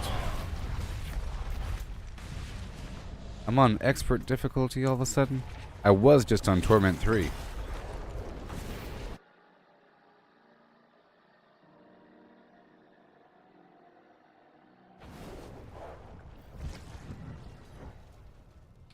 What in the world? Now this is feeling pretty easy. Let's go up to Torment 4 for a second. And I'll go into a Nightmare Dungeon. You know what I want. You know what I want. You know what I want. Magic is neither good nor evil. How may I help you? Okay, let's make 12 more keys. I want a special dungeon by the name of Caldera Gate.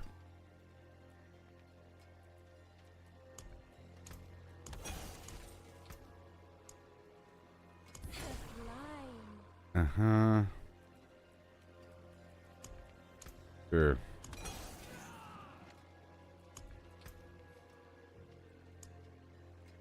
$20.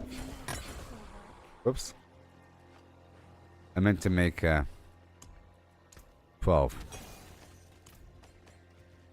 Not 20. Small wood, hollowed ossuary. Give me a second, please.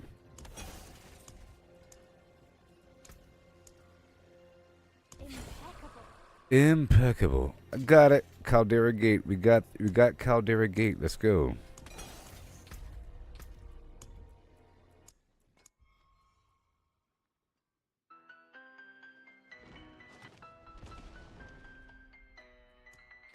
Here we go. Right now.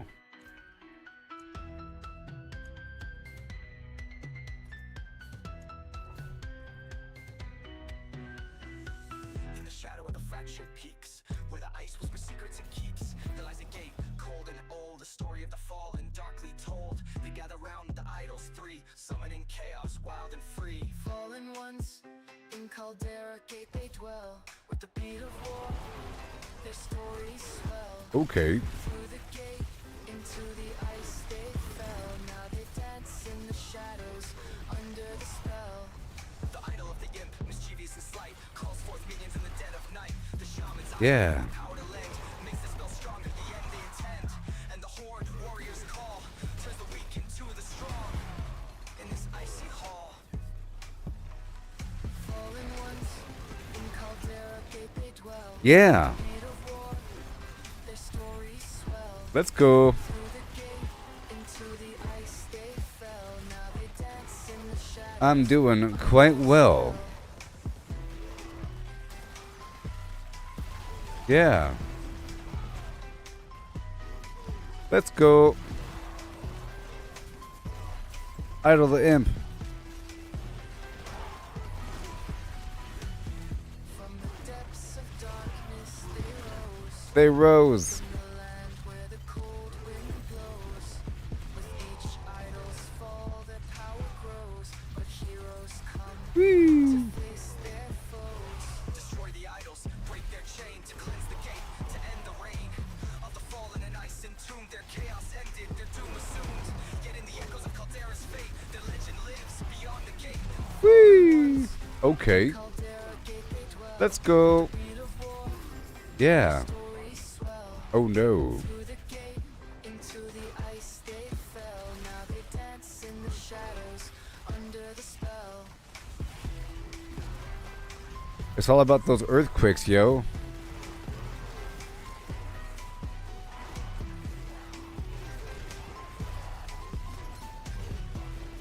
Blam. In the silence, after the storm, Let's go. stands a form transformed. But the fallen's tale, though now at peace, echoes through the night shall never cease. For in Caldera, where the cold winds blow, Let's go. story of the fallen in the ice Yep. did grow. It feels about right. This is stronger than my druid, I think. Maybe. I don't know. I felt like my druid is a bit fluffier with its intensity. Very similar to this right here, actually. Very similar.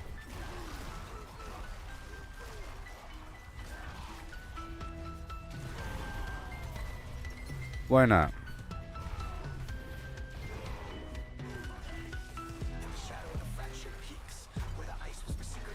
Yeah.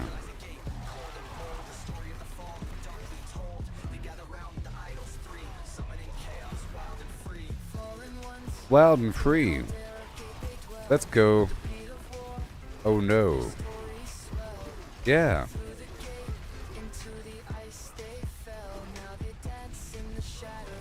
Bingo.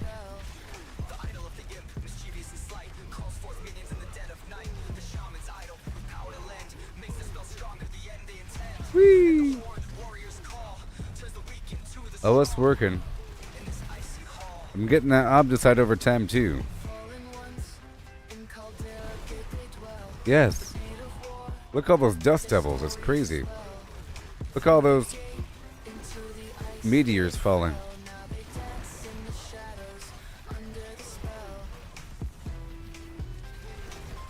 Look all those numbers flying. Yep. And as long as I use my shouts next to enemies, it resets the cooldown. You know what I mean? Whoa.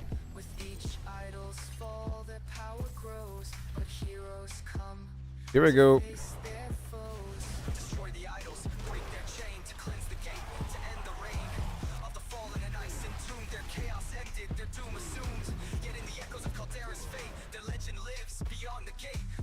Whee! Now for skeletons. There's some skeletons back here.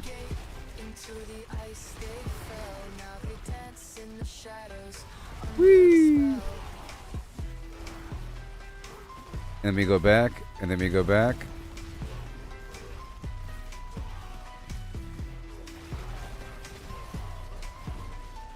There you go.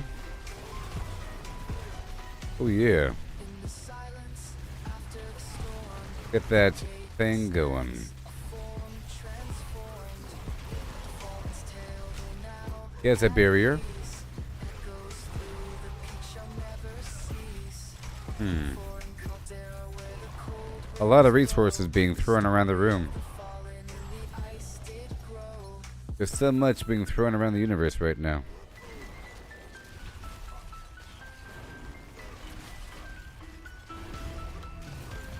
And I kind of like it.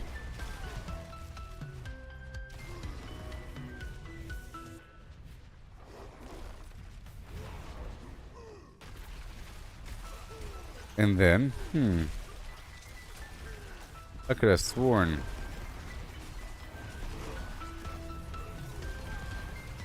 I could have sworn. Alright, we're done here, right? Yeah, I like this dungeon. My favorite dungeon. Wait. I dedicated this week of my research to the making of fallen demons' weapons. I summoned a fine specimen, the shaman Maliak, to guide me through the process. It showed me with enthusiasm how they drain, skin, and dress their victims' bodies. From human heads they fashion their shamanic staves. Shamanic staves. Own their power to breathe new life. Breathe to new slain life comrades. to slain comrades. Alright, let's head on down to the Helltide. What do you say? Am I strong enough for the Helltide? And Torment 4. Torment 3 was starting to feel pretty groovy. Before Torment 4 was a bit too slow. It was too slow. It was doable, but then it was, some congestion here and there.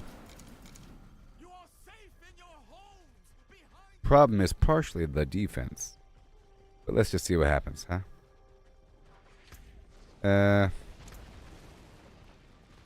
Don't you kill me with the fireball right now. Okay, my resistances aren't the worst in the universe. They're not negative.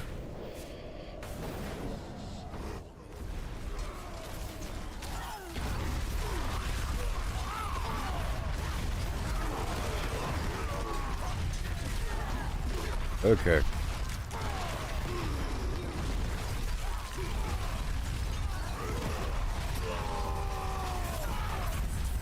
They were just standing in the wrong spot.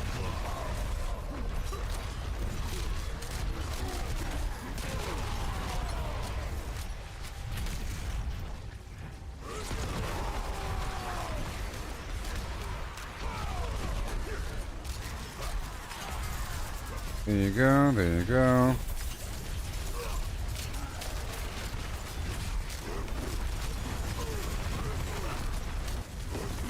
More earthquakes and more earthquakes, and then I just exist out here and take no damage.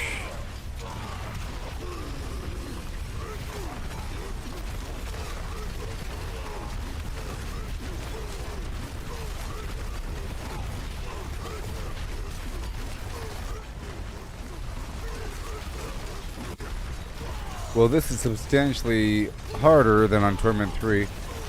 It's also because there's a couple players here, but still.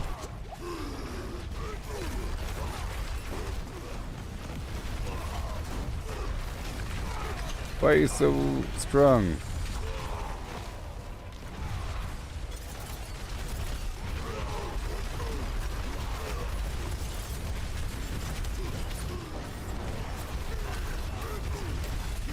Come on.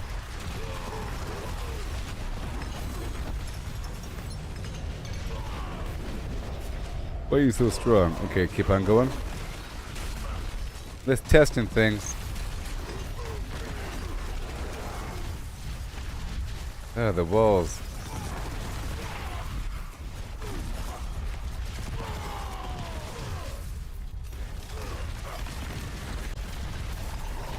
Okay. We're trying to see how it feels. You know. All the loot and everything. That was 2 angel breath, not 20. Yeah, dude.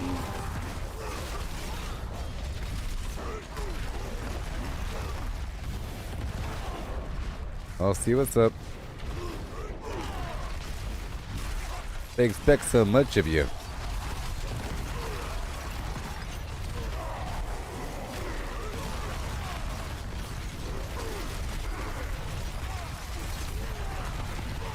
$101 million. Not bad. Not bad. Yeah, yep, that works, you know. Pushing them forward.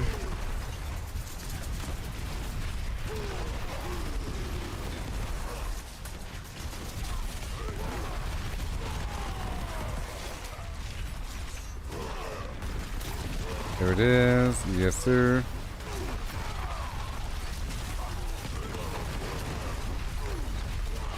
Yeah, I was just trying to prove a point earlier about the loot income. See, let me bring it back down to Torment 3.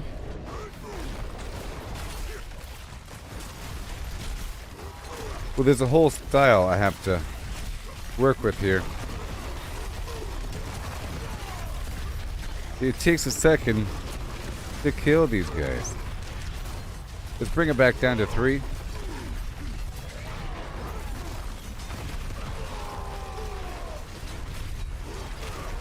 We're almost there. We're almost there. Just a bit more damage. We'll be good to go.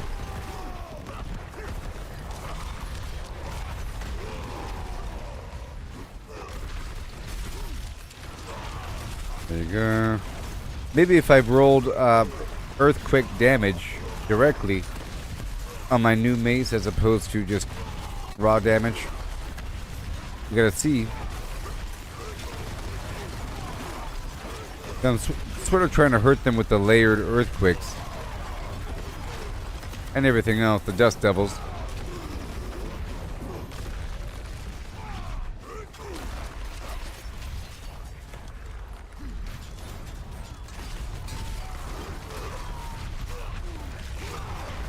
Yeah, it's not bad.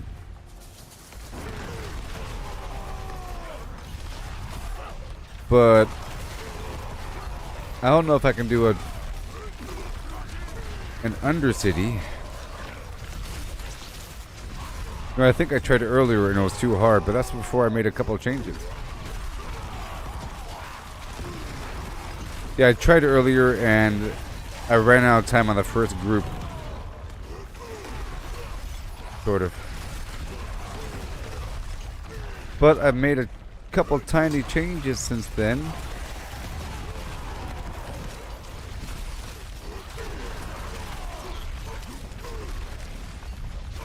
Well, that was with that new weird build I was working on. The sub build.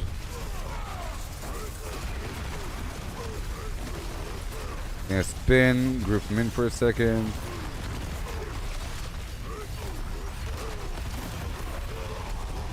Beautiful, see? Yes, it's not bad. It's not that bad.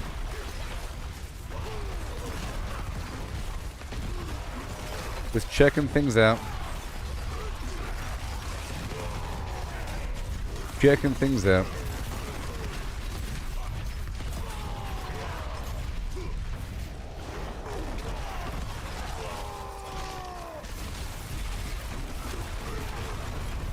Yeah, buddy. Yeah, that's not that bad. That's sort of what you expect in terms of damage, or in terms of how fast enemies die and the way that they die. You know, that's what I think. In terms of what is to be expected in terms of a general build for this difficulty. You're not really meant to melt through the highest difficulty Helltide. that means that the game isn't balanced all the way. It should be just right whenever you do a couple things. I mean, you should be able to melt them, but that's the exception, I think. It should just take, you know, a couple of seconds to kill each group, and bosses should be doable. We'll see how fast this Helltide commander dies. Okay? This time I'm alone. There's not a million players here, so the enemies don't have a tremendous amount of life. But see, these elites die relatively quickly. Yeah. Yep.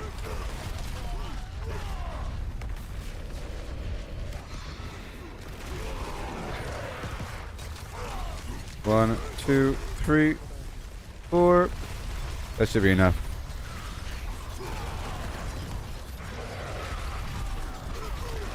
Golly. Oh, there's a frenzy event right now. No wonder. It's crazy right now. Well, I'm not dying. That's good. I do have 30,000 life right now.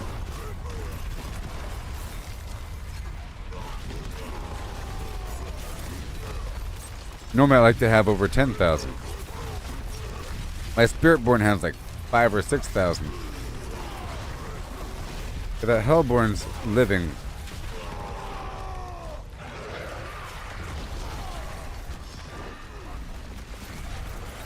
Come on.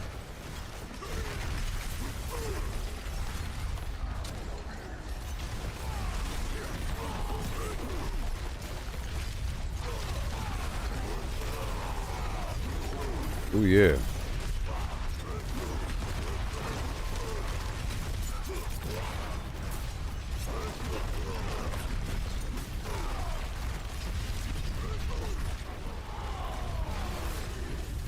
A Hellborn. Yeah, see, this sort of thing takes too long for this to be really, really farmable. Okay, so now the commander's here.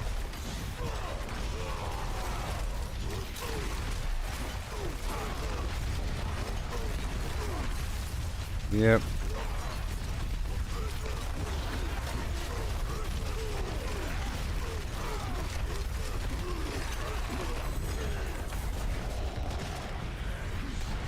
No, he's just teleporting.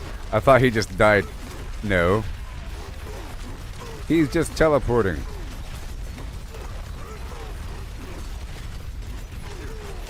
Yeah, sure.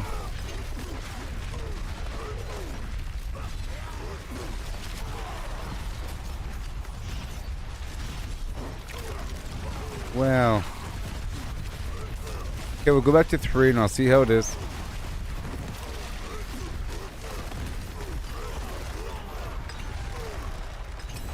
It's not impossible, it's just slow. Now let's go back down to 3. 3 should feel pretty good. 3 should feel just right. But I have to go fight those same sort of enemies, the big guys, really quick. Let's see how that is.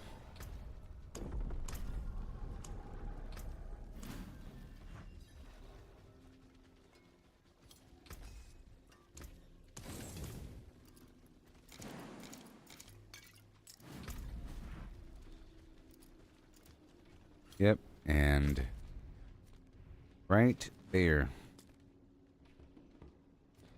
Let's start down here.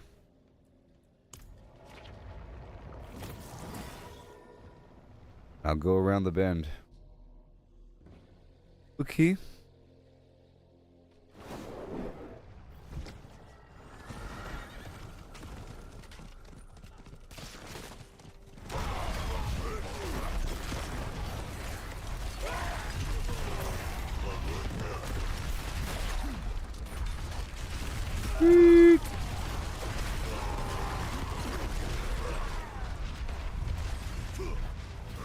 No. Yeah, 3 is pretty good.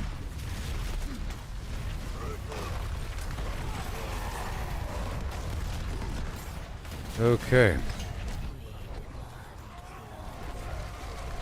Yeah, 3 is just fine.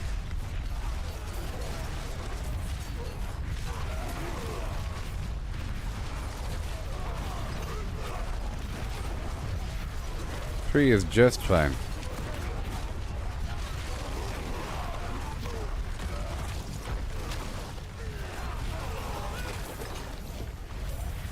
Yep. Just fine.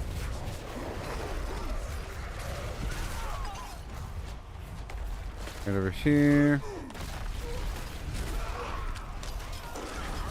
Maybe. Here.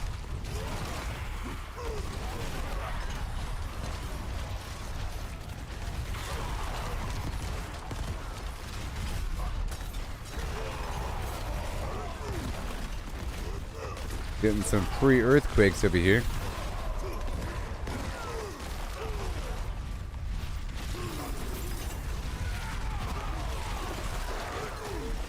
Yes.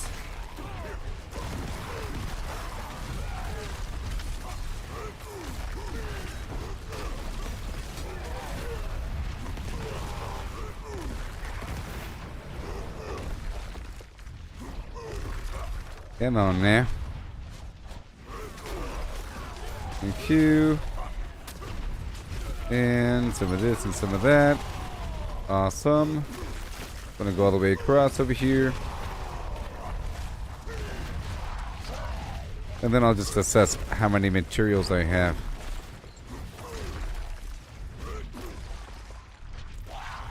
Go right there. I'll be streaming some more of the Marvel Rivals game tonight. I'll be taking a break to eat in just a bit.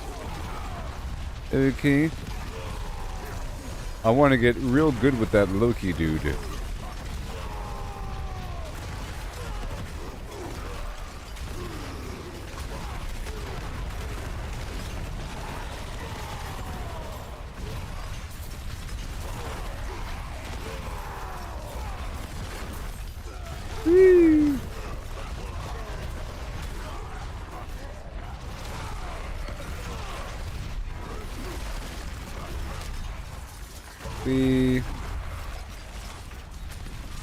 Yep, 3 feels just fine. I'm happy I've farmed 1 for a long time, though.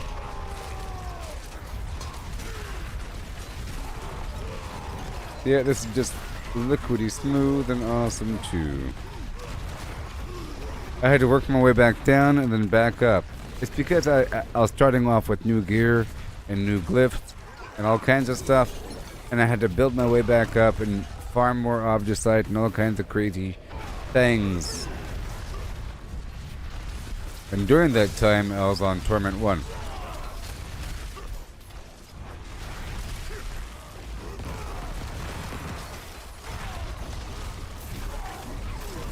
Yep, 3-star dying. Now let's go on down and find the some sort of boss. I want to kill the Blood Maiden, you know, down below. It's going to go down south to the Blood Maiden. And open up the next box in a row.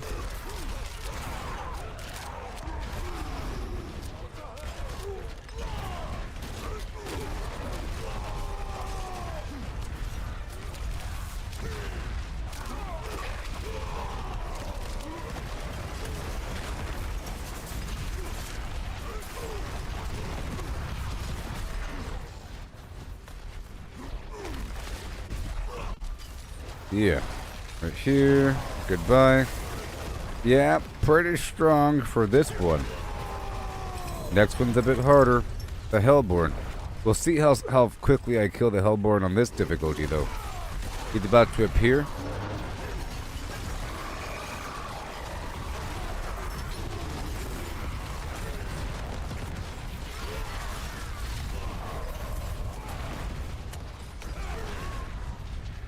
Alright.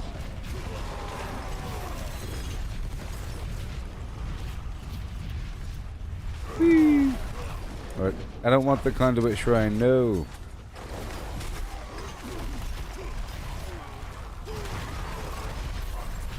Again.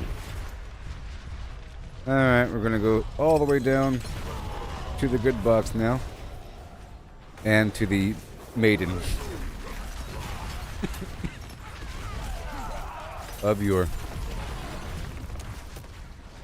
So many materials.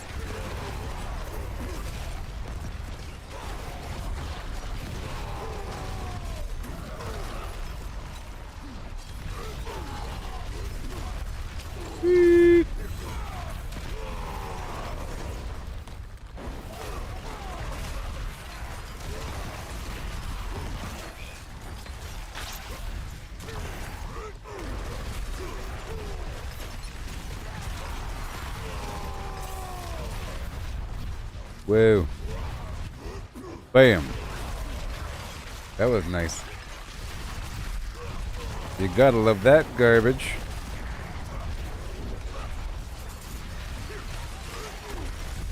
Just passing on through.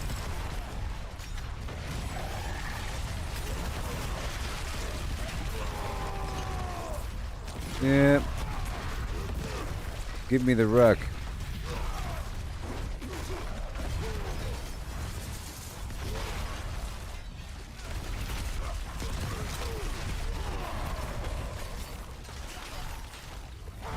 All the way through. I want to see how fast I kill the Blood Maiden. And then Varshan again. And then I guess Grigori. And then Duriel. Well, not Grigori. The Beast in the Ice. That's just for the Hellhammer. I don't need the Hellhammer anymore though.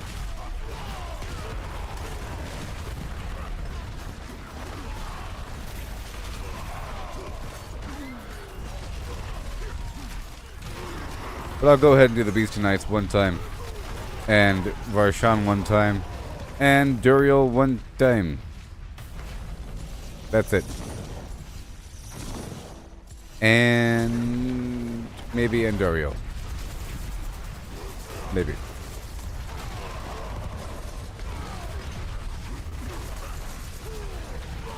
Almost.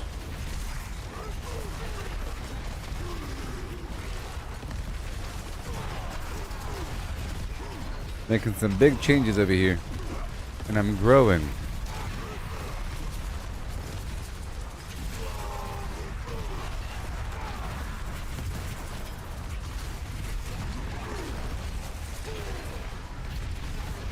Whoa.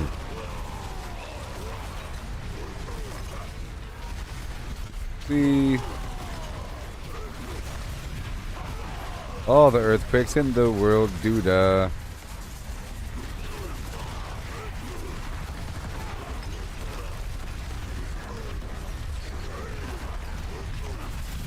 Come on. Any second. Hey, look, it worked. Oh my gosh. Big difference. Alright, that's done. And now, I'm going to spend the rest on these next two boxes.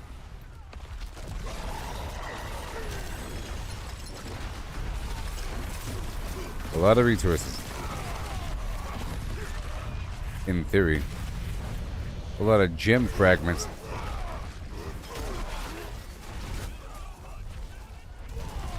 I will challenge you, friendo. The Helltide assassin, where is he?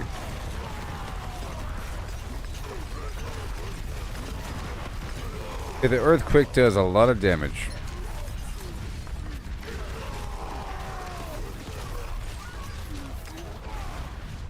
They just want so much more on Torment 4.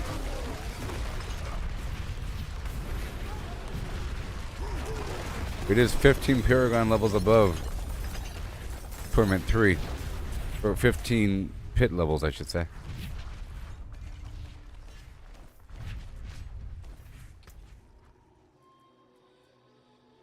Okay, that's done. And now, let's go do Varshan.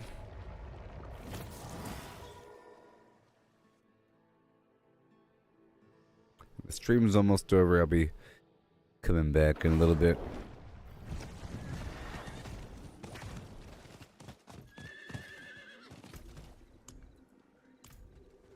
In we go.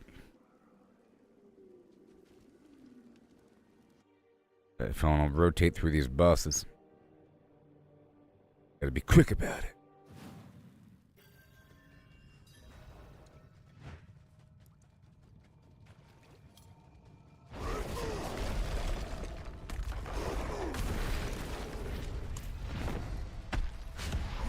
Okay.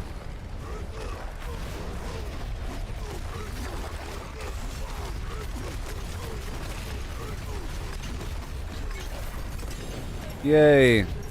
Yay. Thank you. Would you call me? Okay, let's go over here, down south of Kedbardu. On its watchtower, heading to Grigori. I'll make sure I have the parts before I leave the area and break everything down at the blacksmith.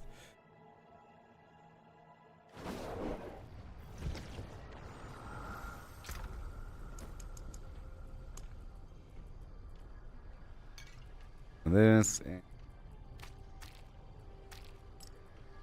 Okay, and that's all fine.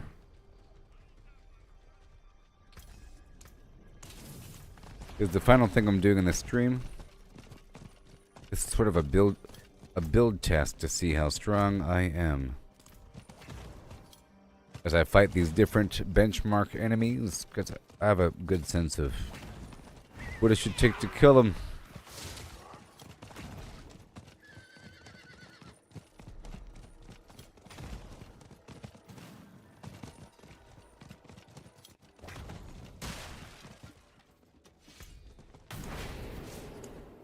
Okay. And then I'll be heading on down to the Beast in the Ice. And maybe I'll do all the bosses, huh?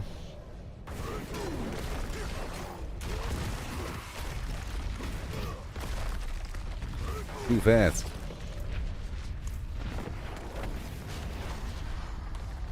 Here we go.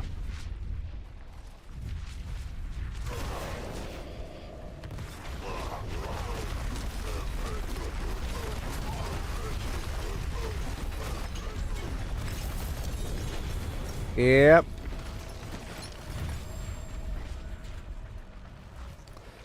And now turn this in at the Tree of Whispers, and I'll make sure to grab some blood if I didn't already.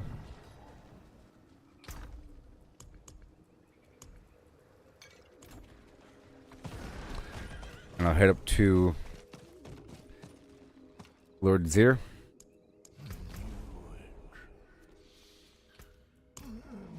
Heading up to Lord Zir. And then to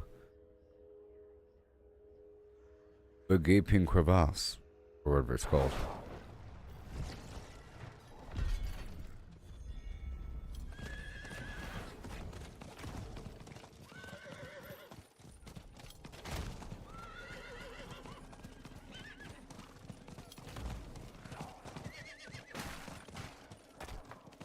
Hey there, buddy old pal.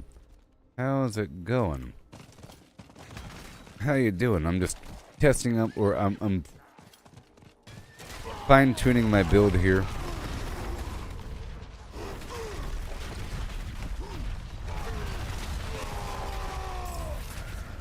I'm just fine-tuning my barbarian build here.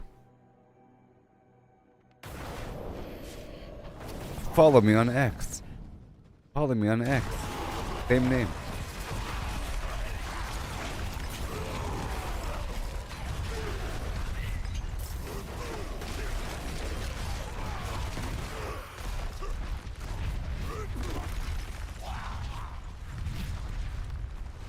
Earthquake. Here we go. Hello. Hello, friend.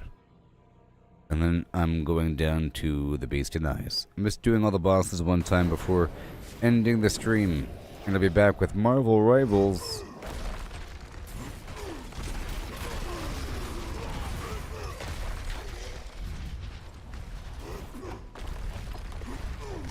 How dare you?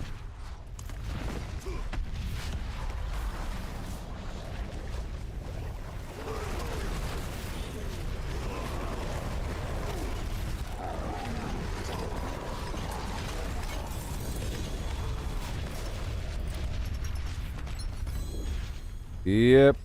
That's how it works over here. Is that good? I don't know. Are you good? I don't know. Okay, we're heading on down to the Beast in the Ice by way of Navask. And then we're heading to Keshistan, the shifting sands of Chaldeum for Andariel, and then Duriel.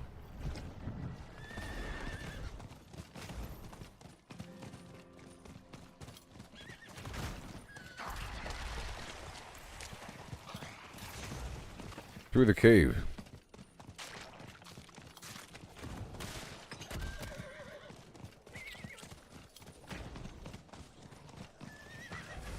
Not doing it. A glacial fissure. All these bosses I gotta go through, I tell you what. This reminds me of a certain dungeon. A certain Caldera Gate.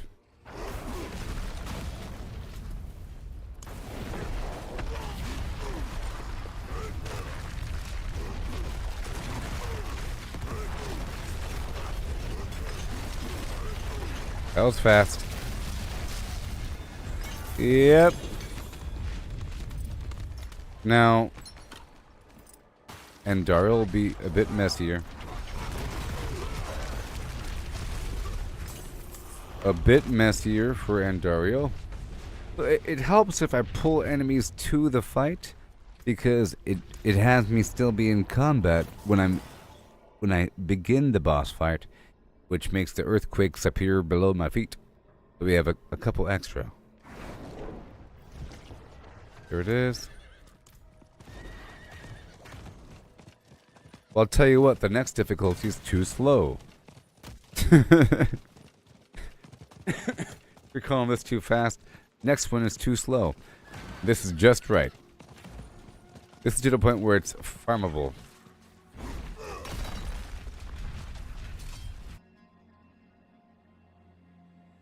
And then I'll be doing Duriel, and then the stream is over, and I'll be coming back in like an hour or so.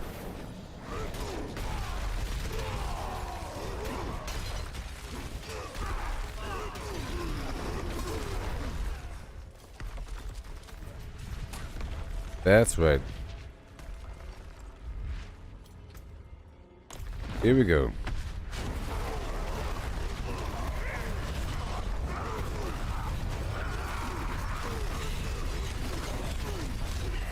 Right here.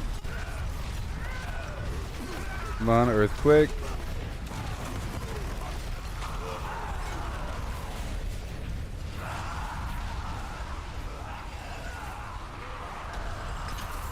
Oh yeah. And then we move on. And do Dirty L. Dirty L. Dirty A. John, Paul, and Sasha. Go. It's not OP Barbarian. Like I said, he's not strong enough.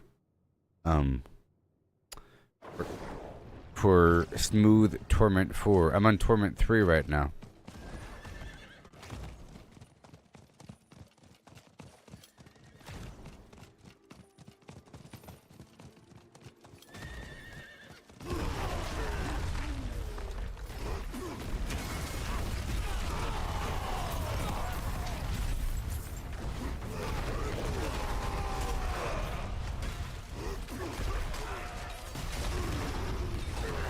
Yeah. Whee!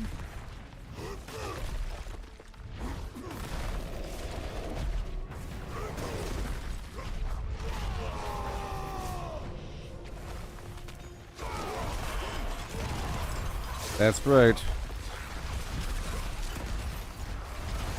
Blam.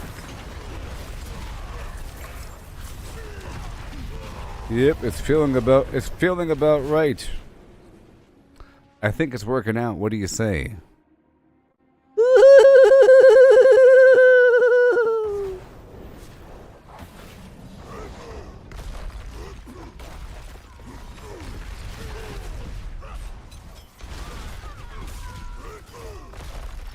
Oh, yes.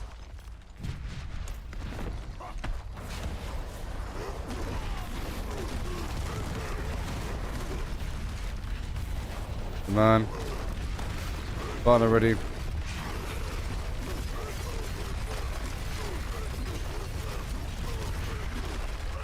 And he's gonna burrow.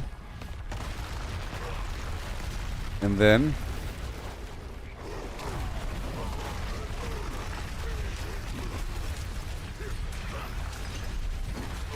woohoo!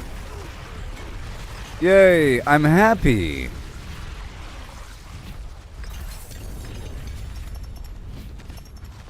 I'm happy. We've done the thing that we had to do. Now it's all done. What do you do? Alright, well, I am now completed. Let's head on back down to Karagar. I'm happy with Torment 3. That was my final analysis. You know what I mean?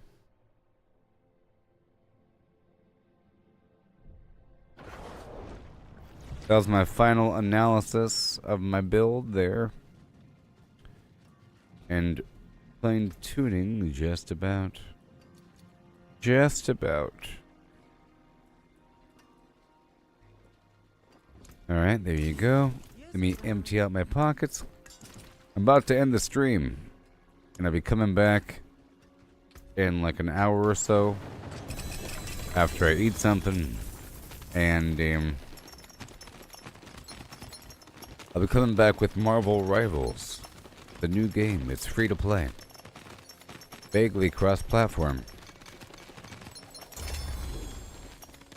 So these boss parts can go away. Very nice.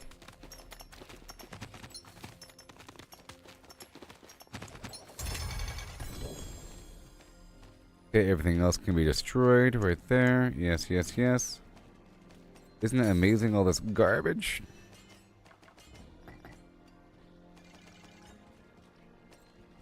Doing some cleanup work, and then I'll assess my overall resource stockpile, and then wrap the stream up.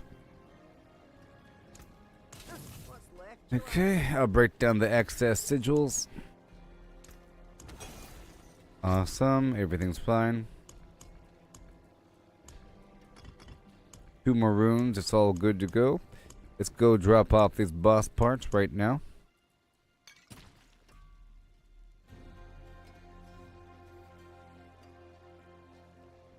Yeah, the boss monsters are pretty hard. But the game has gotten better. I'm Paragon level 300. Know what I mean?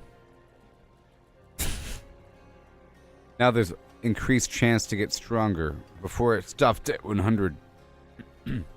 Okay, I think we're all good to go here.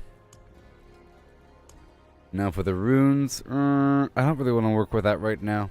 Normally I scrub a certain number off the top and process, but we're not going to do that right now. Everything's fine. Okay, so now for my resources.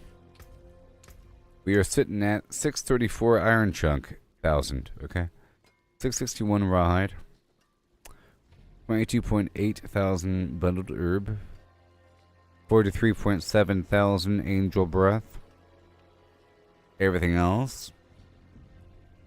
8,900 Obducite. I gotta do more nightmare dungeons. Now that I know I can do Torment 3 pretty easily, I'll be knocking out all these sigils I've been stockpiling.